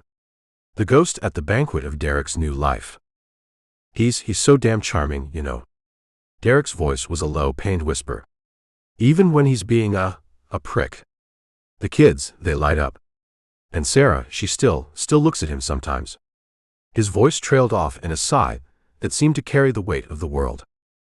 Guy sat there, stunned into silence, the piece of wood forgotten in his hand. He'd spent so much time, so much energy, hating Derek, seeing him as the smug, perfect usurper. He'd never once considered that Derek might be insecure. That Derek might feel threatened. By him. It was a thought so outlandish, so contrary to Guy's entire narrative of victimhood, that it almost made him laugh. Almost. "Tried so hard," Derek mumbled, shifting restlessly. "The camping trip, thought maybe he'd see. See, I'm not trying to replace him. Just want to be part of it. For them. For Sarah. She deserves to be happy." His words were becoming more slurred, less distinct. "But he makes it so hard. Always that look in his eyes. Like I'm dirt on his shoe." Guy felt a flush of shame so profound, it was like being doused in icy water. That look. He knew that look. He'd cultivated it. He'd worn it like a badge of honor. His silent, passive-aggressive protest against Derek's very existence. And Derek had seen it. Understood it. Felt it. This man, this paragon of competence and good cheer, was, underneath it all, just as scared and uncertain as anyone else. More so, perhaps. He was an outsider, trying desperately to earn his place in a family that already had a history, a mythology, that didn't include him. And Guy, in his selfish bitterness, had done everything in his power to make that struggle harder, more painful. He looked down at Derek, at the lines of pain etched around his mouth, the vulnerable curve of his neck in the firelight. The boulder that pinned his shoulder seemed in that moment a physical manifestation of Guy's own animosity, his own destructive pettiness. A new feeling, unexpected and unwelcome, began to stir in Guy's chest. It wasn't guilt, not entirely. It was something else.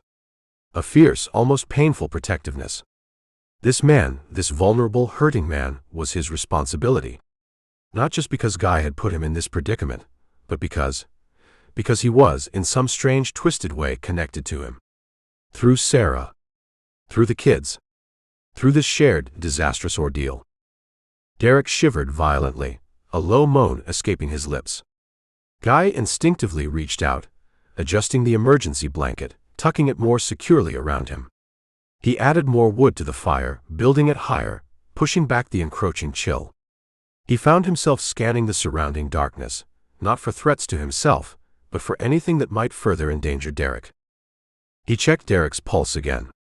Still thready, but maybe, just maybe, a little stronger. He moistened a cloth with water from the canteen and gently wiped Derek's forehead. "It's okay, Derek," he found himself whispering, his voice surprisingly gentle. "It's okay. You're not alone. I'm here." The words hung in the still night air. He was here. He, Guy Brennan, the man who had plotted and schemed and wished for Derek's demise, was now his sole protector, his only hope. The absurdity of it all was almost too much to bear.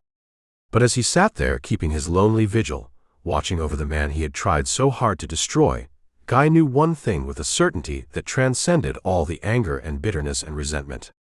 He didn't want Derek to die. He really, really didn't want Derek to die. As the first pale hint of dawn began to filter through the trees, painting the eastern sky in bruised shades of purple and gray, Guy thought he heard something. A faint, distant sound, almost imperceptible at first, then growing steadily stronger. A rhythmic, mechanical chopping. He held his breath, straining his ears. There it was again. Unmistakable. A helicopter. Chapter 20. Okay, I understand. It looks like my previous response jumped ahead to Chapter 21. My apologies for that. Let's get Chapter 20 written for you. I'll make sure it picks up from the end of Chapter 19, where Guy heard the helicopter, and leads directly into the hospital scene that begins the Chapter 21 I wrote. Here's Chapter 20. The rhythmic th-wump th-wump th-wump grew from a faint tremor in the pre-dawn air to a bone-jarring pulse that vibrated through the damp earth beneath Guy's knees. He scrambled up, his eyes straining against the bruised purple of the eastern sky. A helicopter. It had to be. The blinking green light of the PLB on the rock beside Derek suddenly felt like the most beautiful thing Guy had ever seen. "Derek!" Guy yelled, his voice hoarse, adrenaline surging through him like a jolt of electricity. "Derek, they're here. They're coming." Derek didn't respond, still lost in that shallow, pain-filled unconsciousness, but Guy didn't care. Help was at hand. The helicopter, a bright orange search and rescue bird, circled once, twice, its powerful spotlight cutting through the lingering mist clinging to the valley floor. It couldn't land, not in this terrain, not with the trees still dripping and the ground a churned-up mess from the storm and the rock slide. Guy could see figures moving inside, peering down. He waved his arms frantically, a scarecrow come to life. Then he heard shouting from further down the slope, towards the creek. More lights, ground-based this time, bobbing through the trees. A ground team. Of course. Derek's little beacon had done its job, and then some. Two men, clad in the rugged gear of Park Service rescuers, were the first to reach them, their faces grim as they took in the scene, the precarious campsite, the fresh gash of the rockslide, Derek's still form. "You the one who activated the PLB?" the taller one asked, his voice calm but authoritative. He had a radio clipped to his shoulder, already crackling with clipped professional jargon. "Yeah," Guy croaked. "It's him. Derek Hoffman. Rockslide. Bad shoulder injury, concussion. He's been in and out of consciousness. Last rites were administered by, well, me, sort of." The rescuer shot him a sharp look, but didn't comment on Guy's theological freelancing. "Okay, son. We'll take it from here. Name's Miller. This is Chen." Miller knelt beside Derek, his movements swift and practiced, checking vitals, his fingers probing gently around the makeshift sling Guy had fashioned. Chen was already on the radio, relaying information, requesting a winch and a litter from the chopper circling overhead. He lost consciousness for how long? Miller asked, his eyes never leaving Derek. Hard to say. Off and on for hours maybe. Guy's sense of time had warped, stretched and compressed by fear and exhaustion. Any medications? Painkiller. From his kit. 1 pill. About 6 hours ago. Guy tried to remember. The night had been an endless blur of tending the fire and listening to Derek's delirious, heart-wrenching confessions. The rescue was, as predicted, complicated. The weather, though the storm had passed, had left its mark. The ground was slick, unstable. The slope where Derek lay was steep, treacherous. And Derek himself was a dead weight, groaning softly now as Miller and Chen began the delicate process of stabilizing him for transport. Guy found himself, much to his own surprise, actually coordinating with them. His initial, paralyzing guilt had given way to a desperate, focused urgency. He knew this patch of woods, however unwillingly. He knew its moods, its hidden dangers. "Watch that overhang," he yelled, as Chen nearly dislodged another section of loose rock while trying to find a better footing. "That whole section is unstable after the rain." Miller glanced at him, a flicker of surprise in his eyes. "You know this area well." "More than I want to," Guy muttered. He pointed. "There's a slightly flatter ledge about 20 yards to your left. Might be a better spot to prep him for the winch. Less risk of another slide." They took his advice, and he helped, clearing branches, steadying the backboard as they carefully log-rolled Derek onto it, securing him with a spiderweb of straps. Derek's face was ashen, his lips tinged with blue. Each movement, no matter how gentle, elicited a fresh wave of pain that contorted his features. Guy watched, his gut twisting with a fear so potent it was almost physical. This was it. This was the razor's edge. Derek could die. Right here, right now. And it would be Guy's fault. The thought was a cold, hard stone in his stomach. He was genuinely terrified of losing Derek. The realization hit him with the force of a physical blow, more impactful than any rock.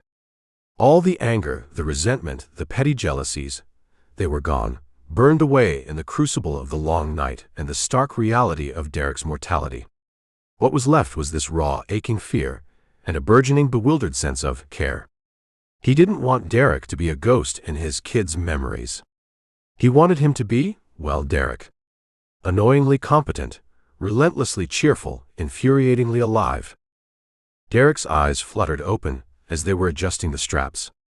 He focused vaguely on Guy's face. "Guy," he rasped, his voice barely a whisper. "Kids, tell him." "I'll tell him you're a damn fool hero who saved my worthless hide," Guy said, his own voice thick. "You just hang on, okay? Don't you dare check out on me, Hoffman." A faint ghost of a smile touched Derek's lips. "Wouldn't dream of it." His eyes drifted closed again. The helicopter, after what felt like an eternity, maneuvered into position overhead, the downdraft from its rotors whipping leaves and debris into a frenzy. A medic was lowered on a winch, a figure of calm authority descending into their small circle of chaos. He did a quick assessment, started another IV, and then, with a series of clipped commands and hand signals, they began the agonizingly slow process of hoisting Derek, strapped securely to the litter, up towards the belly of the machine. The evacuation was, indeed, touch and go. The wind, funneled by the valley, buffeted the litter, making it sway precariously. The winch line seemed impossibly thin against the backdrop of the vast, indifferent sky. Guy found himself holding his breath, his fists clenched, every muscle in his body rigid with tension, until Derek was finally safely inside. Miller turned to Guy. "All right, son. You're next. We'll get you out of here." Guy shook his head, a stubborn resolve hardening his features. "No. I'm not leaving him. I go with him. Sir, there's limited space and he's critical. The medic needs room to work." "I don't care," Guy said, his voice flat, unyielding. "I'm not leaving his side. He wouldn't leave mine." He didn't add, even when I was trying to kill him. Some things were best left unsaid.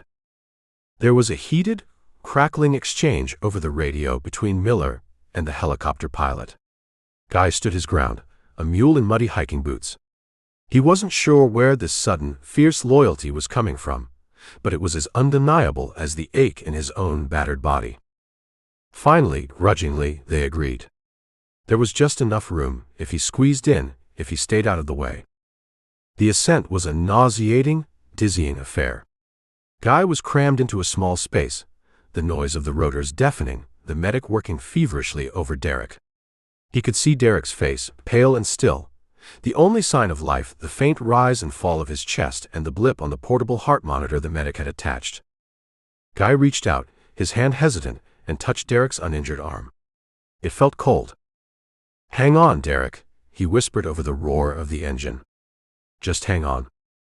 As the helicopter banked, heading towards the distant promise of Baxter Regional, Guy looked down at the ravaged landscape receding below them.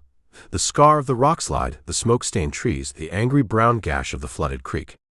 It was a monument to his own folly, his own destructive stupidity. He'd come on this trip with a vague, ill-formed plan to get rid of Derek Hoffman. He was leaving it with the sickening, terrifying realization that he might have succeeded in the worst possible way. And the even more terrifying realization that it was the last thing in the world he wanted. The flight seemed to take an eternity, each minute a stretched-out agony of uncertainty. The medic's face was a mask of professional calm, but Guy saw the lines of strain around his eyes, the urgency in his movements. This wasn't a drill. This was real. When they finally landed on the helipad at the hospital, a whirlwind of activity engulfed them. Doors burst open, a gurney appeared, and Derek was whisked away by a team of waiting doctors and nurses, their voices a barrage of medical jargon, urgent and efficient. Guy tried to follow, but a firm hand on his arm stopped him. "You need to let them work, sir. And you need to get checked out yourself." He found himself in a brightly lit, sterile corridor. The sounds of the the beeps, the hushed, urgent voices, the squeak of rubber-soled shoes, a jarring contrast to the silence of the forest. He was alone, adrift, the adrenaline that had kept him going for so long now draining away, leaving him hollow, shaky, and utterly terrifyingly unsure of what came next. He just knew one thing: he wouldn't leave. Not until he knew Derek was going to be okay. He sank onto a hard plastic chair, the smell of antiseptic sharp in his nostrils, and prepared to wait. Chapter 21. He's stable for now. But that shoulder is a mess, and he's got a concussion. We're lucky the internal bleeding from the impact was minimal. The next 24 hours will be critical. The emergency room doctor, a young woman with tired eyes and an air of brisk efficiency, had delivered the verdict to Guy in the stark, fluorescent-lit corridor of Baxter Regional Medical Center. Lucky. Guy wouldn't have chosen that word. He now sat in the uncomfortable plastic chair beside Derek's hospital bed, a silent, grimy sentinel. He'd refused to leave, refused to be cleaned up beyond a cursory wash of his hands and face in a public restroom. He smelled of wood smoke, sweat, fear, and the faint metallic tang of dried blood, some his, some probably Derek's. He felt like a chewed-up dog, spat out by the wilderness he'd tried to weaponize. Derek lay pale and still against the white hospital sheets, his left arm strapped and immobilized, an IV drip snaking into his right. His face, usually so animated and cheerful, was slack, etched with pain even in unconsciousness. The rhythmic beep of the cardiac monitor was the only sound in the room, a monotonous counterpoint to Guy's own ragged thoughts. He'd replayed the helicopter evacuation 100 times in his head. The noise, the wind, the medics working with urgent precision, Derek's inert form being winched upwards. And Guy, insisting almost hysterically that he go too. They'd nearly had to sedate him to get him to stay out of the way. But he'd made it onto the second flight out, the one that brought out their gear and the shell-shocked park ranger who'd coordinated the ground search after the PLB went off. The door to the room burst open, and Sarah rushed in. Her hair was disheveled, her eyes wide and frantic. She stopped short when she saw Guy, her expression a complicated mix of shock, anger, and something else he couldn't quite name. Then her gaze found Derek, and a choked sob escaped her. "Oh, Derek. Oh, honey." She was at his bedside in an instant, her hand going to his uninjured arm, her touch infinitely tender. She stroked his hair back from his forehead, her face a mask of anguish. "What happened?" "They wouldn't tell me much on the phone. Just an accident. A rock slide." Guy found his voice a rough, gravelly thing. He pushed me out of the way, Sarah. Saved my life. The rocks, they hit him." The words felt inadequate, a pathetic summary of the terror and his own culpability. Sarah looked at Guy, then really looked at him. He saw the grief, the fear for Derek, but also a dawning understanding that Guy somehow was at the epicenter of this. He deserved whatever she threw at him. Accusations. Blame. He was ready for it. But all she said, her voice trembling, was, "He was so worried about this trip, you know." Guy frowned. "Worried? Derek?" He seemed excited. Sarah shook her head, her gaze returning to Derek's still face. "Excited, yes. But worried too. Worried about you, Guy." "Me?" He kept saying he wanted you two to connect. "For the kids' sake. For my sake." Her voice cracked. He said he felt like he was always auditioning. Like he could never quite measure up, in your eyes. He was terrified of disappointing you, of not being enough. Of you thinking he was trying to replace you. Guy stared at her, the fluorescent lights of the hospital room suddenly harsh, unforgiving. Derek, afraid of disappointing him. The man who had effortlessly bested Guy at every turn. The man whose competence and kindness Guy had mistaken for smug superiority. It was like hearing that Superman was secretly afraid of heights. It didn't compute. But Sarah's tear-streaked face, her raw sincerity, left no room for doubt. Derek's delirious ramblings in the forest, they hadn't just been fever dreams. They'd been the truth. The door opened again, more gently this time, and a nurse ushered in Emma and Jake. They looked small and scared, their eyes wide as they took in the hospital room, the beeping machines, their stepfather lying so still in the bed. "Daddy," Emma whispered, looking at Guy.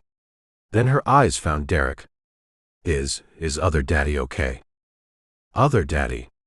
The name they'd settled on, a compromise brokered by Sarah. It had always grated on Guy, a constant reminder of his diminished status. Now it just sounded sad. Jake, trying to be brave but his lower lip trembling, walked slowly towards the bed. "Derek?" Sarah gathered them close. "Derek's had a bit of an accident, sweeties. He's going to be fine, but he needs to rest and let the doctors take care of him." Her voice was impressively steady for their sake. Emma, however, wasn't to be put off. She wriggled free, and to Guy's astonishment, climbed carefully onto the edge of the bed, snuggling close to Derek's uninjured side. "Wake up, other daddy," she whispered, patting his arm. "We brought you pictures." Jake, emboldened, produced a crumpled drawing from his pocket. It's a helicopter. Rescuing you."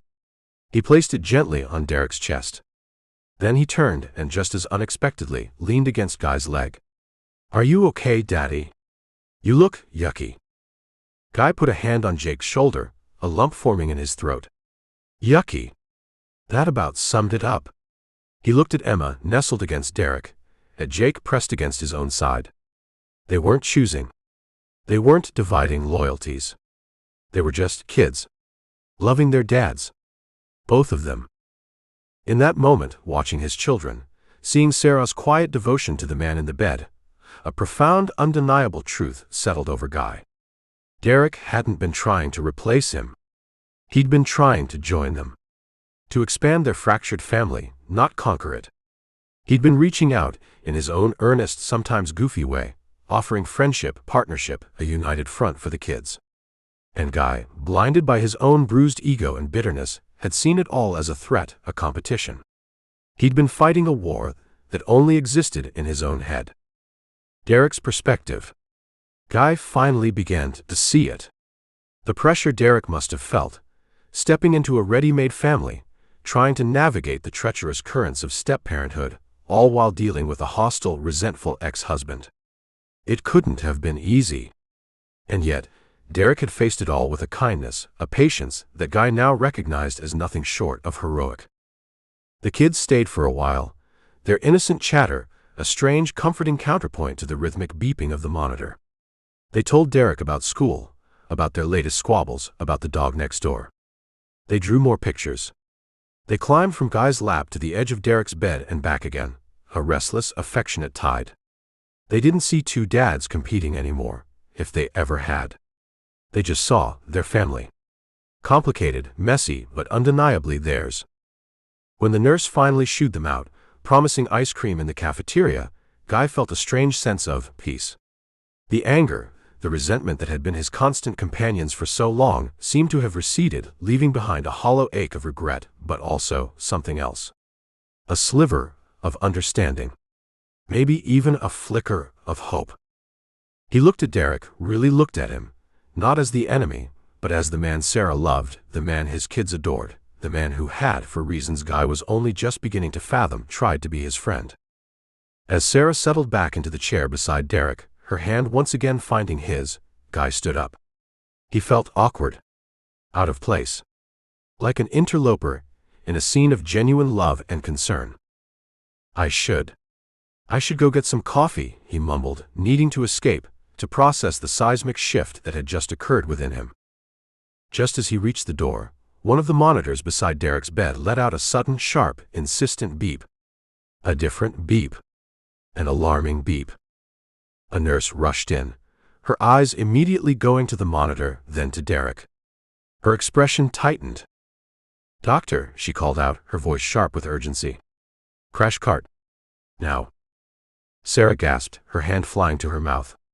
Guy froze in the doorway, the fragile piece of moments before shattering into a million pieces. Real danger. Not the manufactured, cartoonish danger of his own pathetic schemes. But real life-or-death danger. And it was coming for Derek. Chapter 22. What's happening? Somebody tell me what's happening.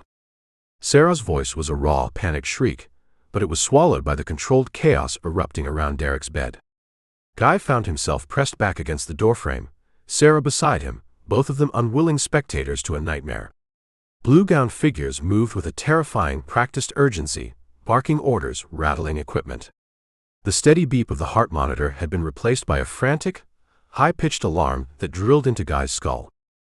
His SATs are dropping. 82 and falling. Bag him. Can't get a good seal. Pressure's plummeting. Starting another line. Any history of pneumonia. Lungs sound congested. Guy felt Sarah sag against him, her hand gripping his arm with bone-crushing force. He put his own arm around her, a clumsy, automatic gesture. He could feel her trembling, or maybe it was him. Probably both. Pneumonia. Exposure. The night in the storm, huddled on that miserable ledge. The dunking in the frigid creek. The general toll of injury and exhaustion. Derek's powerful constitution, the one that had seemed impervious to Guy's half-baked murder plots, was now crumbling under a siege of opportunistic infections and the sheer trauma his body had endured. The doctor who had initially briefed Guy, the young woman with the tired eyes, was now intubating Derek, her face a mask of intense concentration. Guy watched, his stomach churning, as she skillfully guided the tube down Derek's throat. This wasn't supposed to happen. This wasn't part of any plan, not even his most harebrained ones. This was real. Unscripted. Terrifying. A nurse gently but firmly guided Guy and Sarah out of the room, into the sterile impersonality of the hallway. "We'll let you know as soon as we have an update. The doctor will be out to talk to you." The door clicked shut, a final excluding sound. Sarah let out a shuddering sob and buried her face in her hands. Guy stood there, feeling utterly useless, his earlier glimmers of understanding and connection now overshadowed by a stark, primal fear. He found himself praying, not the vague, half-hearted appeals he'd made in the forest, but a desperate, incoherent babble, a raw plea to whatever cosmic entity might be listening. Don't let him die. Please God, don't let him die. Not like this. Not after everything. Not because of me. The guilt was a living thing now, coiling in his gut, tightening his chest. All his stupid petty schemes, all his imagined grievances, seemed like obscene childish scribbles in the face of this overwhelming life-or-death reality. He'd wanted Derek gone. Now, the thought of Derek actually being gone, permanently, was a horror he couldn't bear. His parents, Sarah mumbled through her tears, her voice muffled. Oh God, his parents. We have to call them. Derek's parents. Guy had never met them. Knew nothing about them, other than they lived somewhere in Florida, retired. Another layer of Derek's life he'd never bothered to consider. Now, he was going to have to be the one to tell them their son might be dying. I'll do it, Guy heard himself say. The words felt like stones in his mouth. Sarah looked up, her eyes red-rimmed, questioning. You? Yeah. He didn't know why. Maybe it was a penance. Maybe it was the first truly selfless thing he'd done in years. You stay here. In case there's news. He fumbled for his phone. What's their number? Sarah gave it to him, her voice trembling. He walked a little way down the corridor, found a deserted alcove by a window overlooking a drab hospital courtyard, and dialed. His hand was shaking so badly he misdialed twice. The phone on the other end rang 4 times, then a woman's voice, hesitant, slightly frail, answered. Hello. Mrs. Hoffman? Guy began, his throat dry. My name is Guy Brennan. I'm a friend of Derek's. And Sarah's. Friend. The word felt like a lie, but it was the only one that came to mind. He told them. He kept his voice as steady as he could, relayed the doctor's initial assessment, the rock slide, the injuries. He didn't mention his own role in the disaster, the culpability that was eating him alive. He just gave them the bare, brutal facts. There was a sharp intake of breath on the other end of the line, a muffled cry, then a man's voice, deeper, shaken, asking for details, for flight information, for reassurances Guy couldn't give. He answered their questions as best he could, feeling like an imposter, a messenger of doom who was himself the cause of the calamity. He promised to keep them updated. He hung up, feeling drained, hollowed out. When he returned to Sarah, she was pacing, her face etched with anxiety. Any news? He asked. She shook her head. They're still working on him. Said something about a possible infection. His lungs.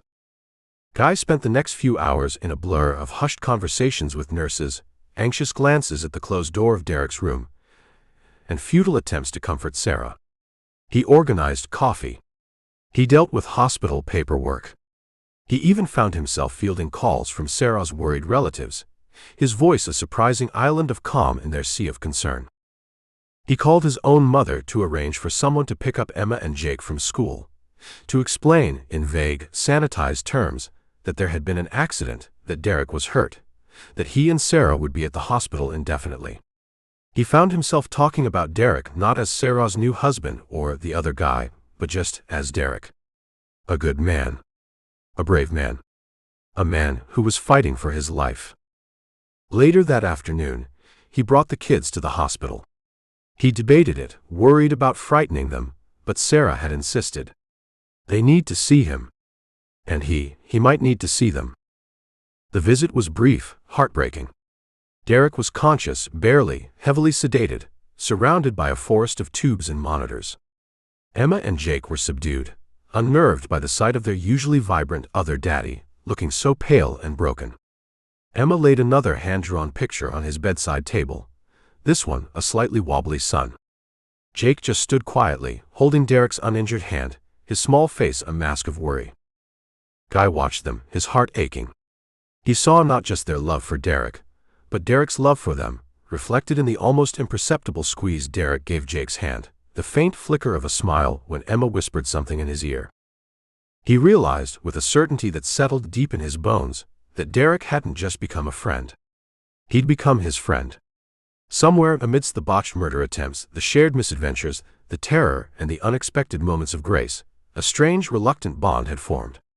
And now, faced with the very real possibility of losing Derek, not to one of his own idiotic schemes, but to the indifferent cruelty of infection and injury, Guy was terrified.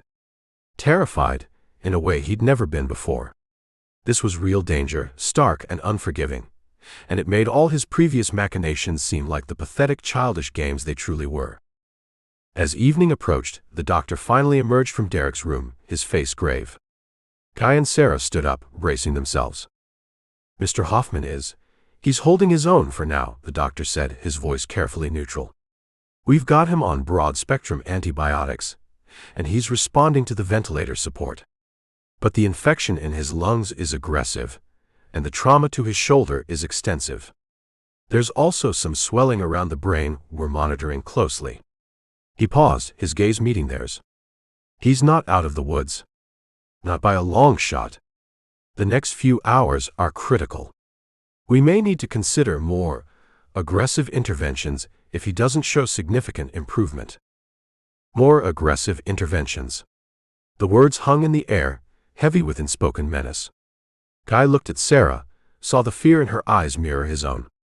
He reached out, found her hand, squeezed it. It was a small gesture, but it felt right. They were in this together. For Derek. The doctor gave them a brief, sympathetic nod, and then moved on, leaving them standing there in the hushed corridor, the weight of the unspoken, surgery, complications, the fragile thread of Derek's life pressing down on them. Guy looked towards Derek's closed door, a silent vow forming in his heart. He wouldn't leave. He'd stay. He'd fight. For his friend. Chapter 23. More aggressive interventions, the doctor had said, his words dropping like stones into the silence of the hospital corridor. Guy felt Sarah's hand tighten in his, her knuckles white. The unspoken hovered between them, a terrifying specter of scalpels and operating rooms and the razor-thin edge between life and death. They didn't have to wait long for more aggressive to become immediate and critical. Not 10 minutes later, as Guy was trying to convince Sarah to at least drink some water, the alarms on Derek's monitors erupted again, a cacophony of electronic shrieks that sliced through the already tense atmosphere. The same nurse from before, her face now a grim mask of urgency, sprinted towards Derek's room, a crash cart rattling behind her, followed by a stampede of doctors and specialists. "He's crashing. BP's bottomed out. Can't maintain his airway, even with the tube. Pulmonary edema, looks like. Lungs are filling. We're losing him. Get me an OR now. Possible tension pneumothorax, or cardiac tamponade from the trauma. We need to get in there." Guy and Sarah were unceremoniously shunted aside, buffeted by the wave of medical personnel. Guy caught a horrifying glimpse through the open door. Derek, starkly pale against the white sheets, his body convulsing slightly, the medical team working with a controlled, desperate fury. Then the door was slammed shut, leaving them staring at the blank wood, the frantic sounds from within muffled but still terrifyingly clear. Sarah let out a strangled cry, and would have collapsed if Guy hadn't been holding her upright. He guided her to the hard plastic chairs of the surgical waiting room, a sterile, soulless purgatory smelling of stale coffee and fear. She sank onto a chair, burying her face in her hands, her shoulders shaking with silent sobs. Guy sat beside her, his own body numb, his mind a maelstrom of guilt and terror. This was it. The culmination of all his idiotic, hateful schemes. He hadn't just put Derek in the hospital. He'd potentially signed his death warrant. The image of Derek, that last pained, incredulous smile on his face after the rock slide. You finally managed to hit something you were aiming at. Burned in Guy's brain. He hadn't been aiming for this. He'd been aiming for, what? A broken leg? A mild concussion? Something that would make Derek look weak, make Sarah need him again. The sheer, pathetic childishness of it all, the monumental selfishness, crashed down on Guy with the force of a physical blow. He paced the small waiting room like a caged animal, the cheap linoleum cool beneath his worn-out boots. Every tick of the institutional clock on the wall was an accusation.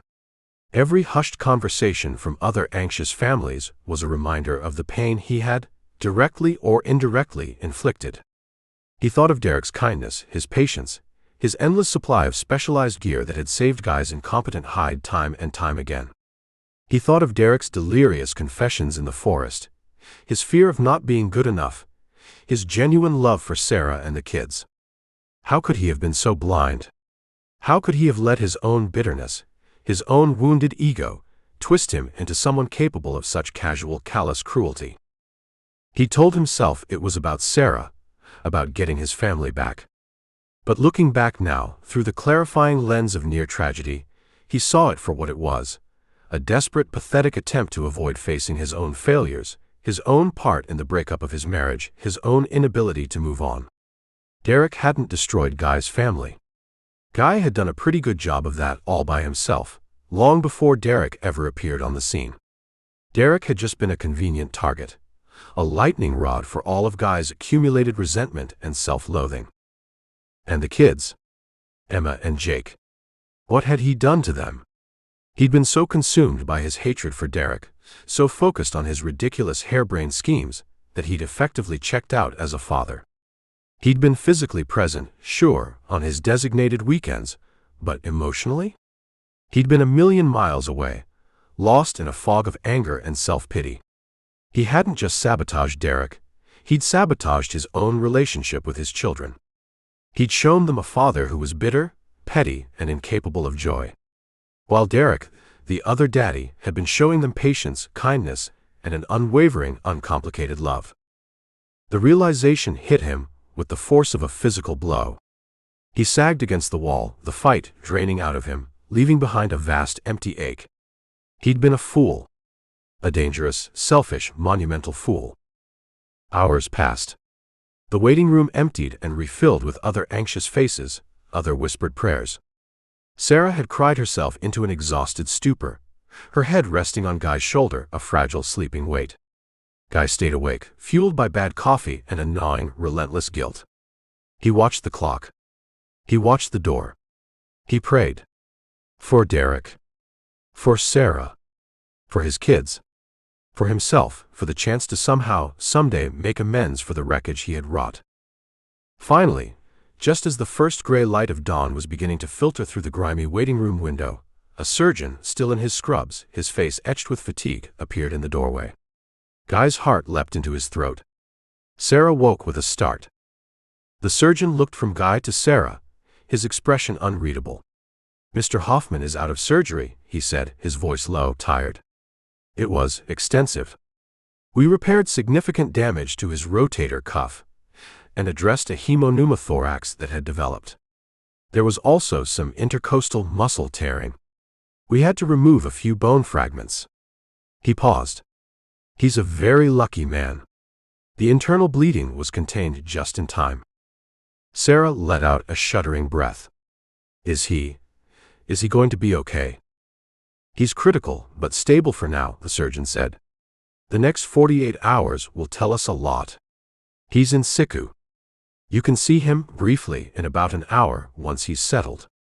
He gave them a tired smile. "He's a fighter."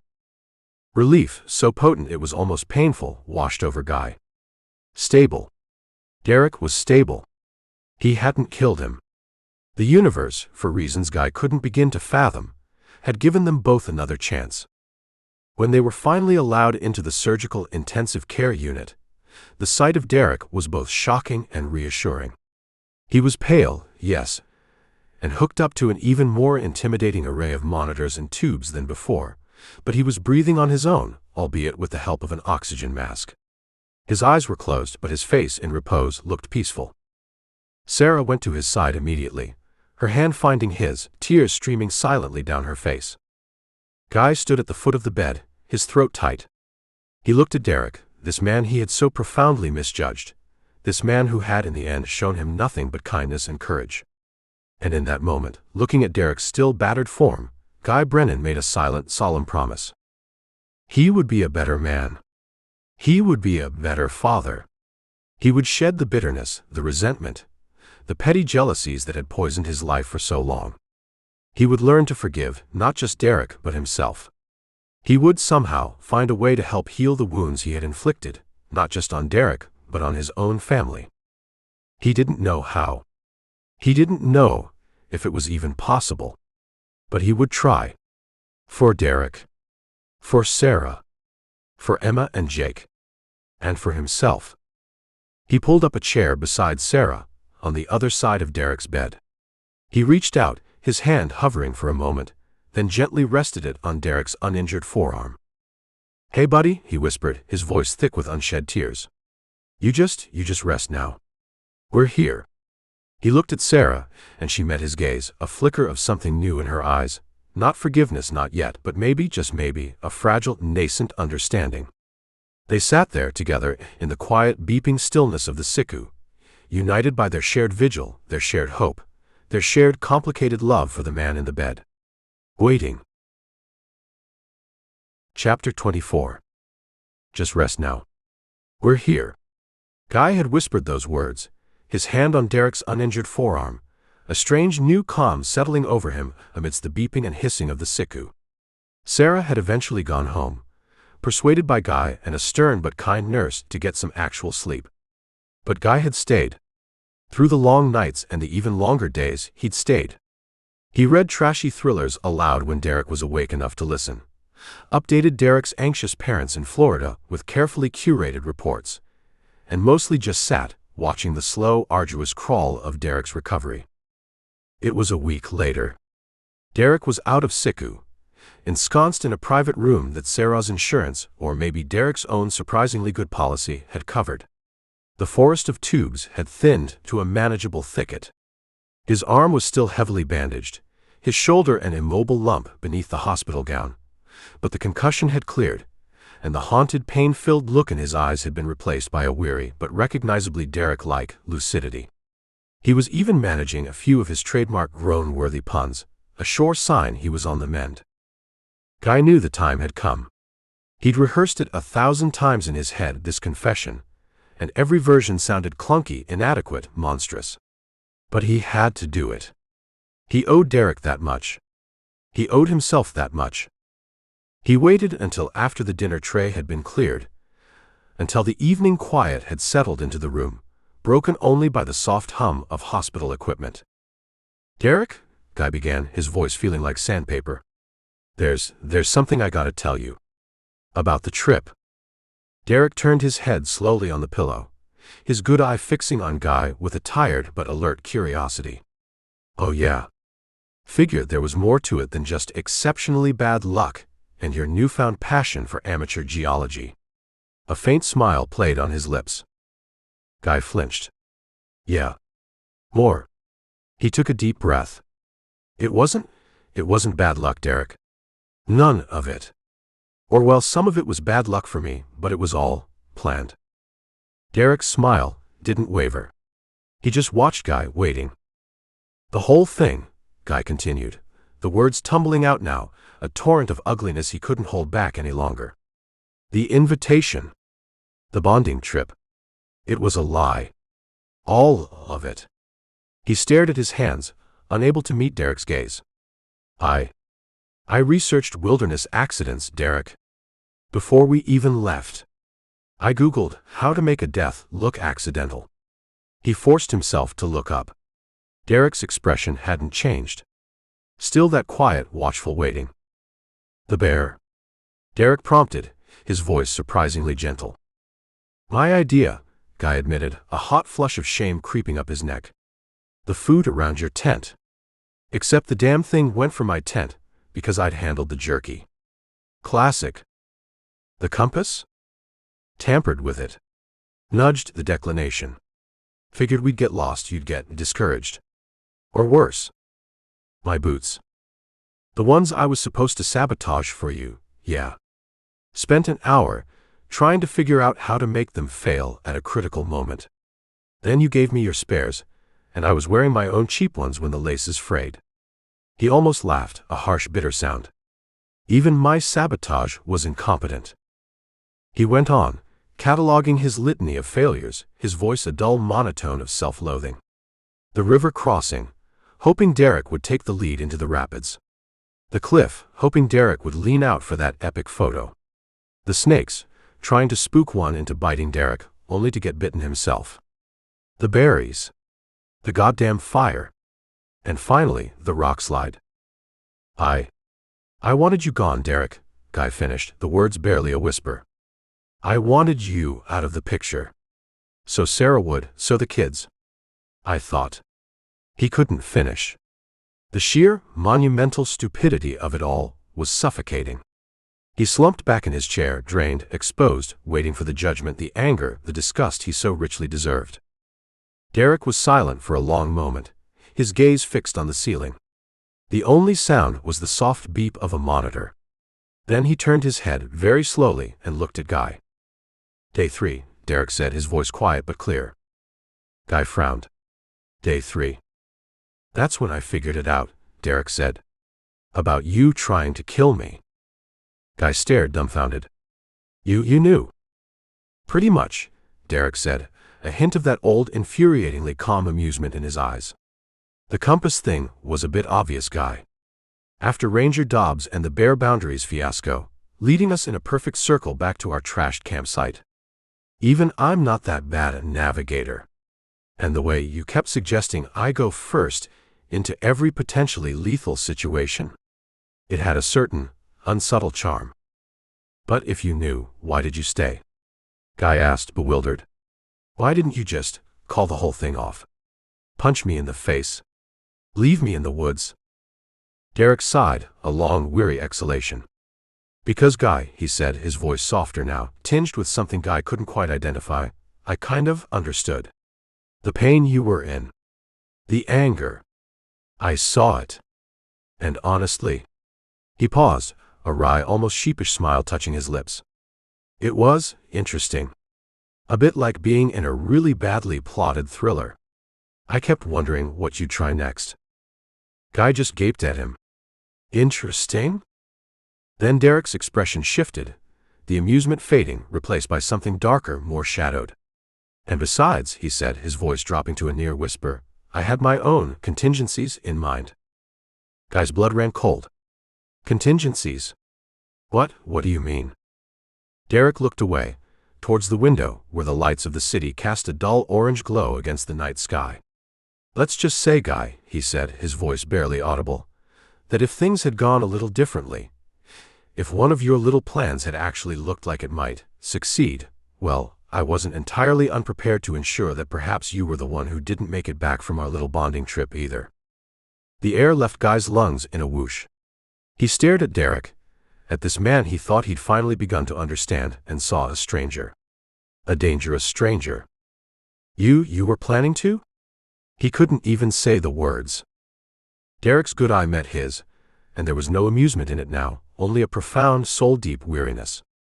"I didn't want to, Guy. Believe me. But you were making me nervous. And I had Sarah and the kids to think about. If you were genuinely unstable, a threat." He shrugged, a small, painful movement. "A man's gotta protect his family, right?" He took a shallow, rattling breath.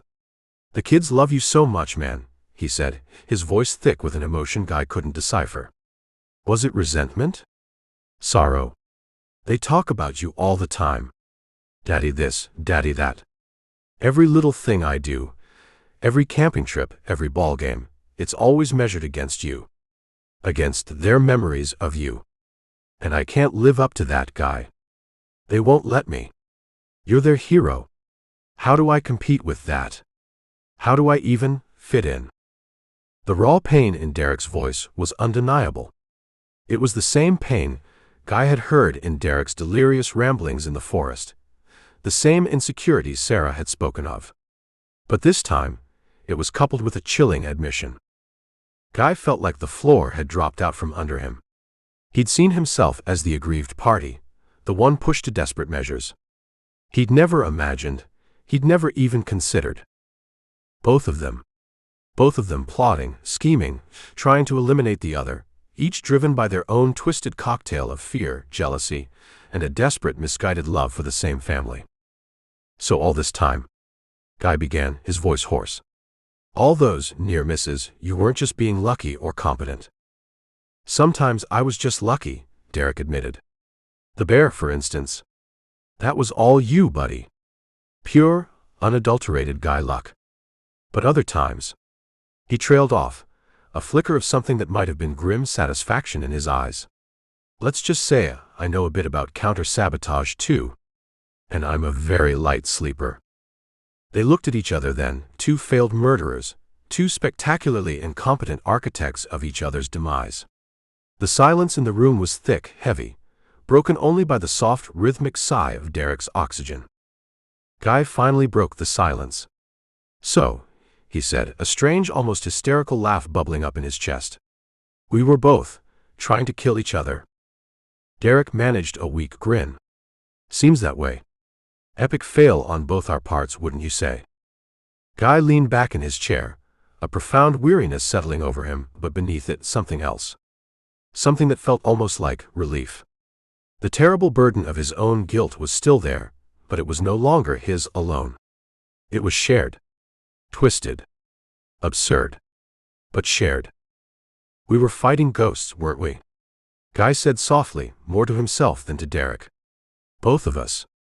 Fighting ghosts and shadows and our own damn stupid pride." Derek closed his eye, a single tear tracing a path through the grime on his cheek. "Yeah," he whispered. "I guess we were." He opened his eye again, looked at Guy. "So, what now, Guy? Now that we're both, spectacularly unsuccessful homicidal maniacs?" Guy didn't have an answer.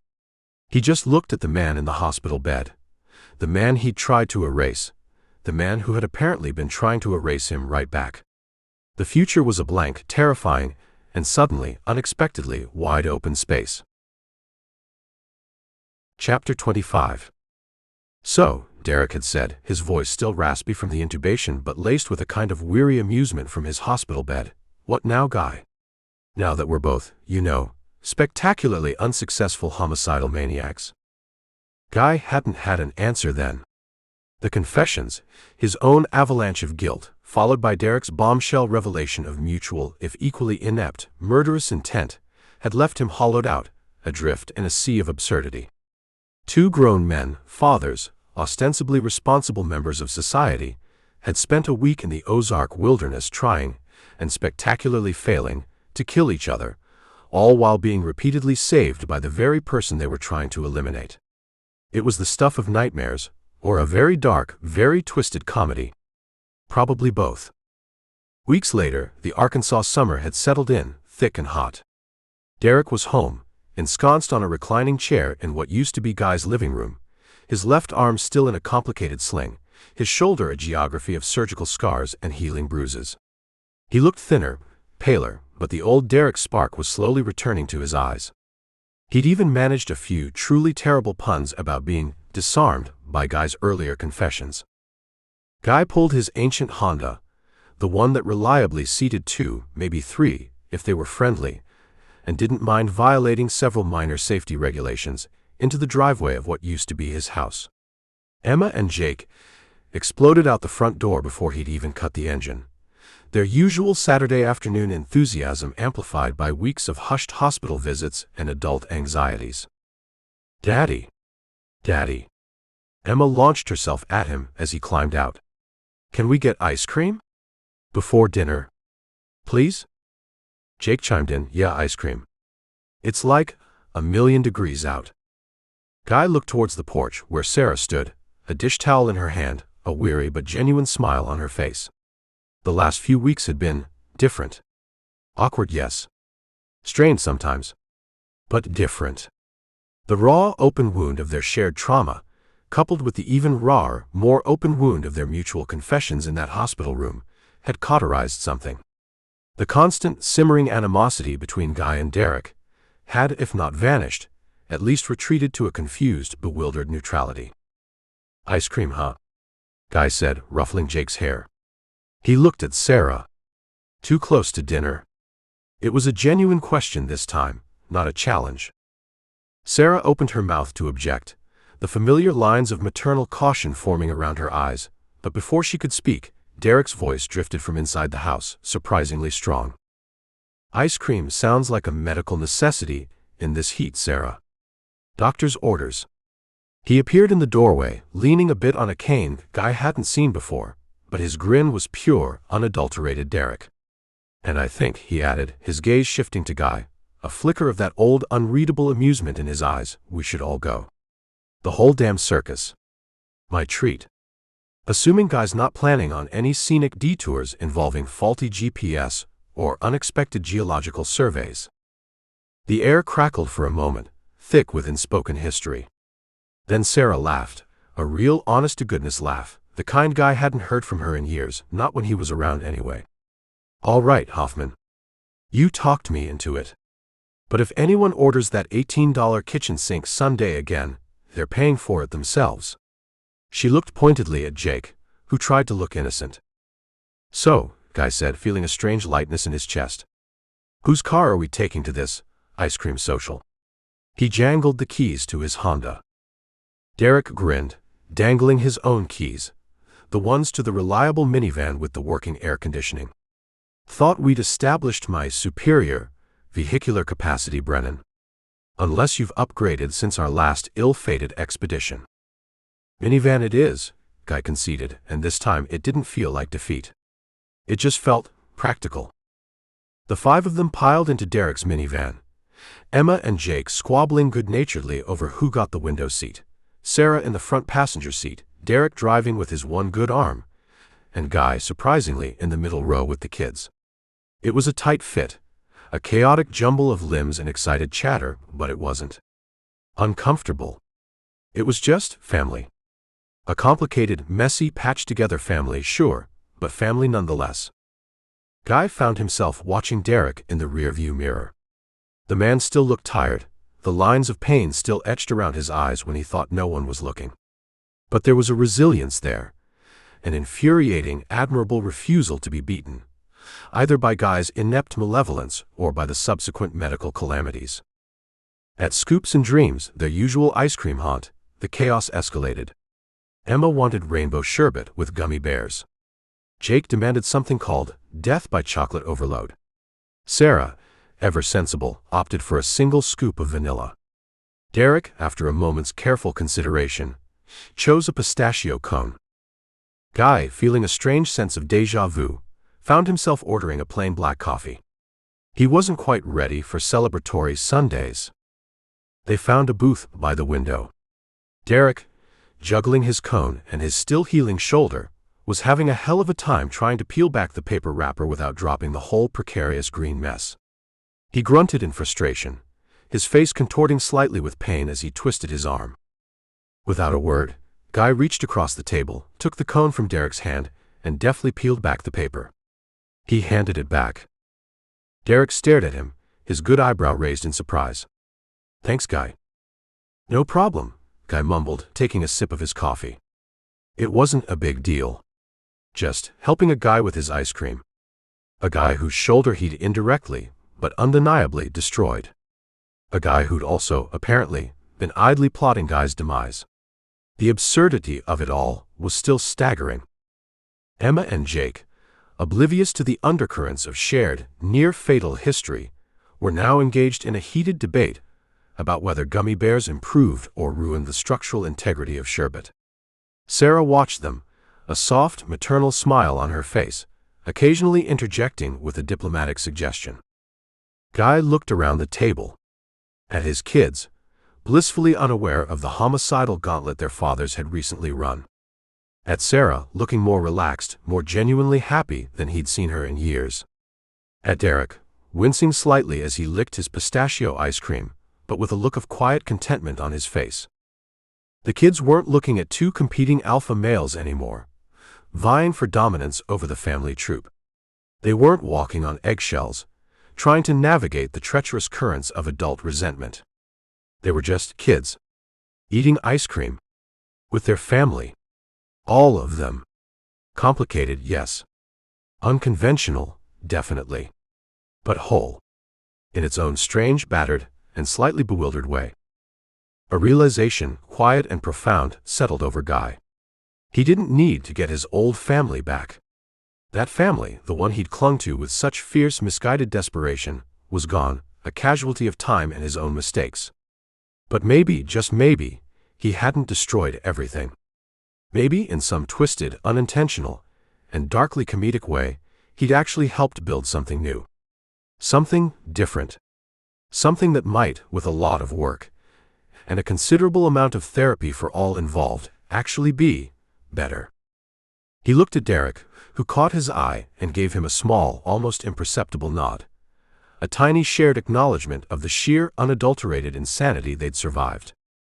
Yeah, Guy thought, taking another sip of his coffee. Better. Definitely more interesting. He still wasn't entirely sure what came next. But for the first time in a long, long time, Guy felt something that might, if he wasn't careful, actually be hope. And it didn't taste half bad. The end.